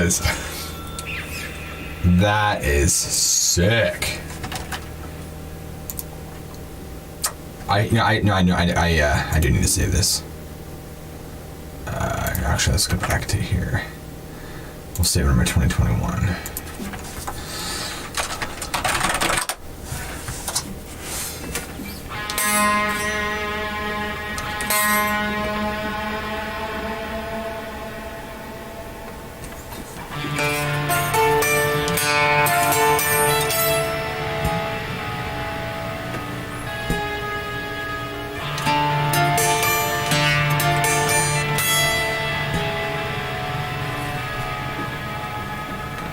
That right there.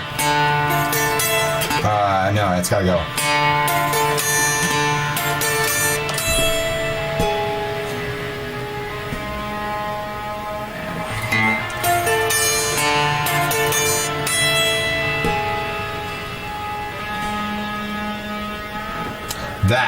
That right there. That is. We gotta do something with that. 1, 2, 3, 4. 1, 2, 3.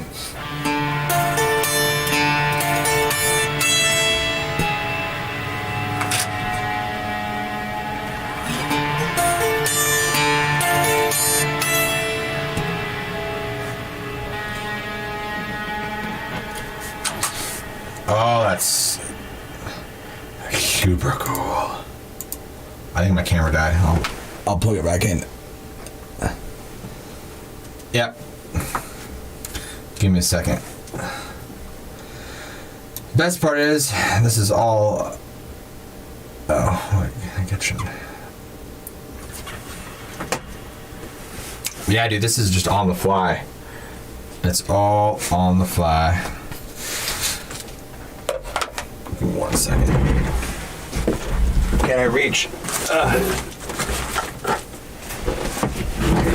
I'm surprised my camera lasted as long as it did. Holy cow.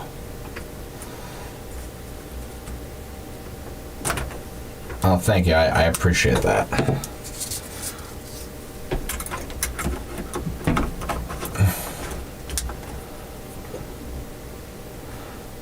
Yeah, I was thinking about just ending it, but then I came up with that part, and I'm like, I should do something with this.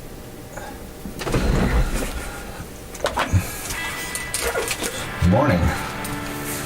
Hey, just a quick reminder for all you guys on TikTok, if you want to like see this in action, you guys should definitely get on my YouTube, because this is live.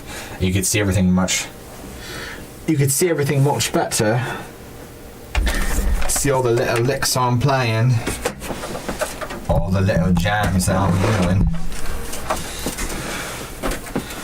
And yes, you too can rock.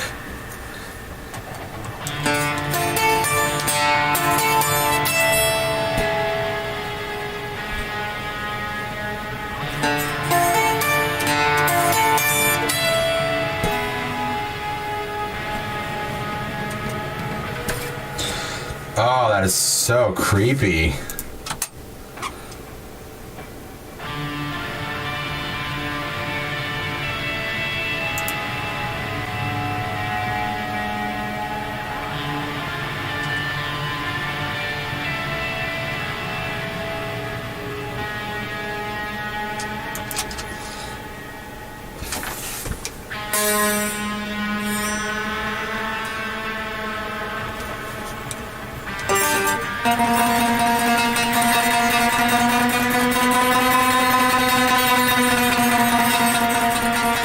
Let's just go on the background.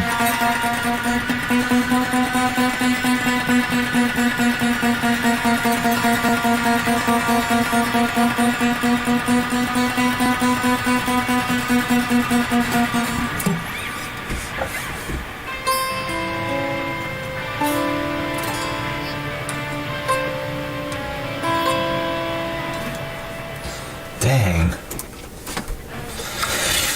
Ready? One.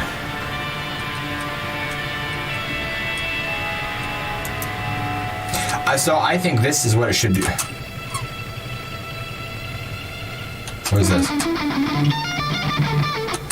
I don't want to use that right now, but I might want to use it in the future, so I'm going to put that in the maybe pile.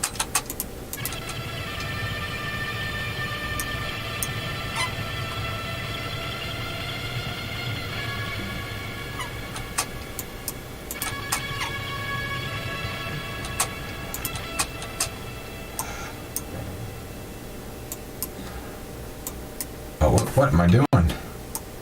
What am I doing? Where's Pistol, man? I feel like Pistol should be here.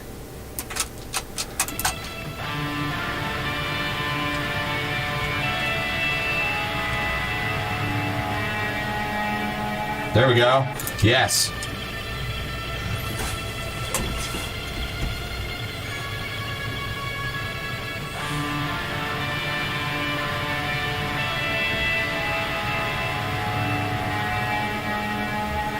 I didn't even care that's not in time. That's fine.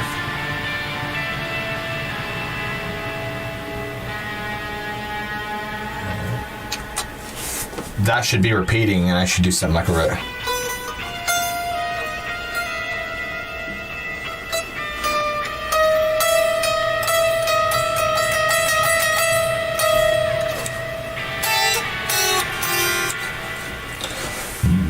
Oh, man. Sorry, guys. I'm so burpy.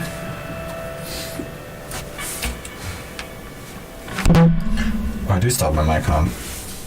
Here we go.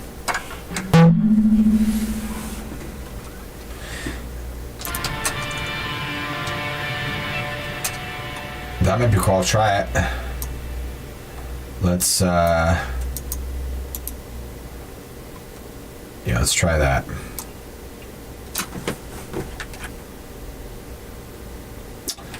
Should I play underneath?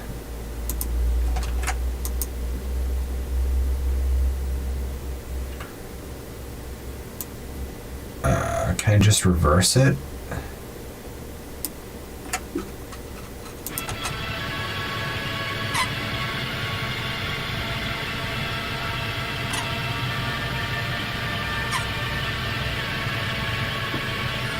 I mean, it's...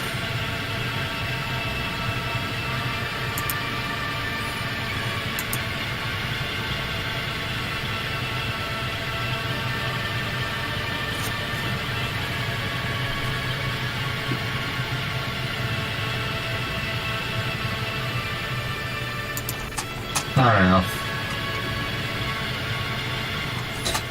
We could do. How does that sit underneath this?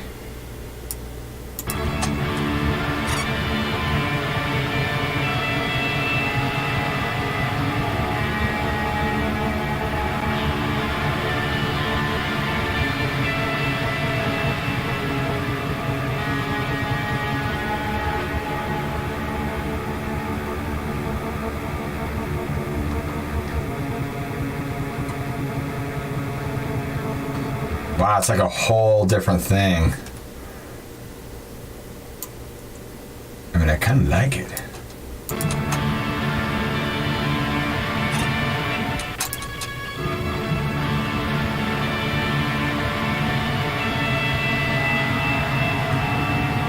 Is it really?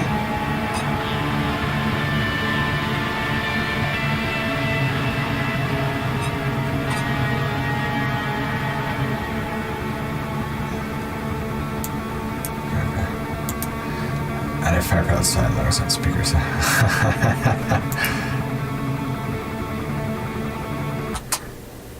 Alright, let's have this go on for a couple more times.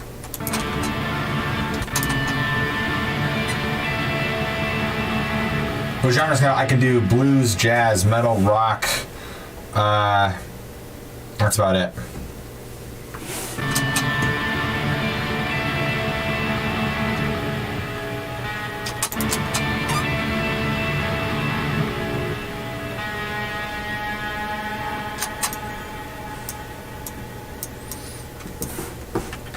Alright, let's maybe try this right here.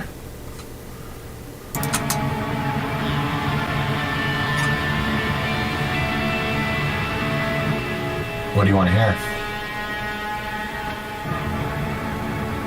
Ooh.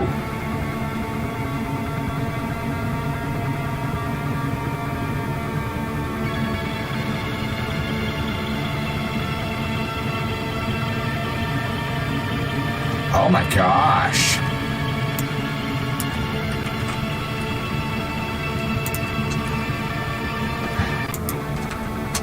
Yes.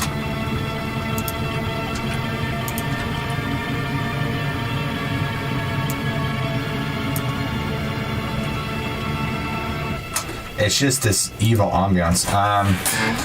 You can't probably hear the amp though, so that's the thing.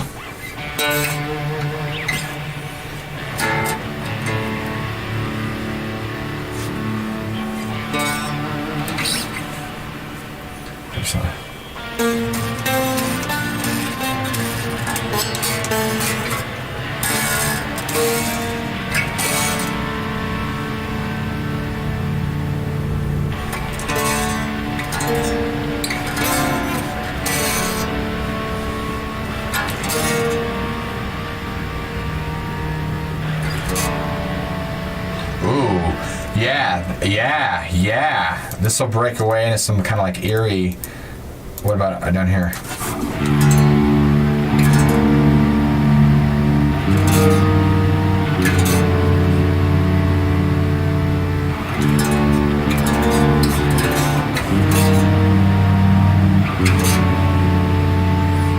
That's just depressing. Talk about low. If I wasn't already low, that's just like, why am I even trying in life anymore? That's what that sounds like to me. Oops, no, we don't want that.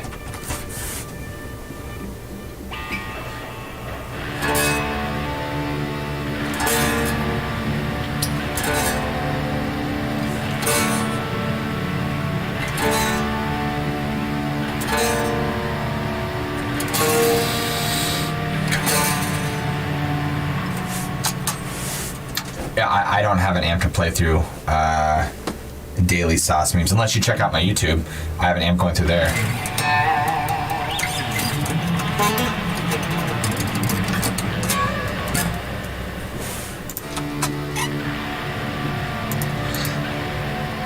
There should be outro chords for sure like this.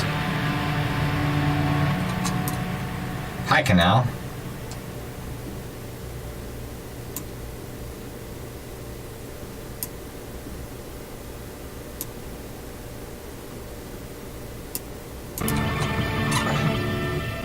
It's not going to go from that. I'm going to smooth it out, but...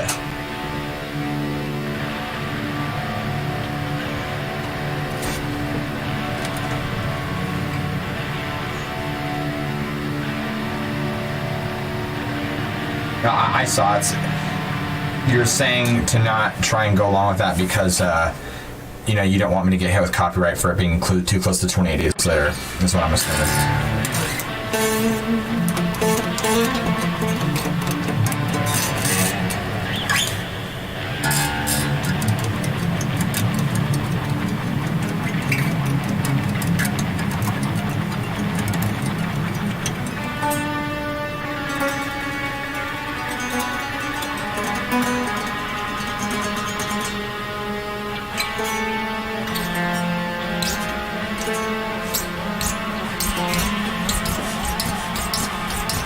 Well, that's kind of cool.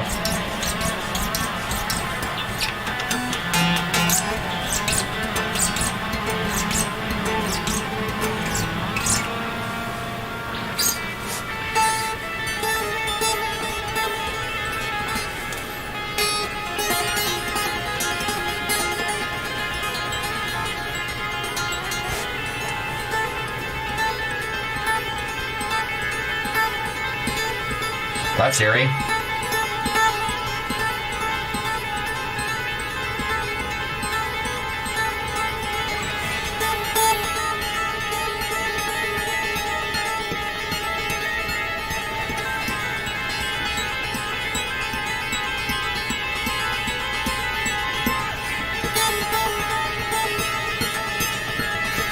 Yeah.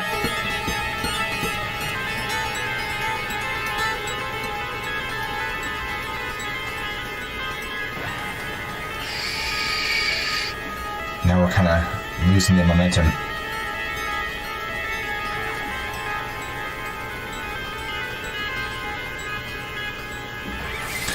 I think we should definitely have that in there somewhere. Play me a song. What do you want to hear?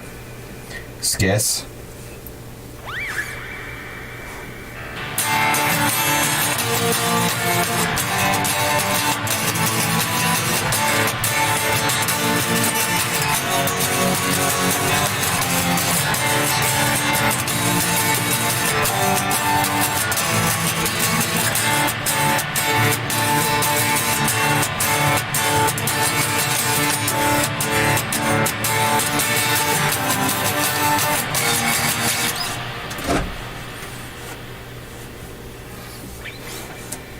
Or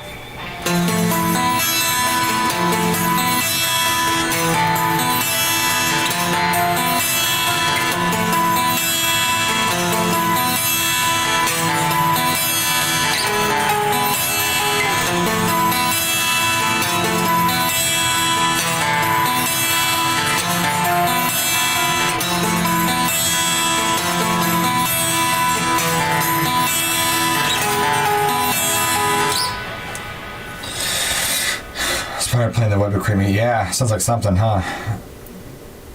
Paint it black. I don't think I know paint it. I mean, I know of paint it black, but I don't think I actually know it.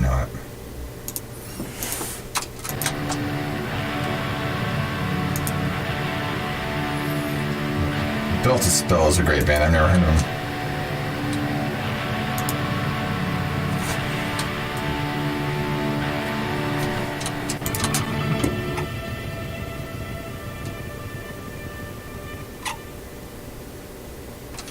Okay, so maybe we want we'll have this guy pulled back. Put him in there.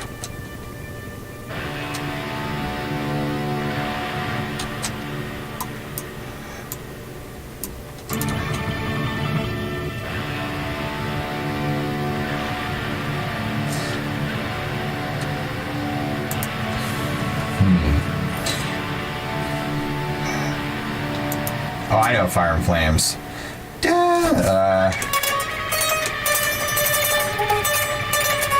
I know the thing. I don't know the melody though. You know, I'll look it up. I probably at least do some of it.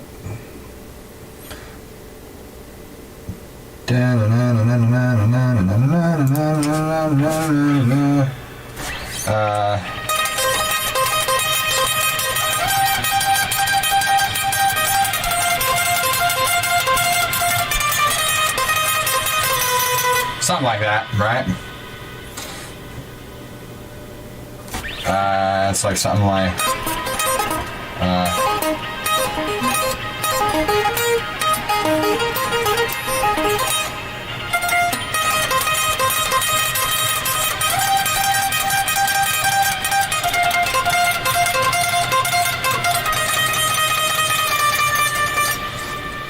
yeah, sorry. I don't know, man. It's something along those lines. That's all you get. Fire and Flames.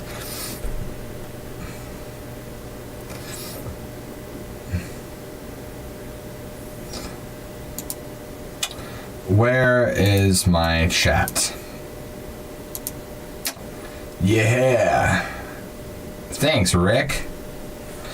Would you play that sound backwards? The Doors, cool.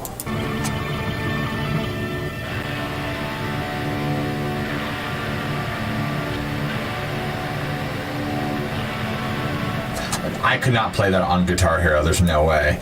Legal Guitar, you can't pick it fast enough. What's my favorite song? It changes. I mean,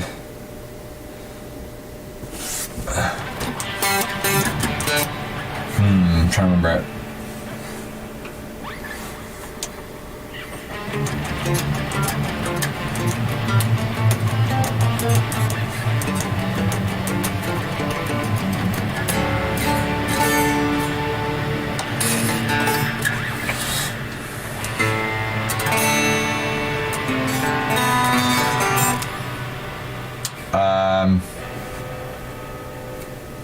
I don't know. I can't name my favorite song. I have a lot of favorites.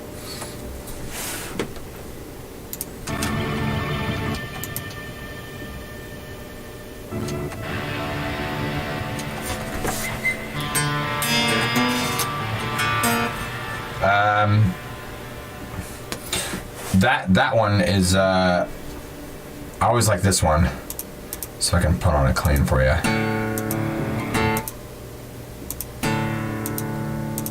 I'll do a clean on here.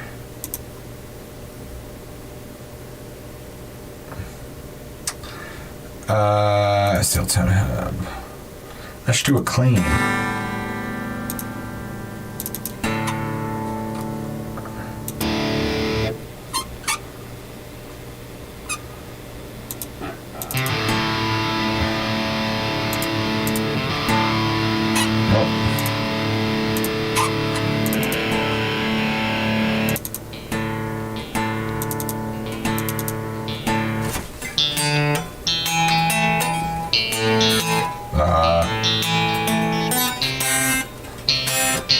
That's really twangy. I'm not a fan of the twang.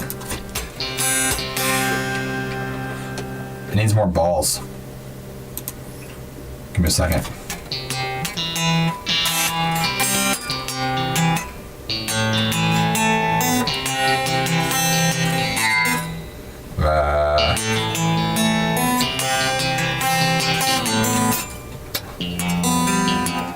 That's why.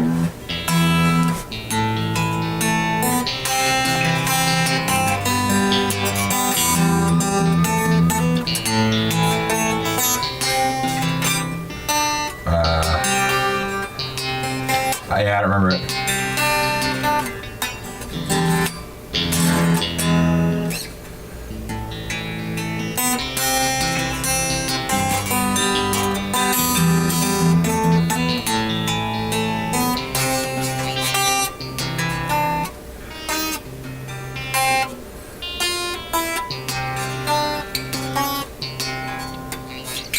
Gosh, what was that part?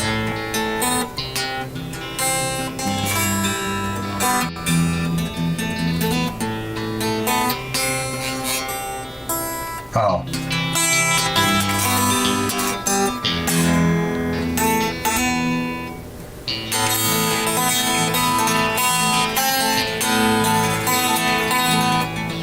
Sounds like a banjo.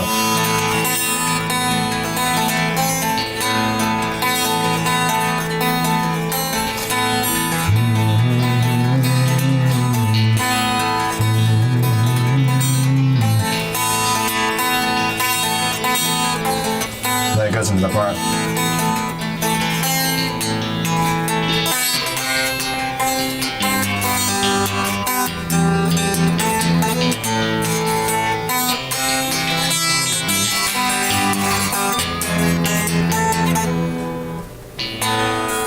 Yeah, right. Or the.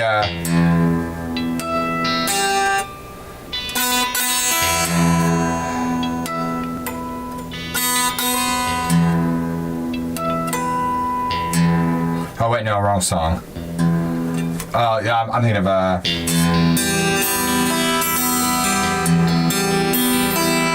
this thing's out of tune. Oh well.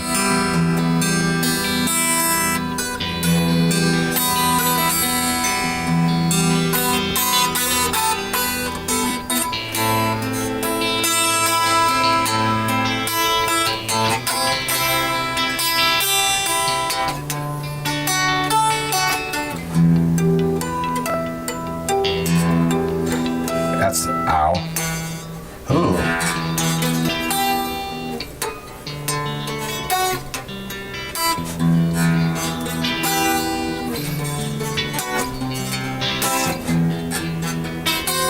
Oh man.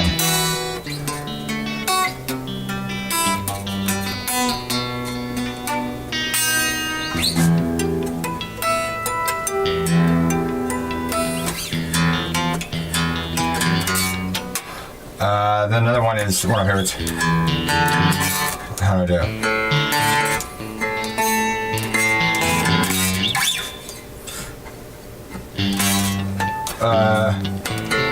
That's it.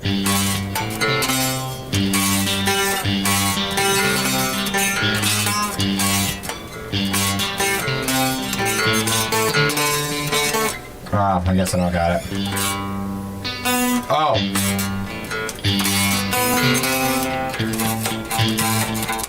Nope, I don't. I don't.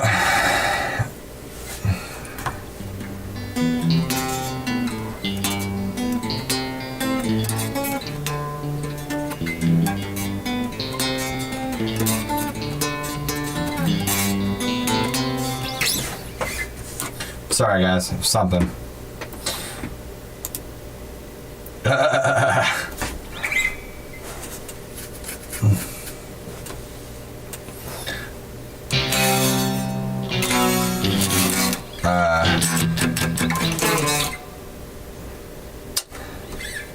I don't remember the parts. Yes, I can.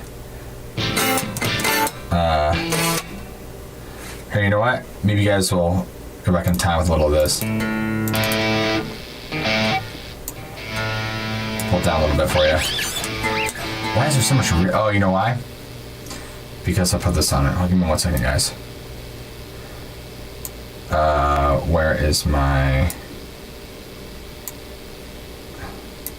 I lost the master bus. No? What's going on, dude?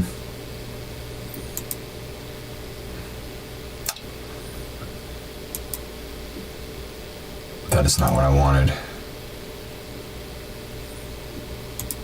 Oh, that's what we wanted.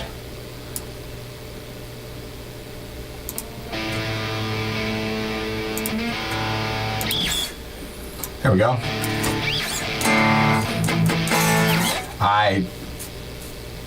Let me see. I can probably do the other two.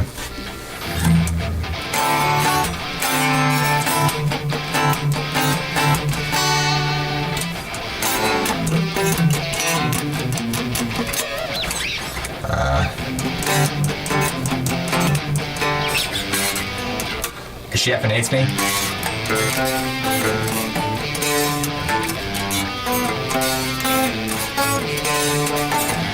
Met a girl, thought she was grand, fell in love, found out firsthand. Yeah, I think you know that song.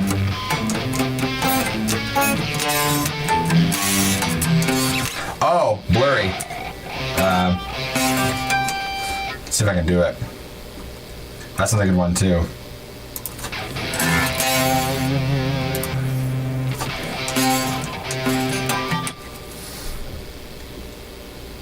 How do I? That's how.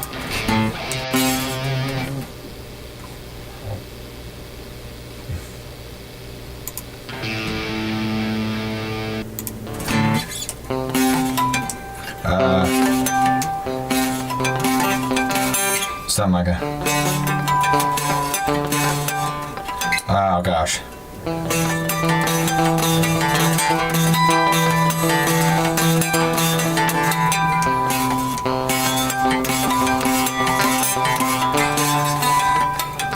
Something like that, yeah. I could do it on a different guitar.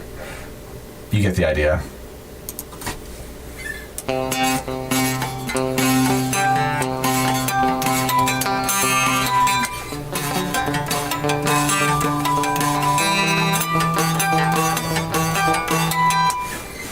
I remember the part.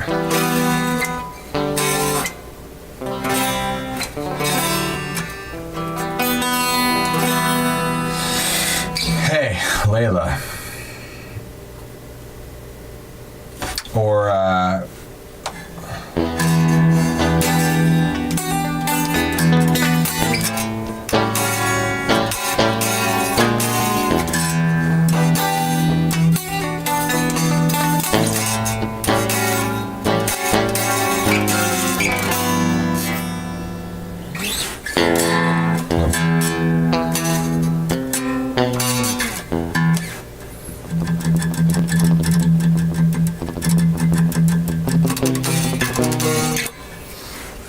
I like how this turned from like working on the song to it's become a jam session now. Definitely do jam sessions. Yeah, it's turned into a jam session now. I'm warming up the hands, man. I think it's at this point, I'm not really sure what else I can do with the song, so other than like layering stuff, so it's just pretty much turned into a jam session at this point. And guys, if you're on TikTok, you want in on the jam session, get on my YouTube, dude. You can actually hear stuff. So I'm just going to start jamming. I'm going to start practicing. And if you want to hang out for the ride, you're more than welcome to hang out for the ride. I'm just going to be riffing.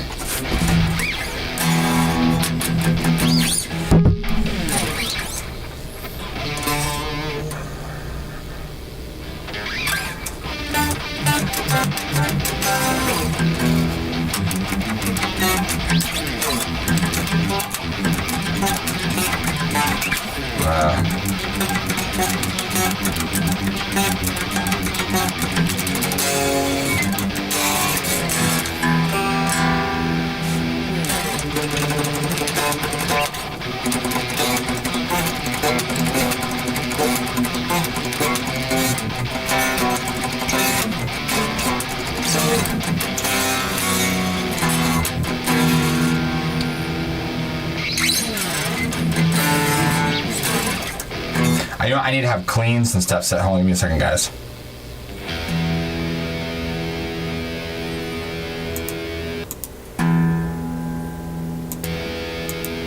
If you're on TikTok, come to the jam session. I'm telling you guys, come to the jam session. It's on my YouTube. You won't want to miss it.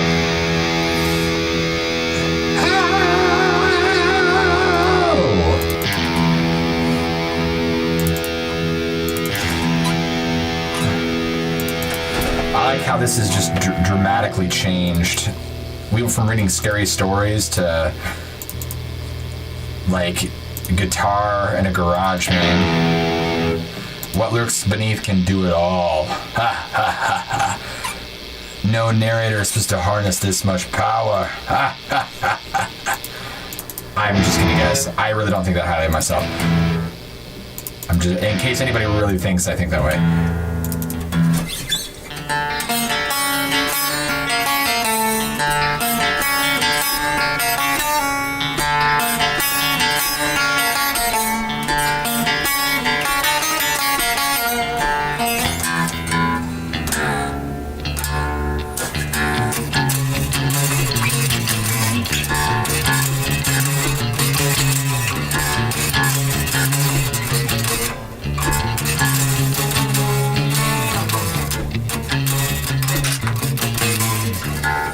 Really?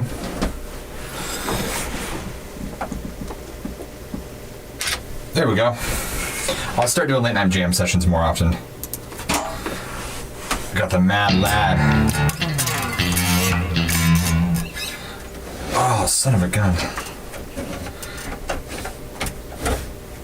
Ain't no sunshine.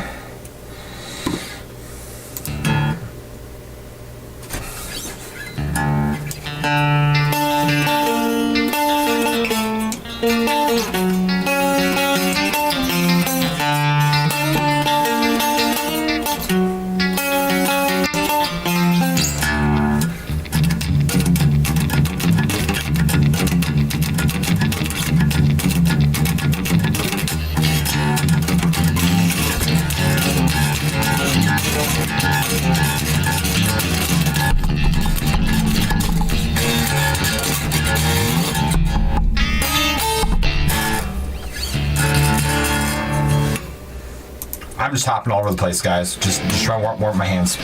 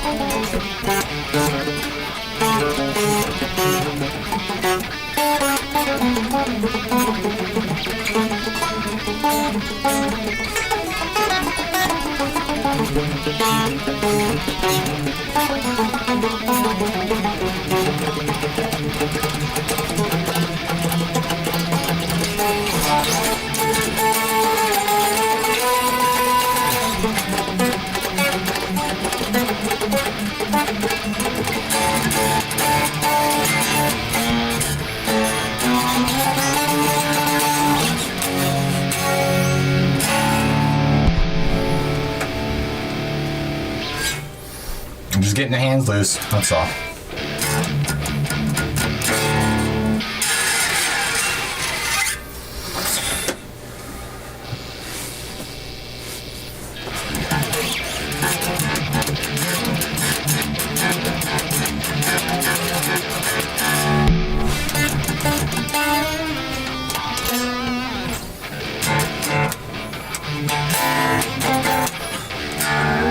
CIA stuff.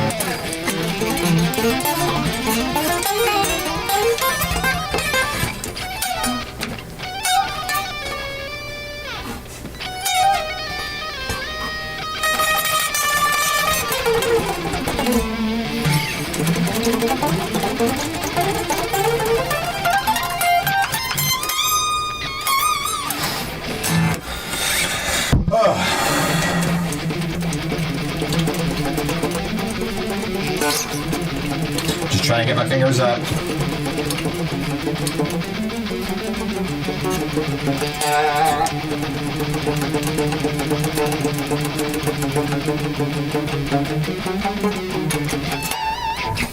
Uh, 15 years? 16 years now.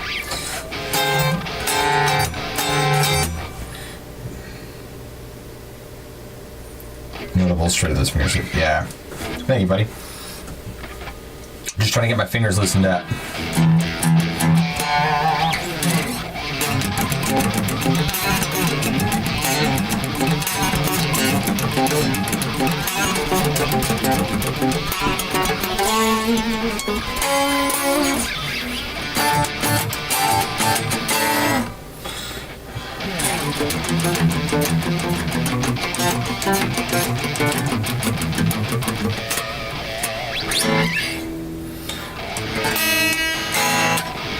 Oh.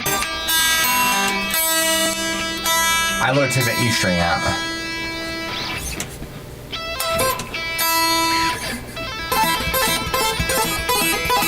Eruption. No, I think it's actually...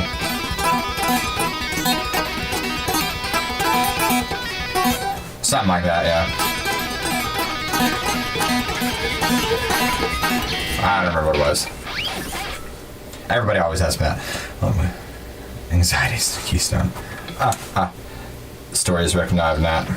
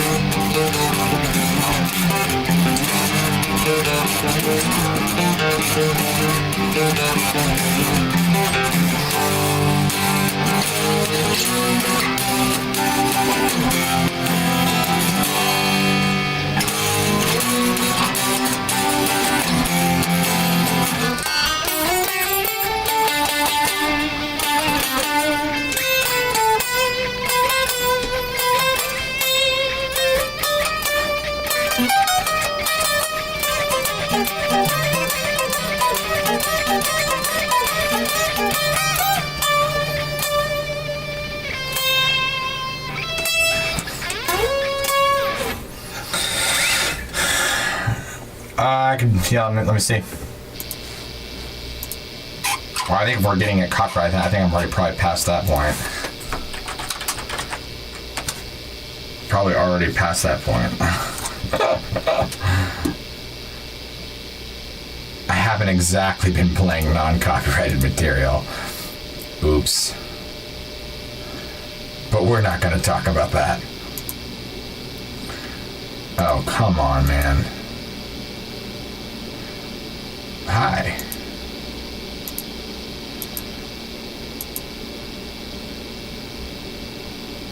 Back in 87, it still felt like a pressure cooker. I'm looking. I'm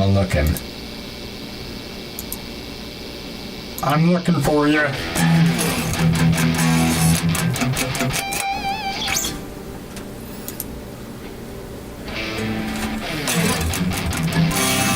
It's pretty good. This is actually, fun fact, this is the same guitar that I used to learn guitar on back when I was 15. Imagine that. If I've come full circle, guys. I've come full circle officially.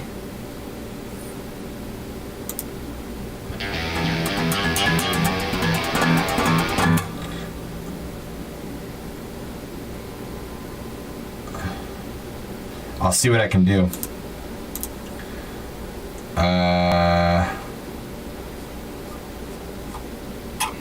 During gray. Let me see if I can.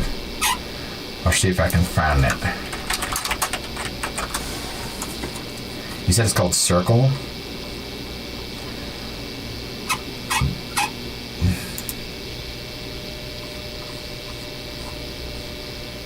Oh, Cage, not Circle. Cage. Cage is what she said. Oh, they're not.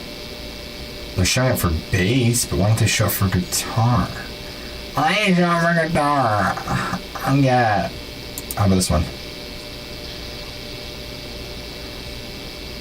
I've never heard the song, so you're gonna have to tell me if I'm like how wrong or how right I am. And it looks like it's something like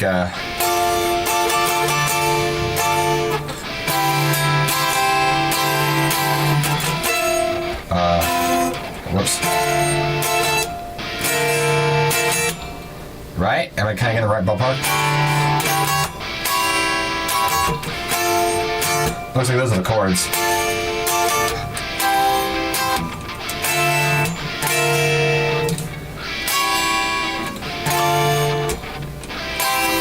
Yeah. So basically it's to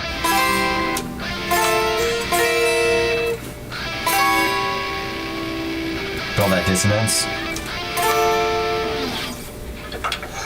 Live on the toilet. No, not live on the toilet, buddy. Just having some jam. We're making some more music and then oh, you can do it right. I'll just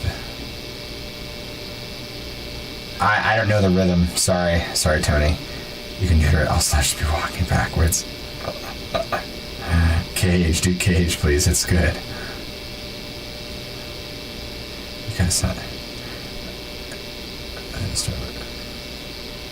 That's crazy. You gotta sign it. I don't know what that means. You gotta sign it. Sign what? Umbrellas. Umbrellas for what? Oh, so.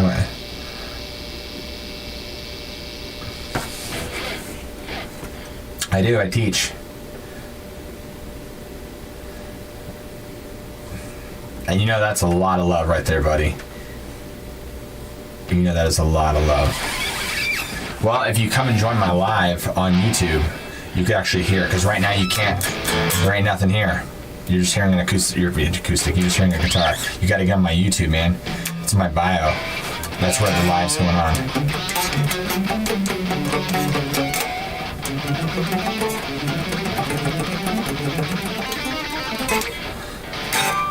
I mean, I got the chords right? I didn't mess that up, I hope. I don't know the rhythm. No, I'm sorry. If I knew the strumming pattern.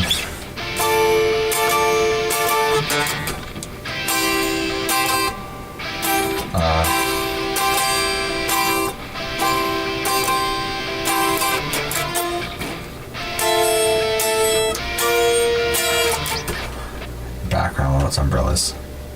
My background? Oh, it's just the default window background, that's why.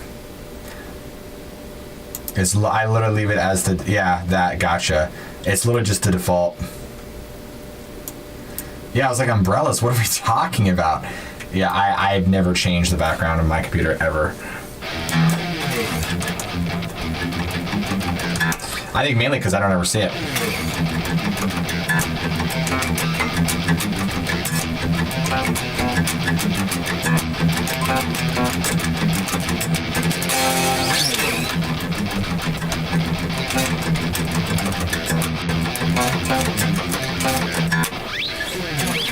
Almost 3.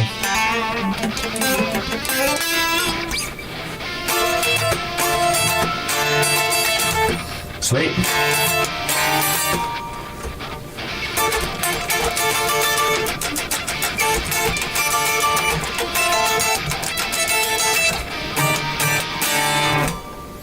Keep in look for next stream because I'm going to be baking in the kitchen.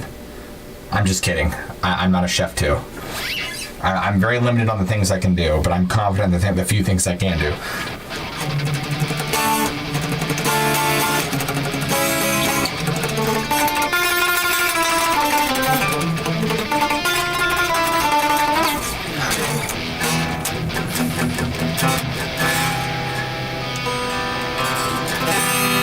Yeah, you guys were talking about the umbrella, and I'm like, wait, what? Umbrellas? What are we talking about here? What are you going on? Oh. And then I realized.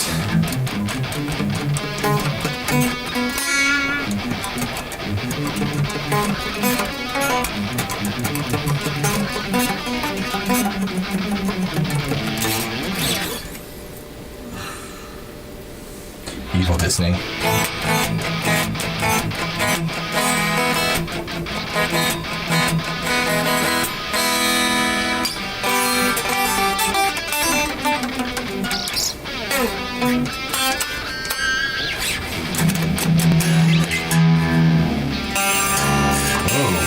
That's evil.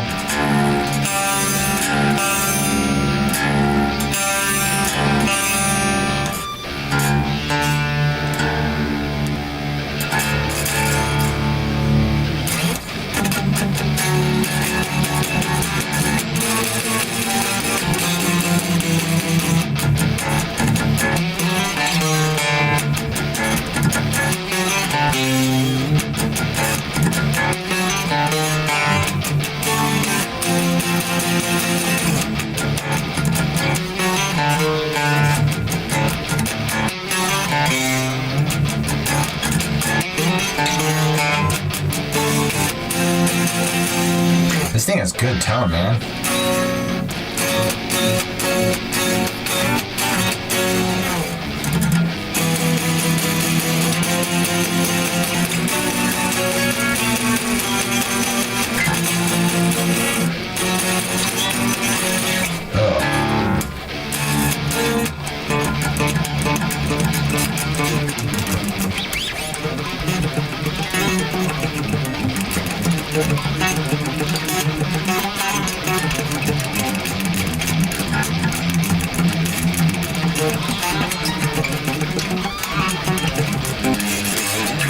I'm really just warming up the fingers, that's all I'm doing, buddy.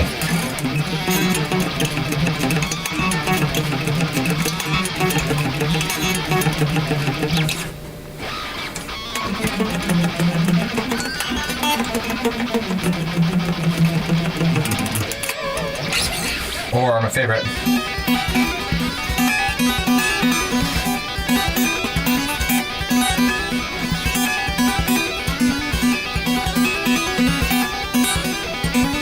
Key change.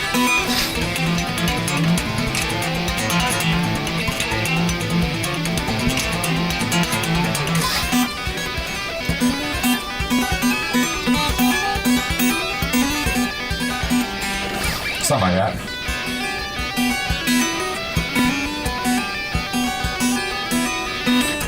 Yeah, I got that idea.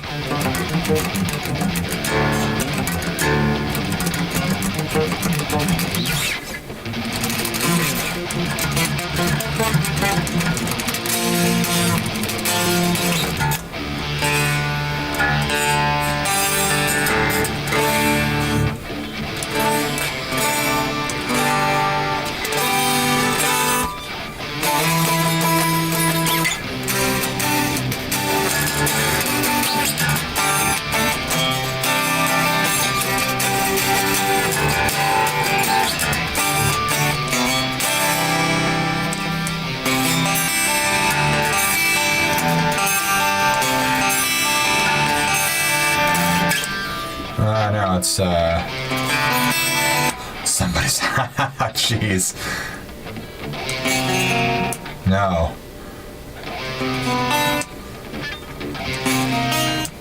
Really?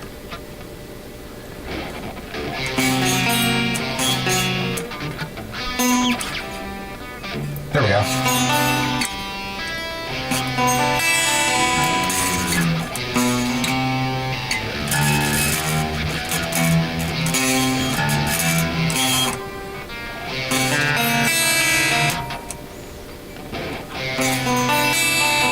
Gosh.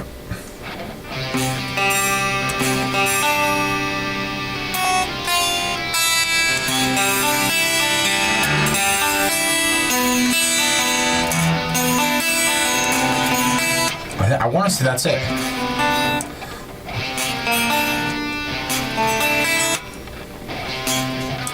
Maybe that's it. That's it, right there.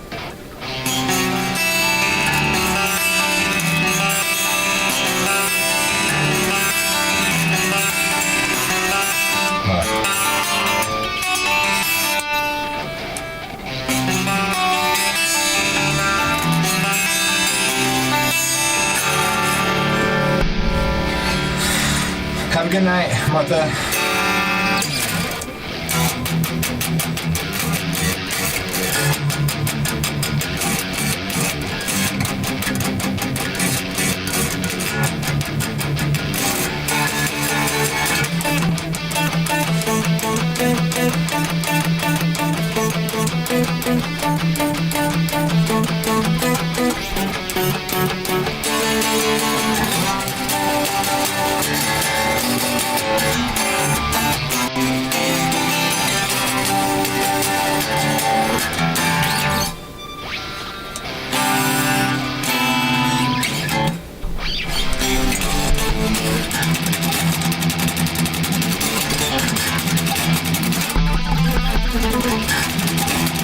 Oh, it's all lovely,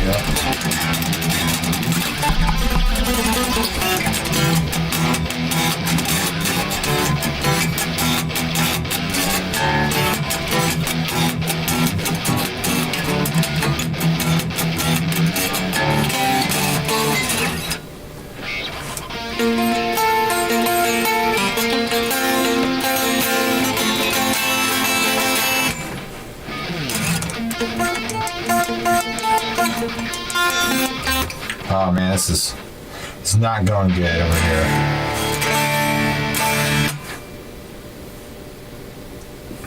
Not going good. I'm not practiced enough lately.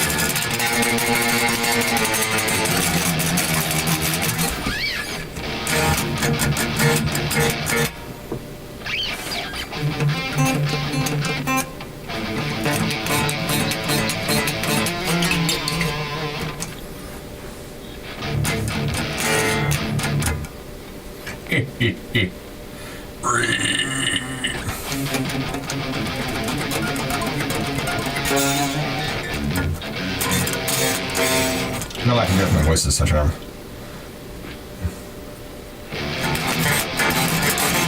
I don't remember down at all.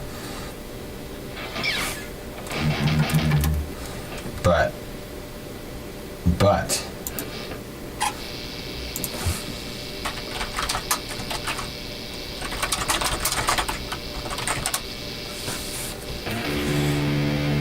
I can try to remember. I used to know it. Oh, it's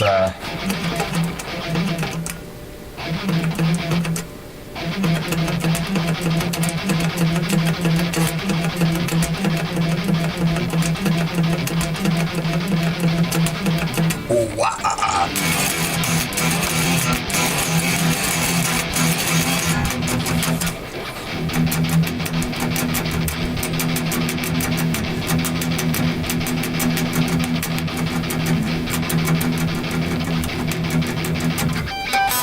Something like that.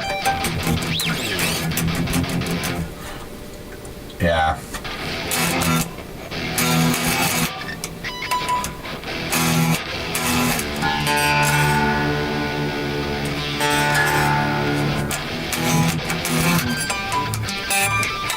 Something like that, yeah.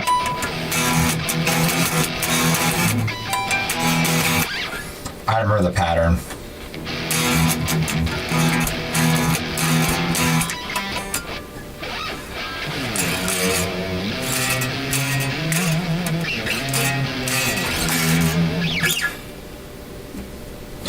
You get the gist. You get the gist. You know what's funny is I read that quote as, hell yeah, brother! Keep on doing it! How about, I don't know the Rhino song.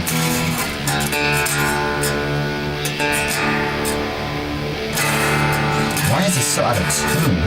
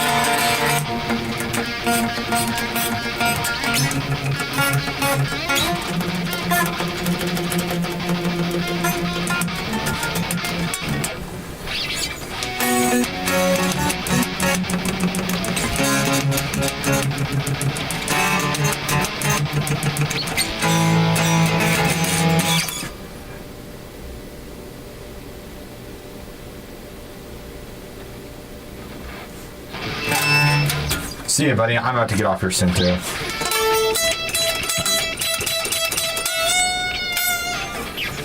And I'll probably end up doing more of the song tomorrow. I'm trying to finish that song. But I like how it's turned into a jam. It's funny.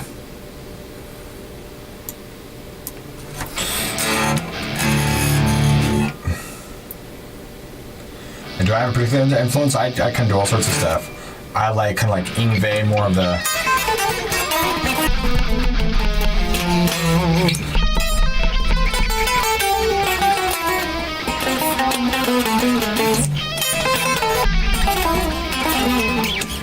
that's not butchered. Or just stuff that's like...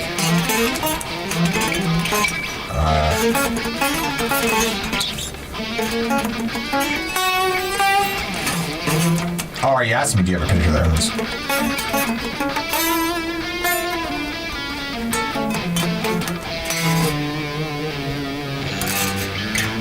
Yeah, I love classical.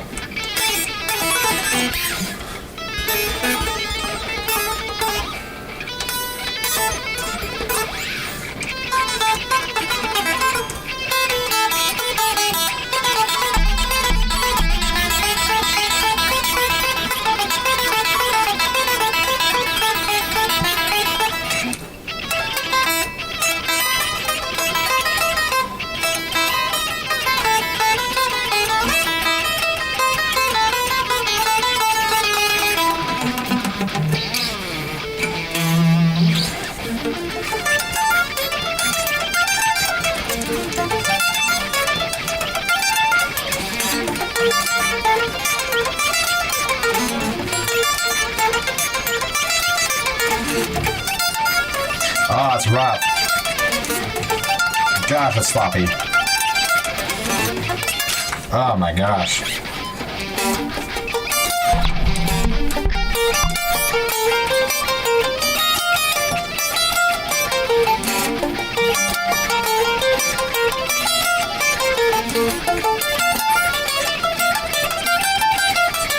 That's a lick I wrote that.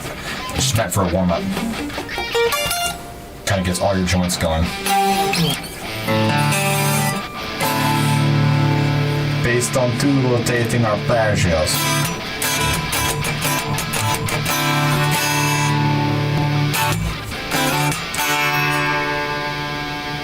Hands out. I gotta figure out an auto timer for this thing, man. Uh-oh. There we go.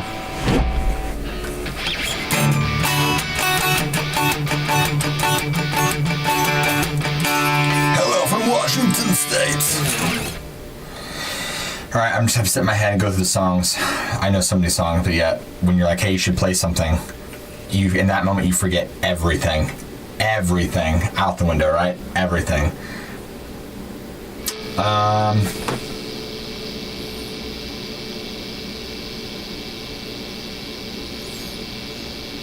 What do I play?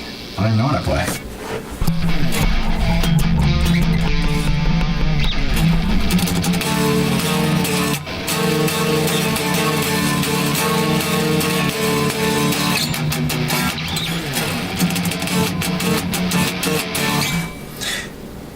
You know, it's funny, King Fence is, I actually combine a couple scales. There's the harmonic minor, which is like,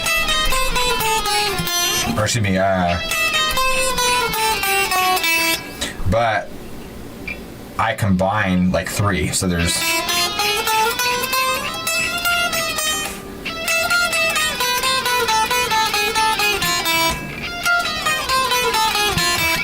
is mine.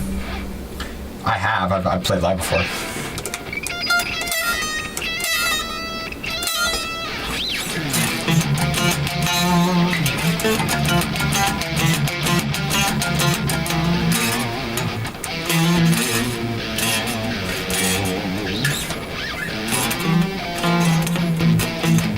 Still at it, Kingdom.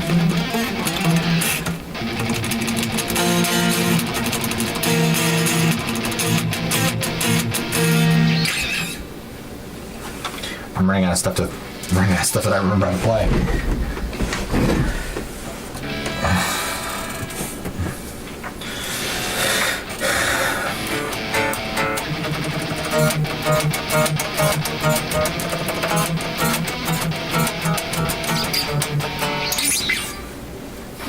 No, I'm not mad. I'm just playing for low. Thank you.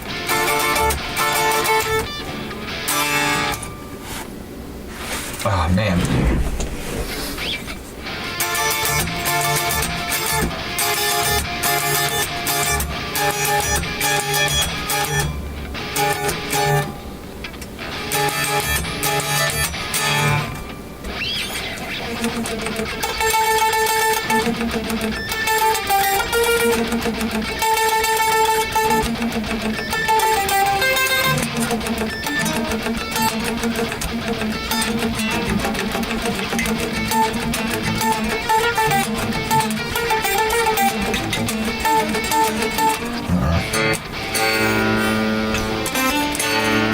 I don't, but I can. Give me a song.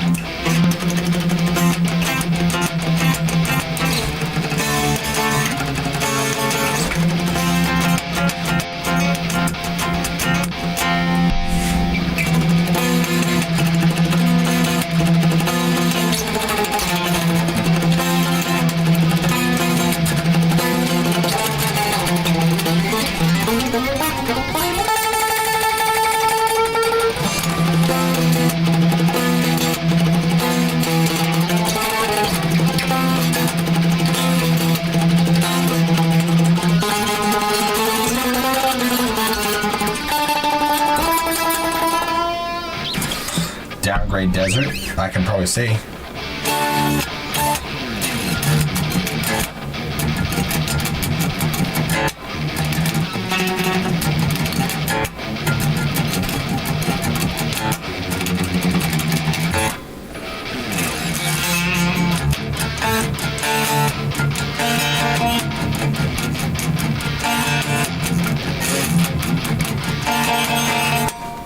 Hey, let me look.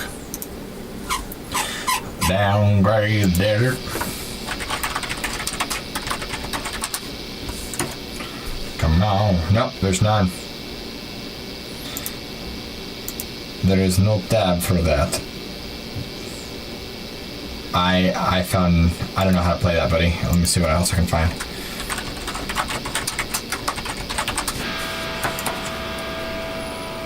Oh, I see, it's one word.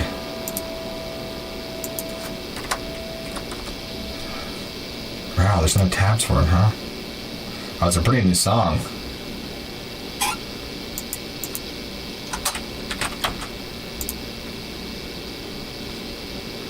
I'm looking. Give me a second.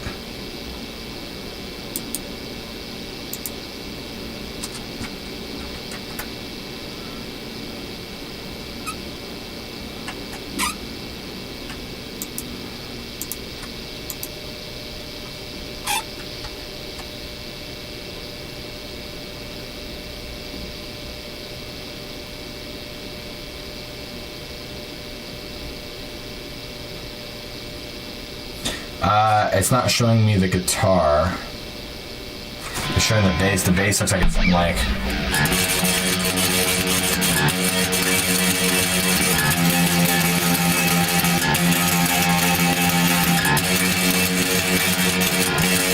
something.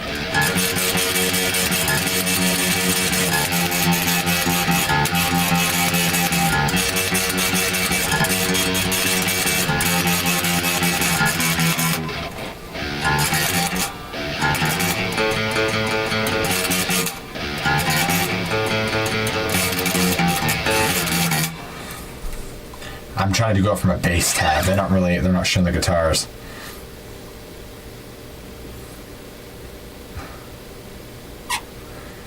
I don't know how close or how far I'm getting it.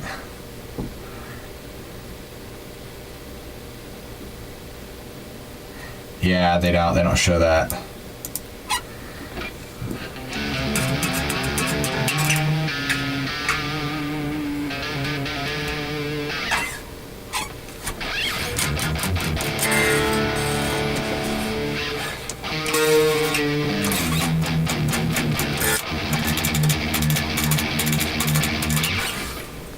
Well, you gotta work on skills to build that. So, like, you know, obviously I try to go for skills that would work. I figure like playing more extreme forms of music would build your muscle, kind of like working out. So, if I wanted a good picking hand, you know, doing something like...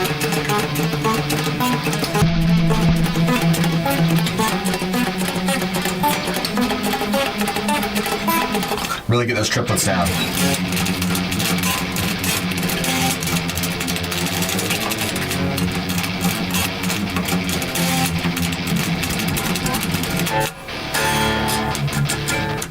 And down picking.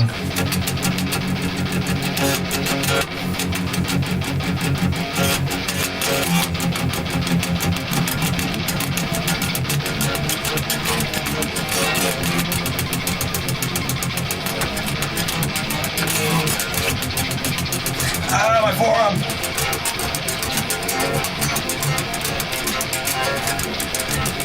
Yeah, see? You just gotta do stuff like that and just really build your muscles. Because if you go like... It doesn't sound good. It's like, what? What's going on? But you gotta go...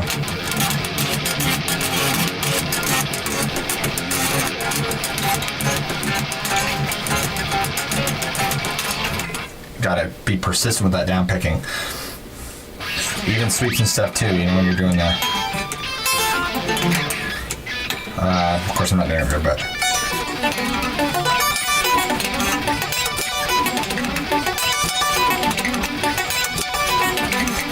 Just do this all day. This isn't even that fast. It's just... What it does is it teaches you how to stretch your hand and how to rake your pick.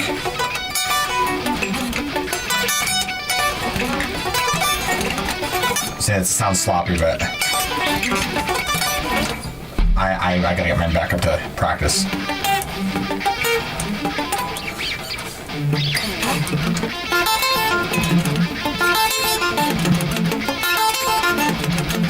Then you can do arpeggios like that where you're rolling your finger.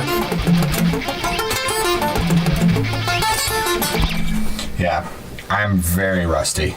Very rusty. So, I'm like Slopzilla over here. I've been very busy, so I've not really been practicing a whole lot lately. It's just the nature of the game, man. Nature of the game.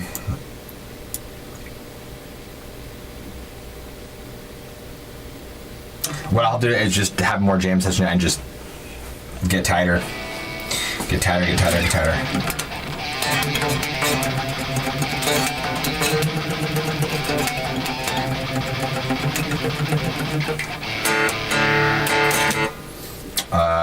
Let's riff out more. I'm trying to do more riffs.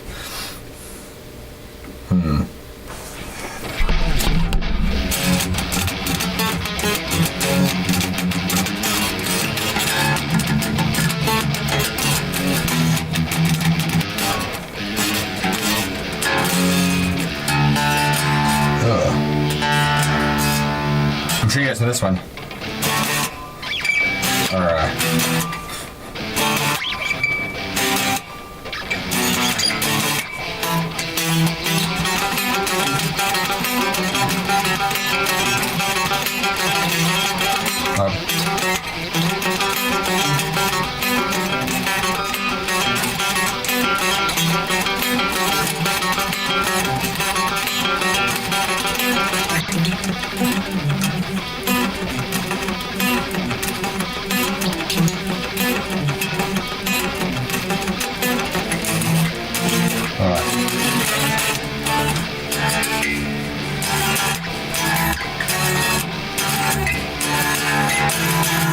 How's it go?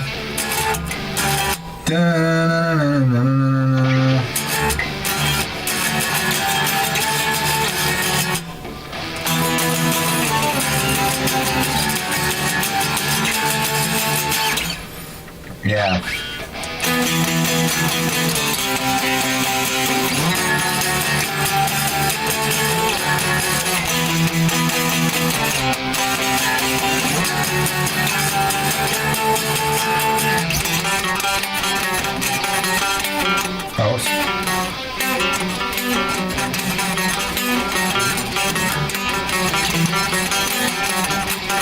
Yeah, something like that. That's Last Resort, man. Last Resort. I feel like everybody knew that song.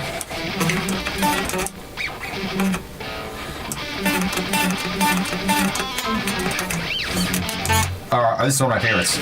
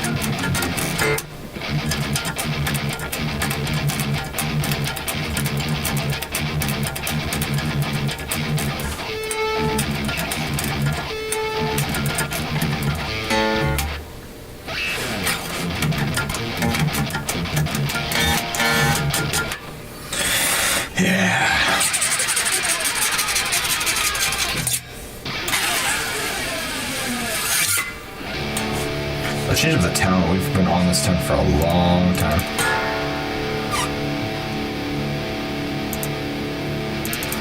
Who's even hanging out in the jam session anymore? Probably nobody. Anybody? A few. Wow, there's a lot of you in the jam session. Holy cow, guys. 12, 18, 20 of you guys? Holy cow.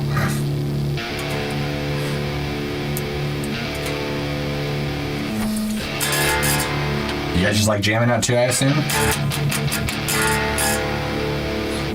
If I was at home, I have my other guitar I like better. Let's do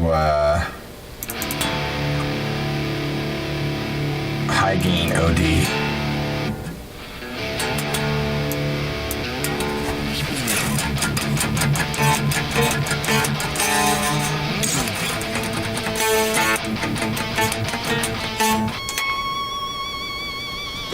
Ooh, yeah. Let's see.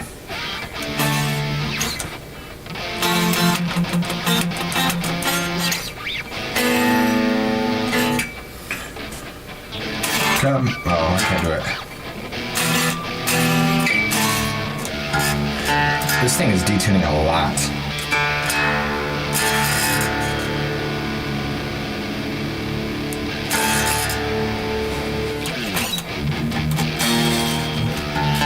That sucks, dude. Well, you know what? I'll just start actually playing stuff for you that I can remember how to play. I gotta think back to my catalog. Here, you know what? I have an idea. Let me think back.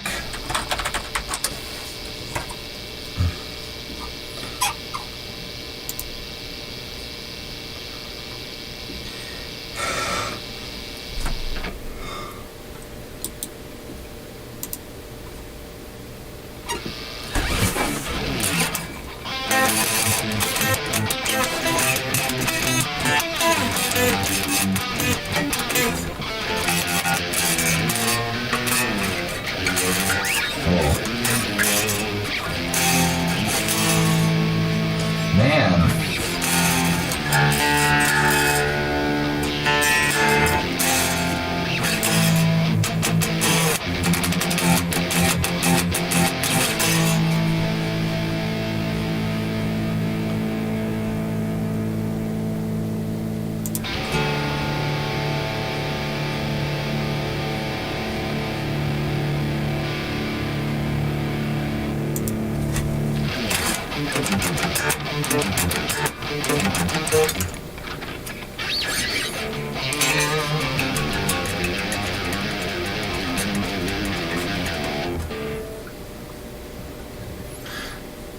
You know. Oh, you know what I could do? I forgot I could. Dude, get on over to my thing. I just realized here. I'm gonna do this. I didn't even realize this till now that I could do this. This is for all you guys watching too. I am just now like having this epiphany here. We're gonna do this. I'm gonna start playing over stuff. I don't know why it did not even occur to me.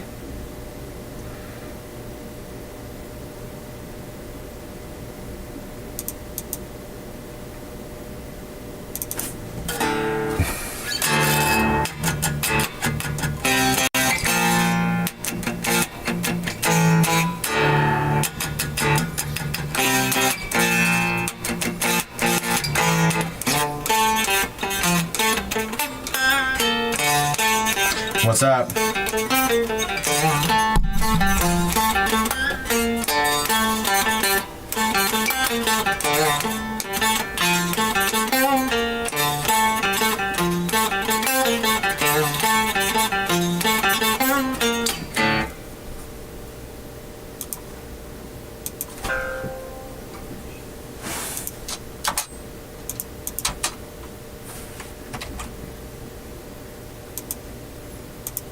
The recording path? What's the recording path?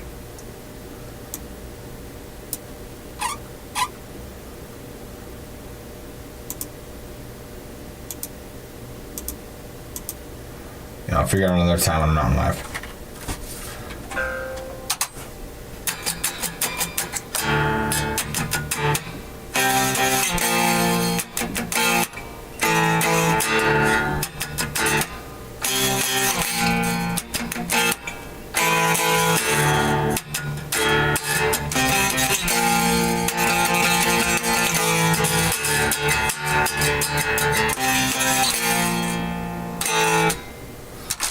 play over that.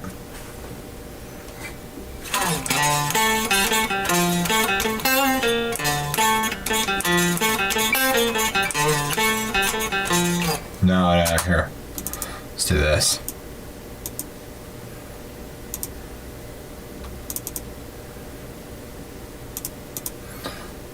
Start making pretty choruses.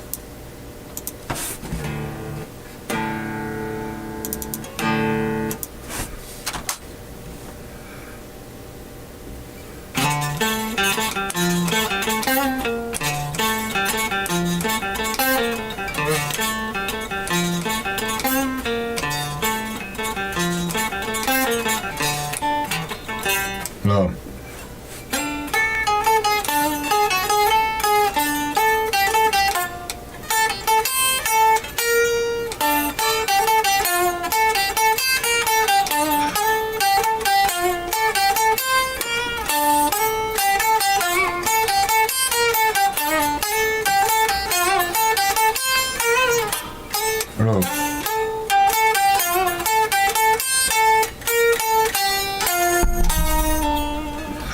Yeah, that's cool.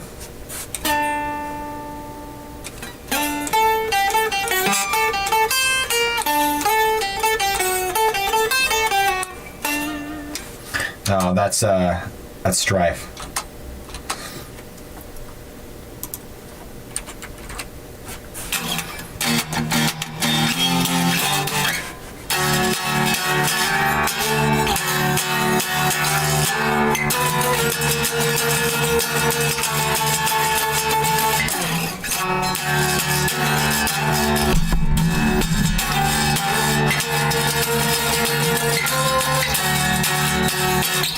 I think we definitely do something cool with that riff. Tekka, tekka, tekka, tekka.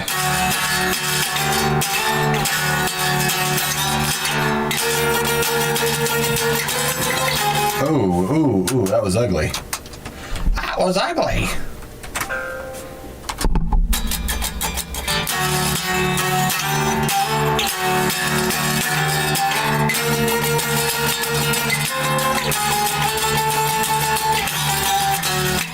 I keep hitting that wrong note. How's my string going? Sweet.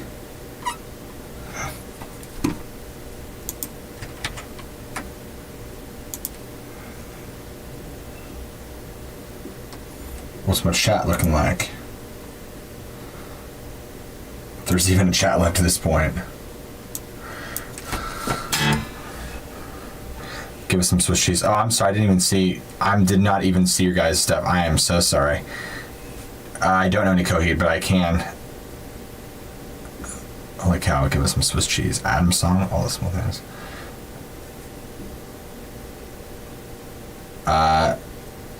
Yeah, I can definitely look at that. So just gonna see if you were to pick one. If I were to pick one favorite influence,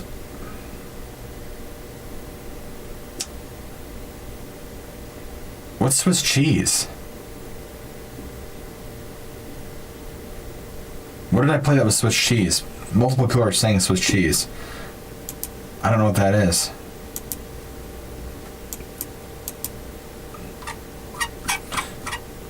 Hold on, Mary. I got it. I'm coming with it.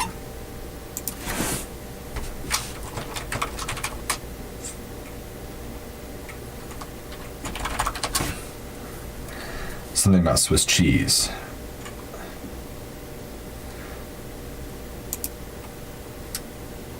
Oh.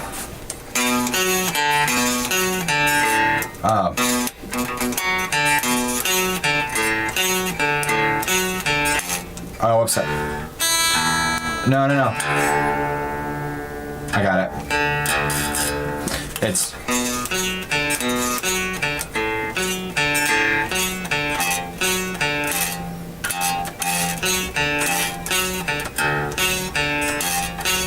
Is that right? That note doesn't sound right.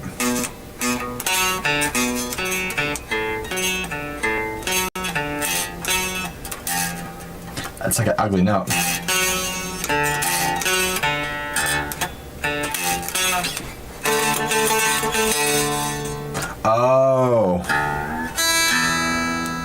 I got it now.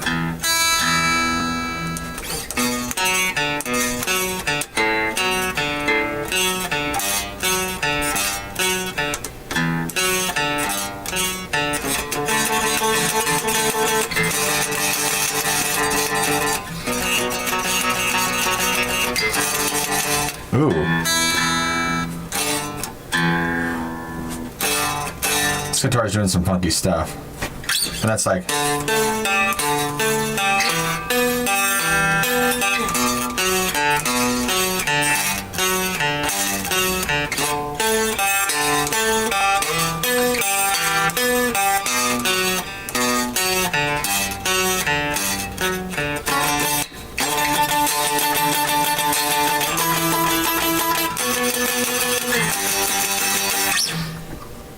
There you go. Swiss cheese. Swiss cheese, man. Swiss flippin' cheese. The white holy cheese. I said holy cow at some point. I don't even remember that. Oh, my favorite.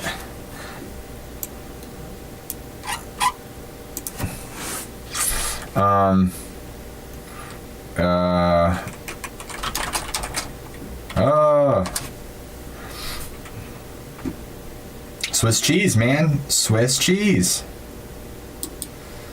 Apparently I said holy cow, and someone was like, yeah, Swiss cheese.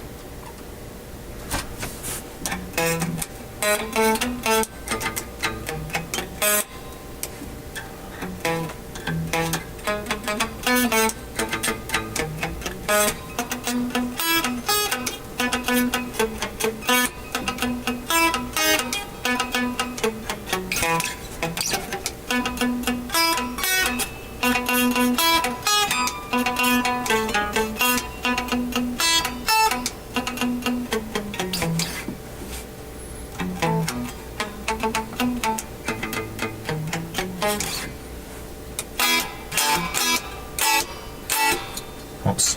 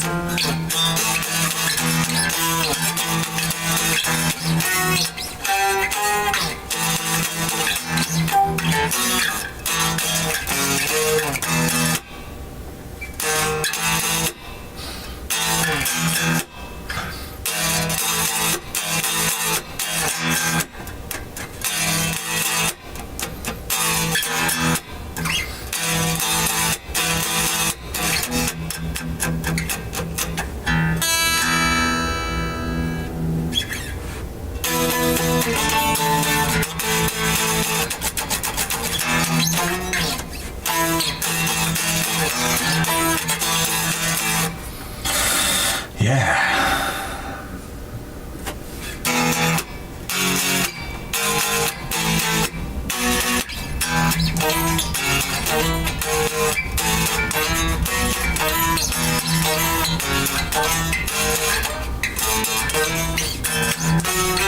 Oh, that's just not good.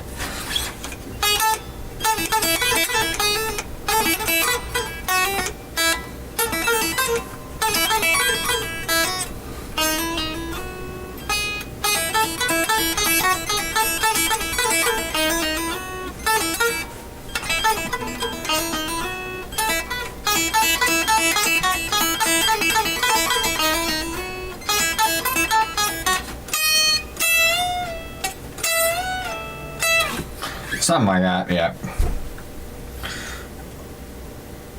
Yes, yes, yes.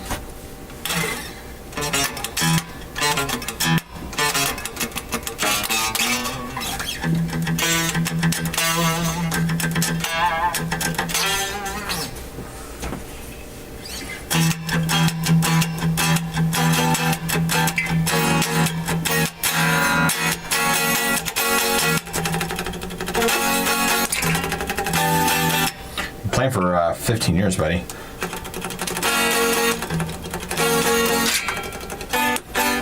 I've just had a lot of practice. And I've gotten really rusty in my last few years because I haven't had near as much time to put into my instrument.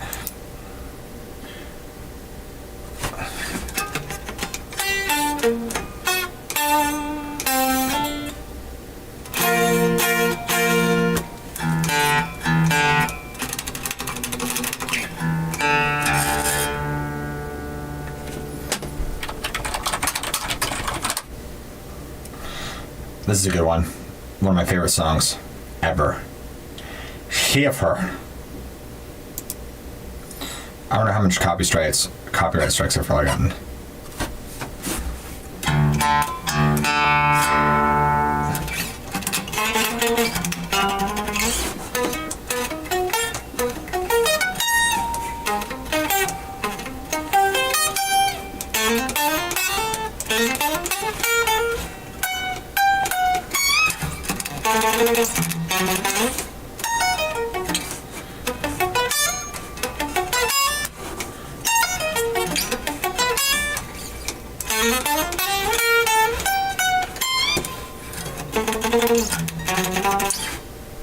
That's a tough one, man.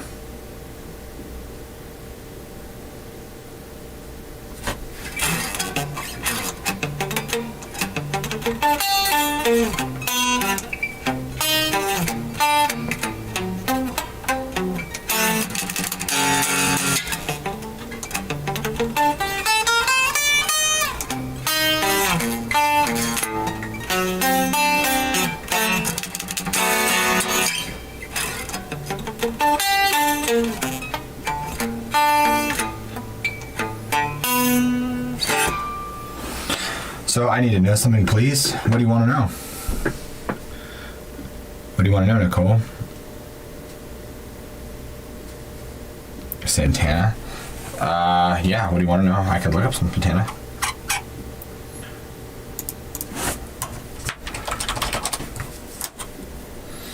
Let's see.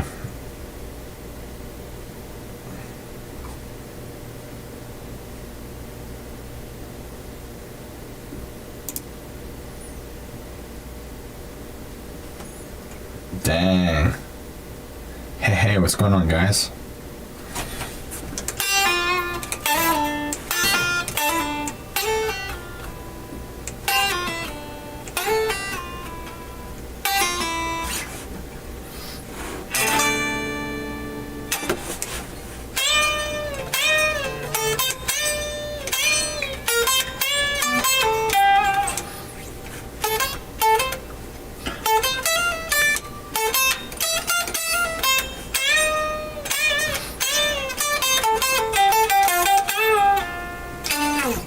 I don't know much Santana, buddy.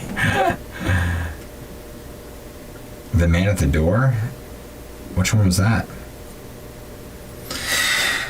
I'm not sure which one that was, dude.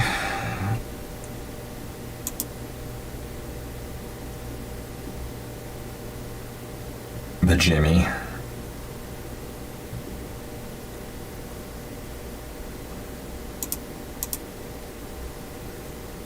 Hold on, I'll fix it.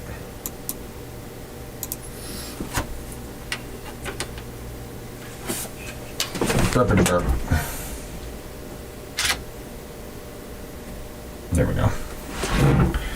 Burpity burpity burp burp burp.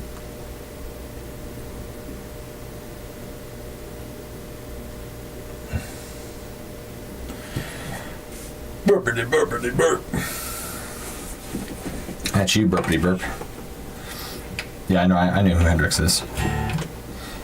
I'm not as cool as Hendrix, though.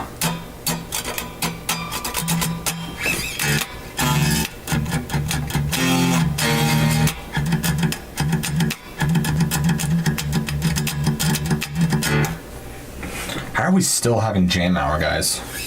Oh, one of my favorite licks.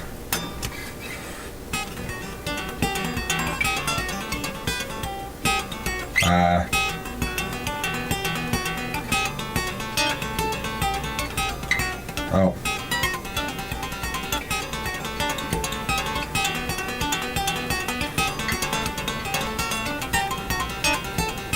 Something like that. Do it on clean.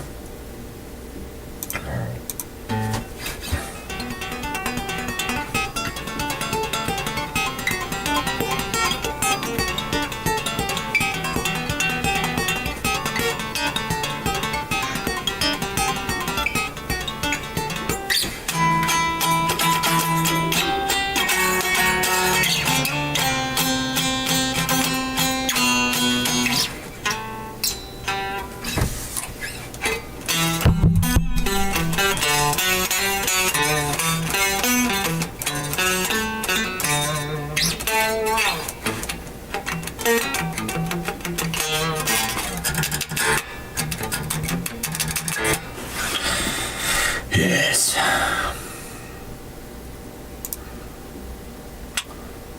Oh, it should be good.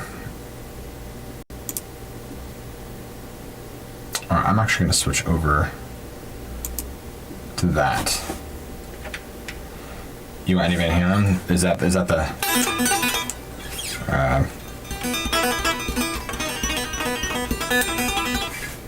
yeah. Alright, dudes, I think I am about to call it a night, man. My fingers are sore from jamming. Whoops. That's a no bueno. So I am gonna get ready to close everything out.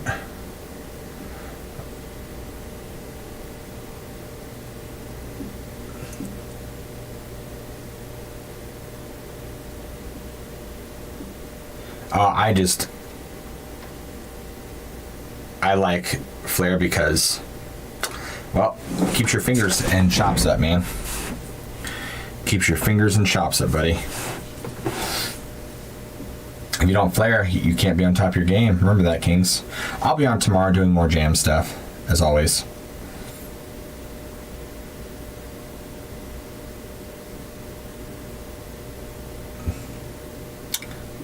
Yeah, alright.